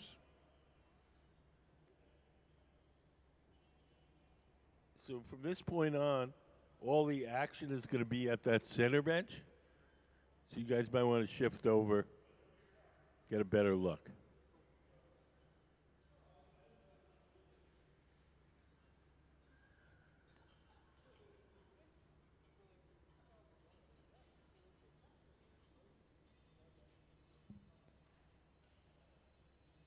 So we generally start things over on that bench, but we do most of the work at the center bench.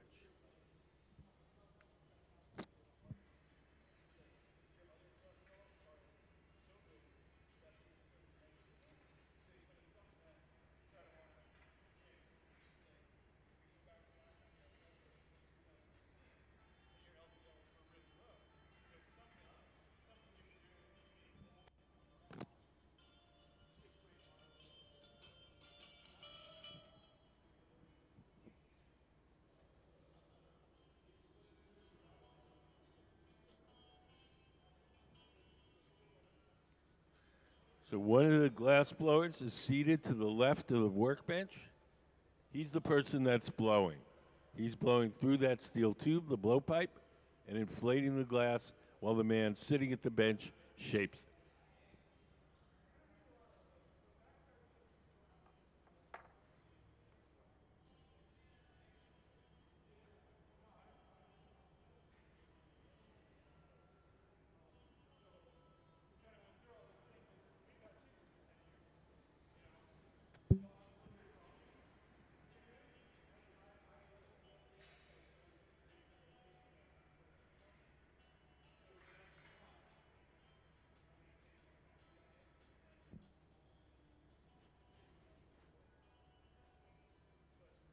Now Gabe has got a tool in his hand called the jacks. And he's making a sharp crease in the glass. That crease is the place we'll be able to break the glass away from the metal pipe once we're done shaping. So the top of the water pitcher is the part that's still attached to the pipe. The part that sits on the table, that's the part sticking out.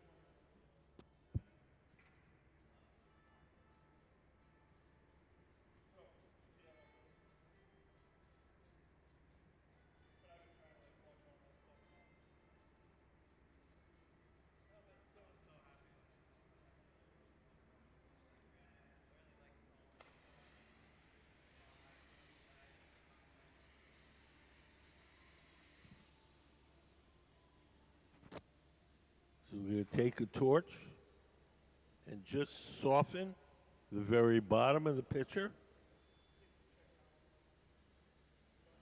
And we'll take a wooden paddle and then flatten it.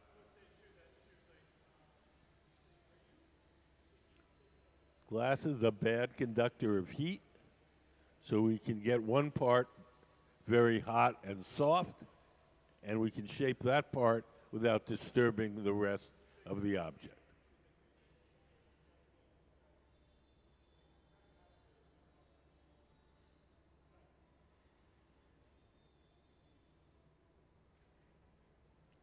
We'll just take that wooden paddle and flatten the base of the pitcher.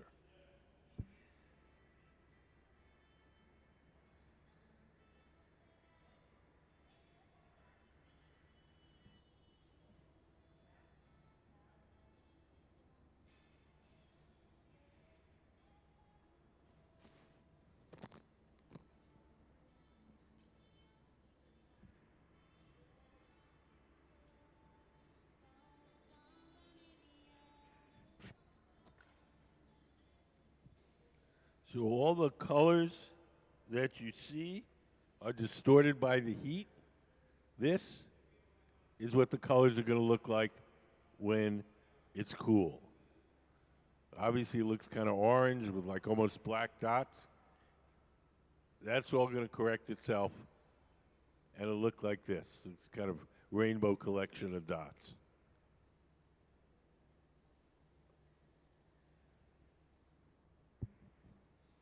You you guys have any questions?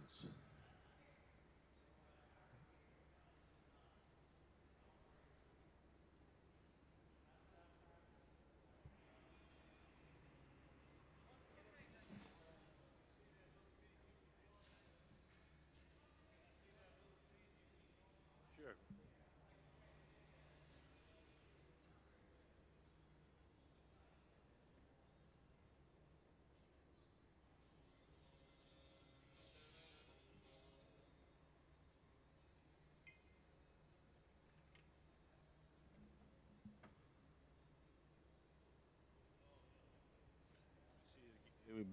Against that black shirt. Yeah, all the colors are distorted by the heat while we're working. As they cool down, they return to their natural color. If you think about uh, an electric stove in your house, the burners are gray. When you turn them on to cook something, they get hot. They glow orange for a little while. Turn them off, they cool down. The orange disappears, and then they're gray again. Same with the glass. Whatever color it is, when it's cold, you heat it up, it's going to look weird. When it cools down, it's going to be back to its normal color.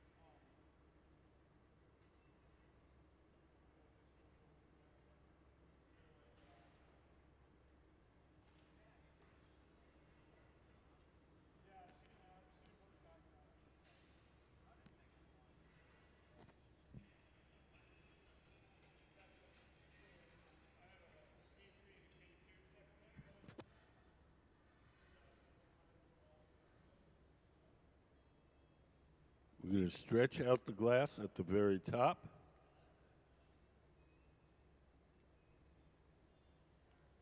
And then we're going to trim it.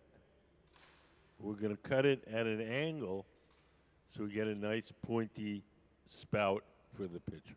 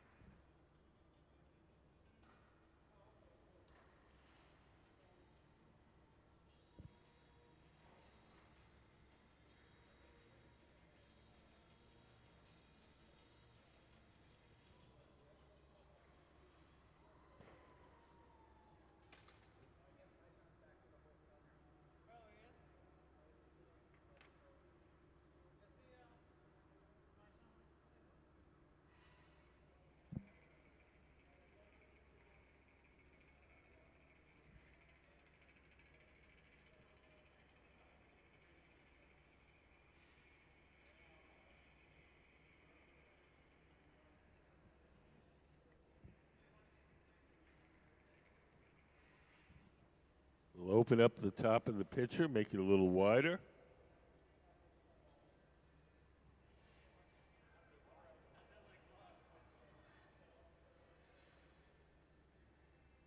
The tool in Gabe's hand that is called the jacks. He's pressing against the inside of the opening to make that opening wider.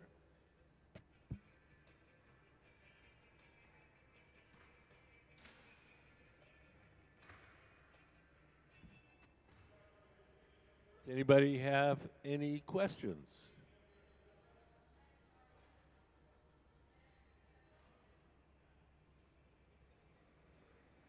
These folks that are blowing glass today are our Museum of Glass Hot Shop team. They are extremely skilled glass blowers, and they're employees of the museum.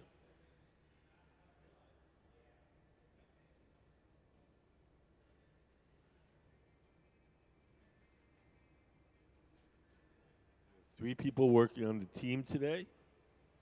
Gabe Feenan sitting at the workbench. Jordan standing up, turning the pipe. And Ben over on the far left making a bubble for the handle.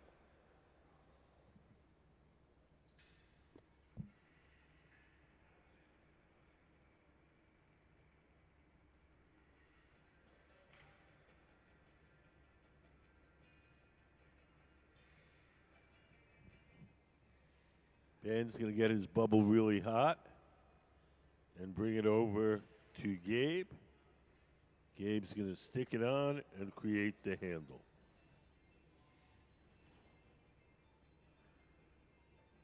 Stick it on. Stretch it out. Snip. Grab it with the tweezers. Give it a little flip.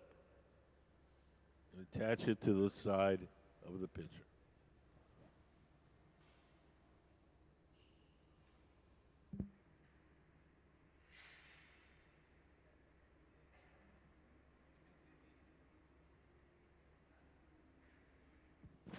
Has anybody got any questions?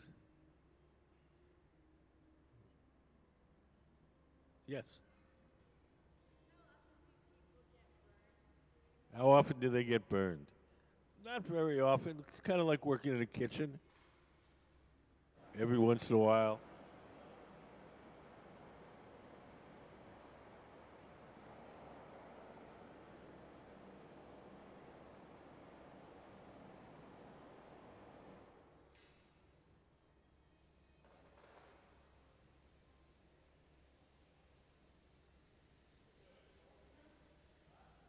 So we're almost done. Everything that we make has to be cooled slowly or it'll break. So we're going to take it off the metal rod. We're going to place it in an oven called the annealer where it'll be cooled slowly overnight.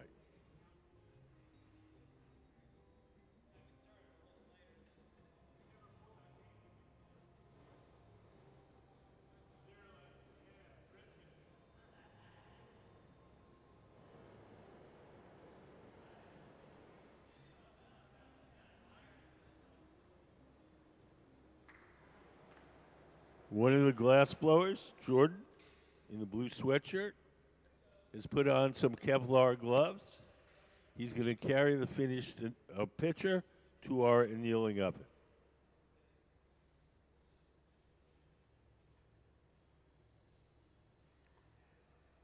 We'll take the tweezers, drip some water on the joint between the metal rod and the pitcher itself. The water will crack that joint, and then just a light tap will release it.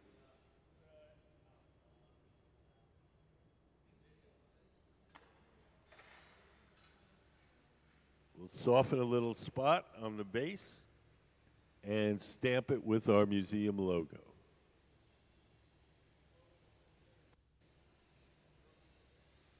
And into our annealer to cool slowly overnight. So let's have a hand for the Museum of Glass Hot Shop team. Ben Cobb, Gabe Feenan, and Jordan Lavelle.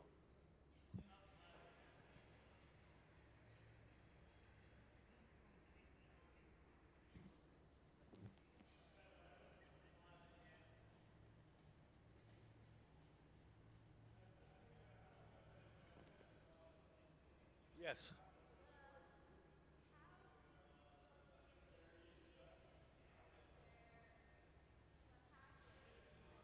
There is no formal pathway. Um, they're just good at it. They're good at it, and we hired them.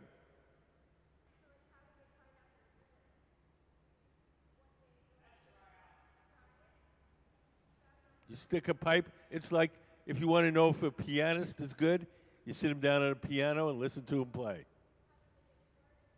They all have different stories. Uh, Gabe, the man in the hat, he started working in a glass shop in the Bay Area, knowing nothing, and he learned everything at work. Ben, tall guy, he started he started an after-school job in Providence, Rhode Island, working in a glass shop, and then he went on and studied it in an art school. Jordan, the younger man in the blue shirt, he started in the Tacoma Public Schools. There's a program called the Hilltop Artist Program in the Tacoma Public Schools, and he learned there, and now he's a professional glassblower. So there's no formal, it's much more like learning an instrument than it is like being a lawyer.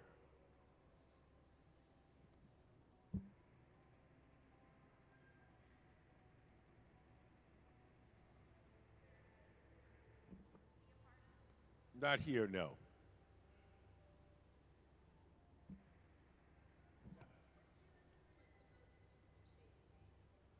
The most difficult shape to make. Uh, a cube. Some shapes which are very simple are actually they look simple, but they're very hard. When we make wide, low bowls, very shallow bowls, that's actually quite a hard shape to make, even though it doesn't look like much. So the glass wants to be a tube or a ball. And if you vary too much from that, it gets harder to make.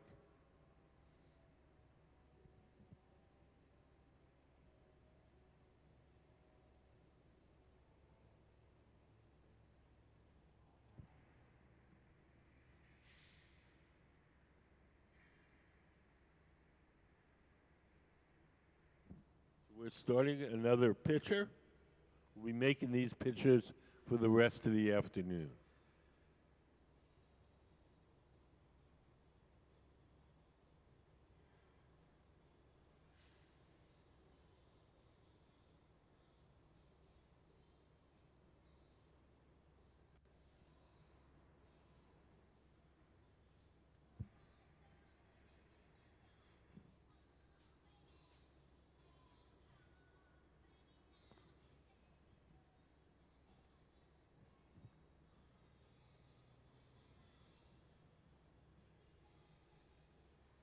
So Jordan has rolled the clear glass from the furnace in little chips of colored glass called frit, F-R-I-T.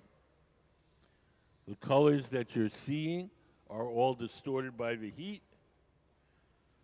The colors it's going to end up when it's cool are these colors here. So it's kind of a red, yellow, green, blue, little chips of glass. But of course, it doesn't look like that right now because the colors are distorted by the heat.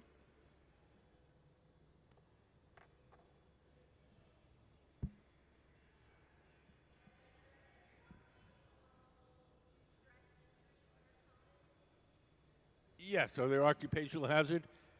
Mostly the repetitive motion injuries from the constant turning of the pipe, from the weight being so far out on the end of that pole. There's a lot of stress on their wrists and elbows.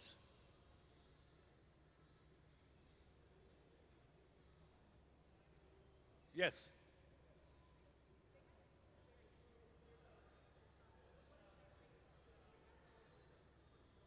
What is the rate of cooling?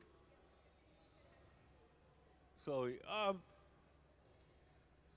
I suppose, we're going from 890 degrees down to room temperature in about 16 hours.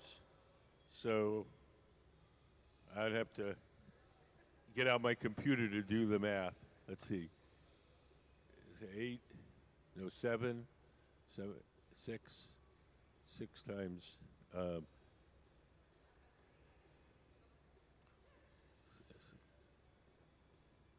it'd be about, I don't know, 60 degrees an hour, something like that. Yes. Yes. So we those are electric ovens. We have, we can program them so they automatically turn themselves down. I don't know if you want to get more specific than that, but we can if you want to. The basic thing is to get them to cool slowly.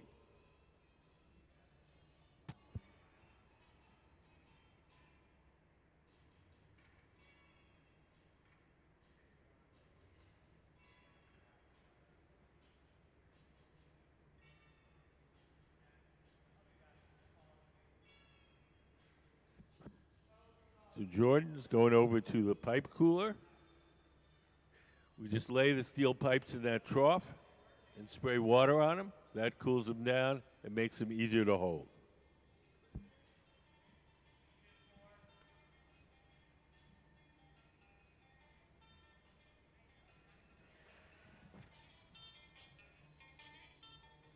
You guys have any questions? I had one, but you answered it already.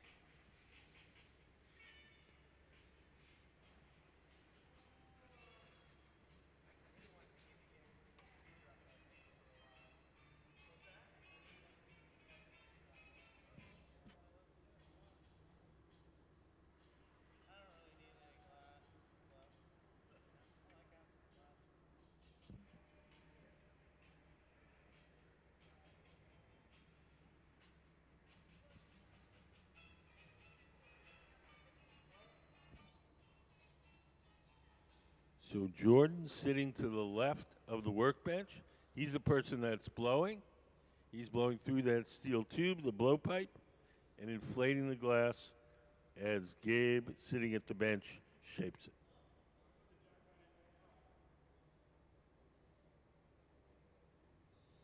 You can see the bubble getting bigger.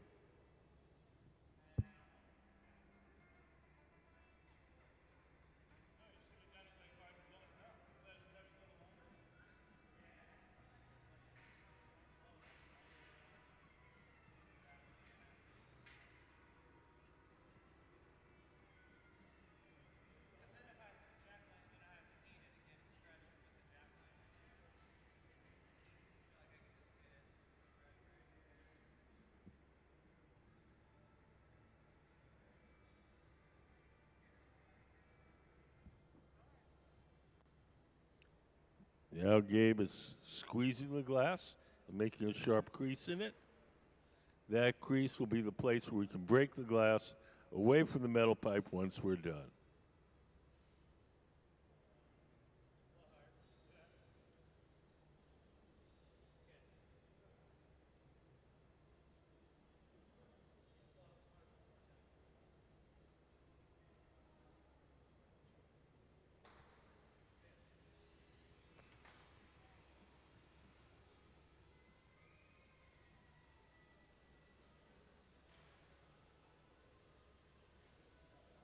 We're taking a torch and heating up the very bottom of the pitcher, and we're going to flatten that. The torches allow us to focus the heat in a particular place. We can heat up one part of the glass, make it extra hot and extra soft, and we can shape that part without disturbing the rest of the shape.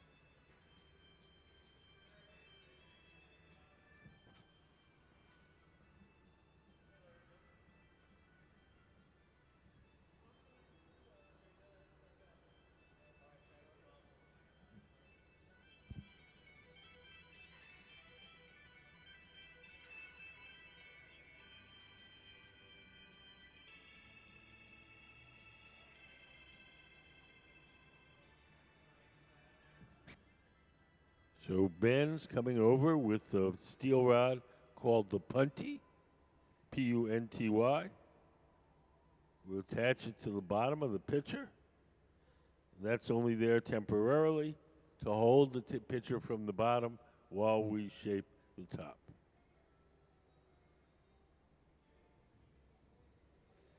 We'll drip a little water where we want the glass to break. Give it a tap, and off it comes.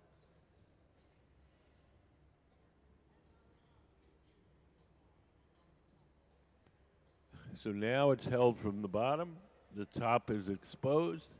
The top can be heated and shaped.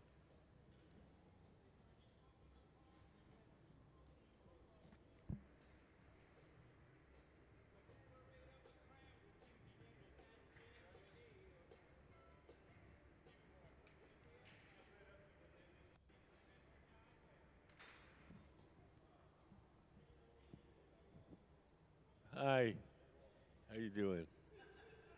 You guys have any questions? Anything you'd like to know? I know he works here, but he's showing some people around. This is their first time to Tacoma. They're like, yeah, every building is like this. Just a big field of cones.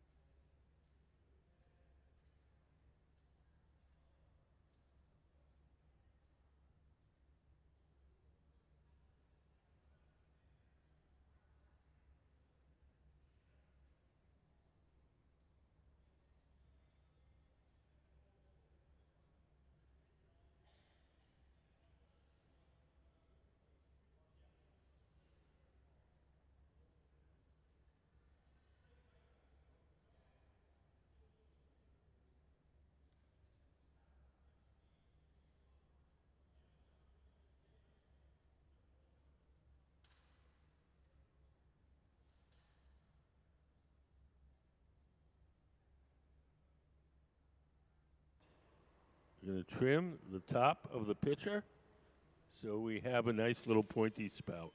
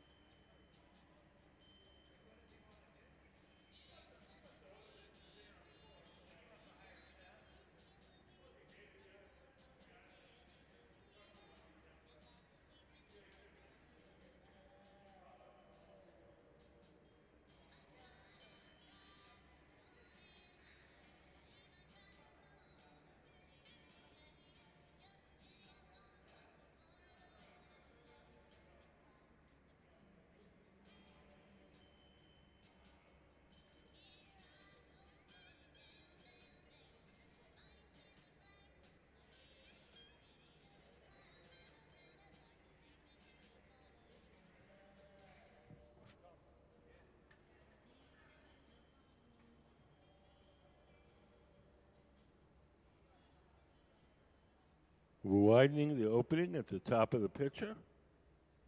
The tool in his hand is called the jacks, and he presses against the inside of that opening to make it wider.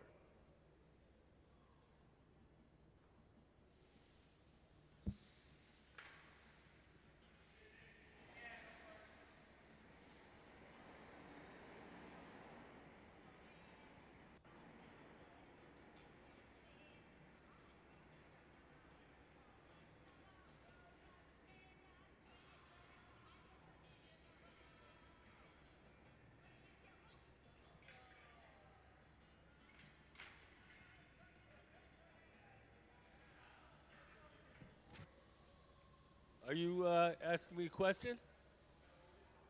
Oh, sorry.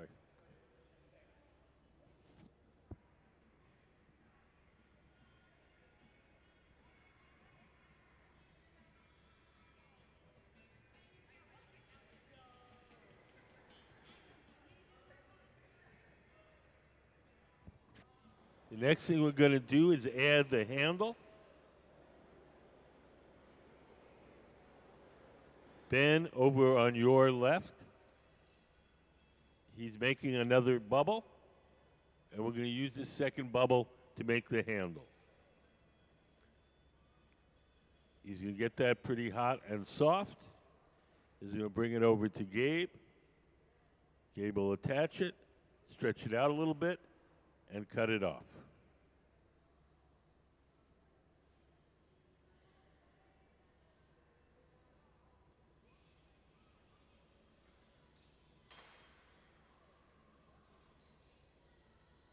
Give it a little twist and attach it to the top of the pitcher.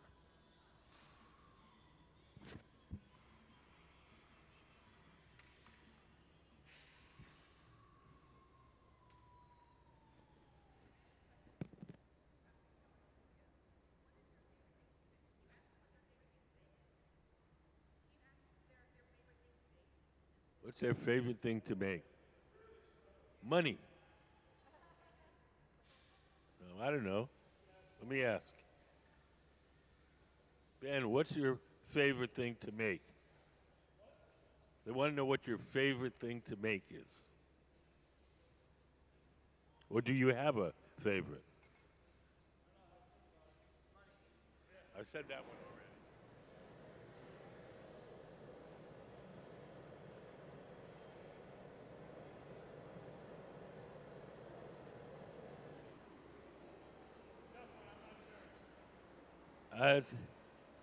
Nobody's, these guys don't really have favorites, apparently.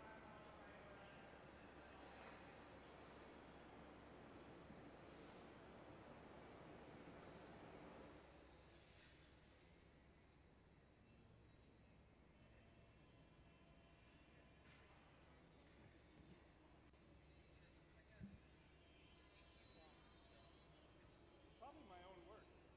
I'd rather make my own work. So Ben has an answer. Right now, he's working for the museum, making what the museum needs. And he said his favorite thing is to make his own artwork rather than. When I put this away, I'll show you some of Ben's artwork.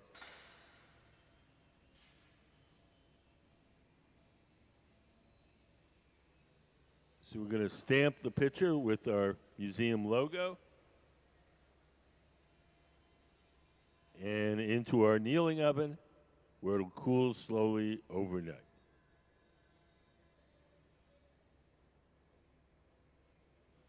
Can we put up some of Ben's artwork up on the big screen? So these guys are all artists in their own right. What you're seeing while you're here today is them making stuff for the museum. They're museum employees. But when they're on their own, they make very different stuff.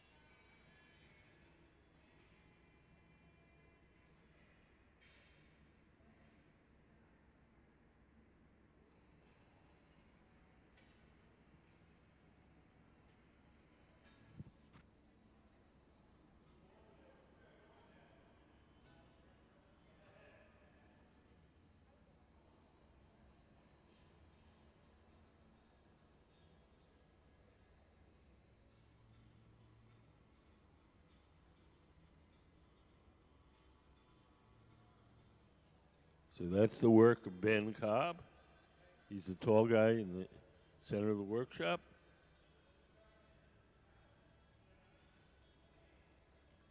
Locally, you can see his work in Seattle at the Traver Gallery in downtown Seattle, Traver. We're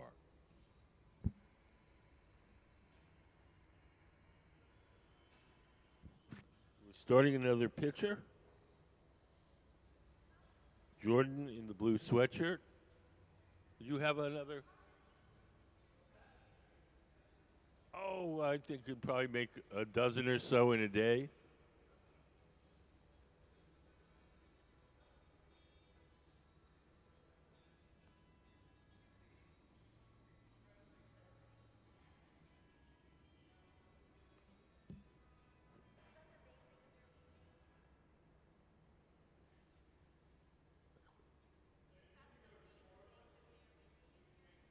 Well, today, tomorrow we'll be making something entirely different. So we made rocket ships out of glass, musical instruments. Uh, last week we were making traditional Tasmanian canoes for our guest artist. It's all over the map.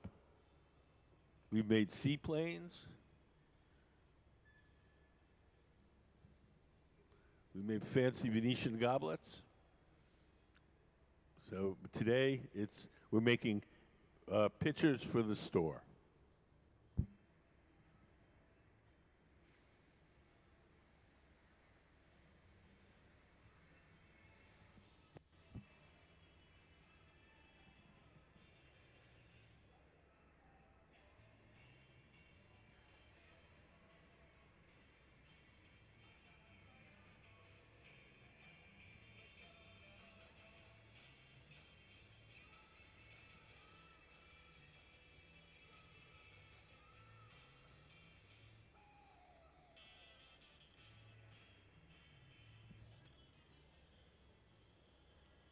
So now Gabe is getting some glass out of the furnace.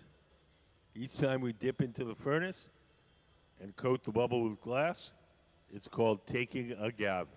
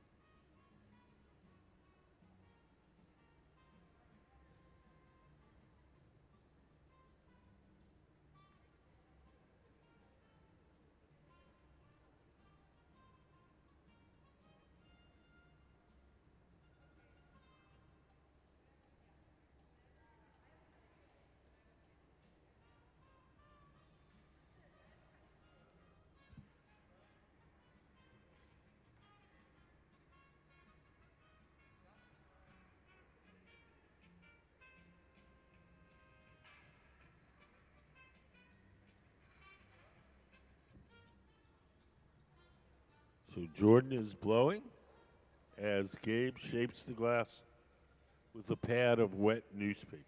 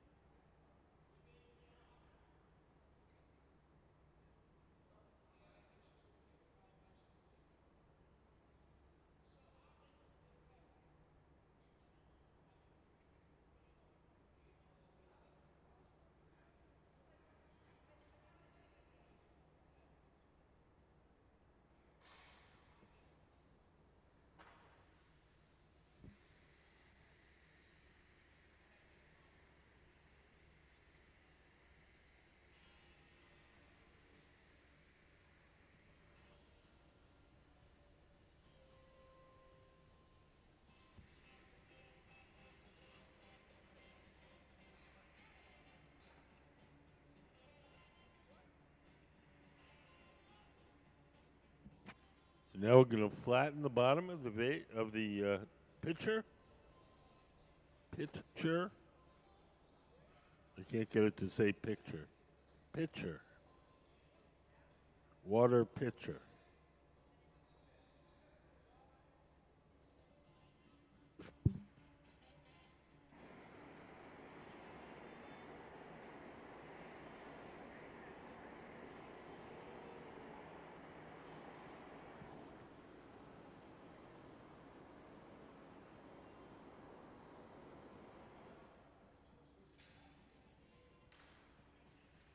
So next thing we're going to do is transfer the pitcher from the rod it's on now, the blowpipe, to a second steel rod called the punty.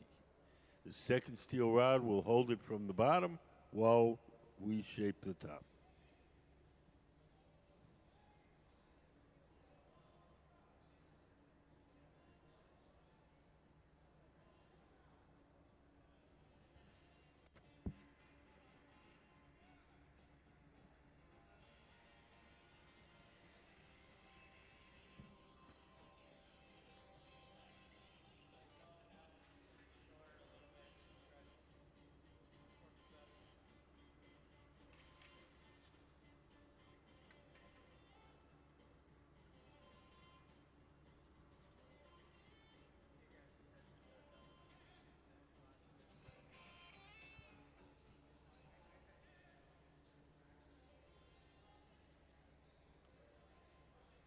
We're going to stick the punty on the bottom.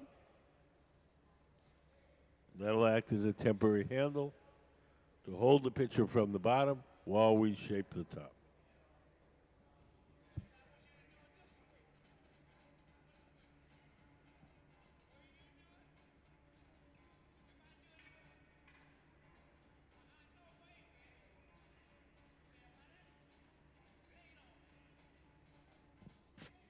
Just want to give everybody the heads up. It's a little after 4:30. The museum closes at 5. If there's anything else you want to do besides the hot shop, if you want to go see the exhibits or go to the gift shop, now would be the time to think about it because we will close promptly at 5. We'll continue to blow here up until then. You're welcome to stay, but if there's something that you want to see other than this, now would be the time to do it.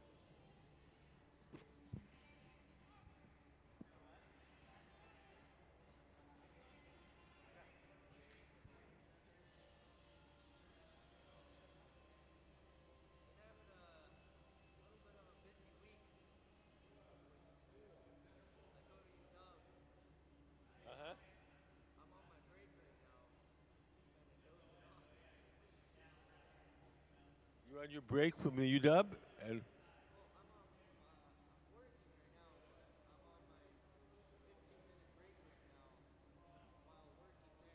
okay.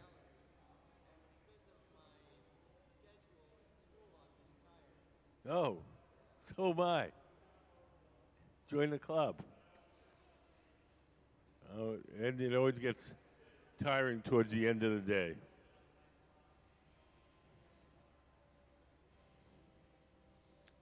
I'm already gone in my mind. I'm already on the way home.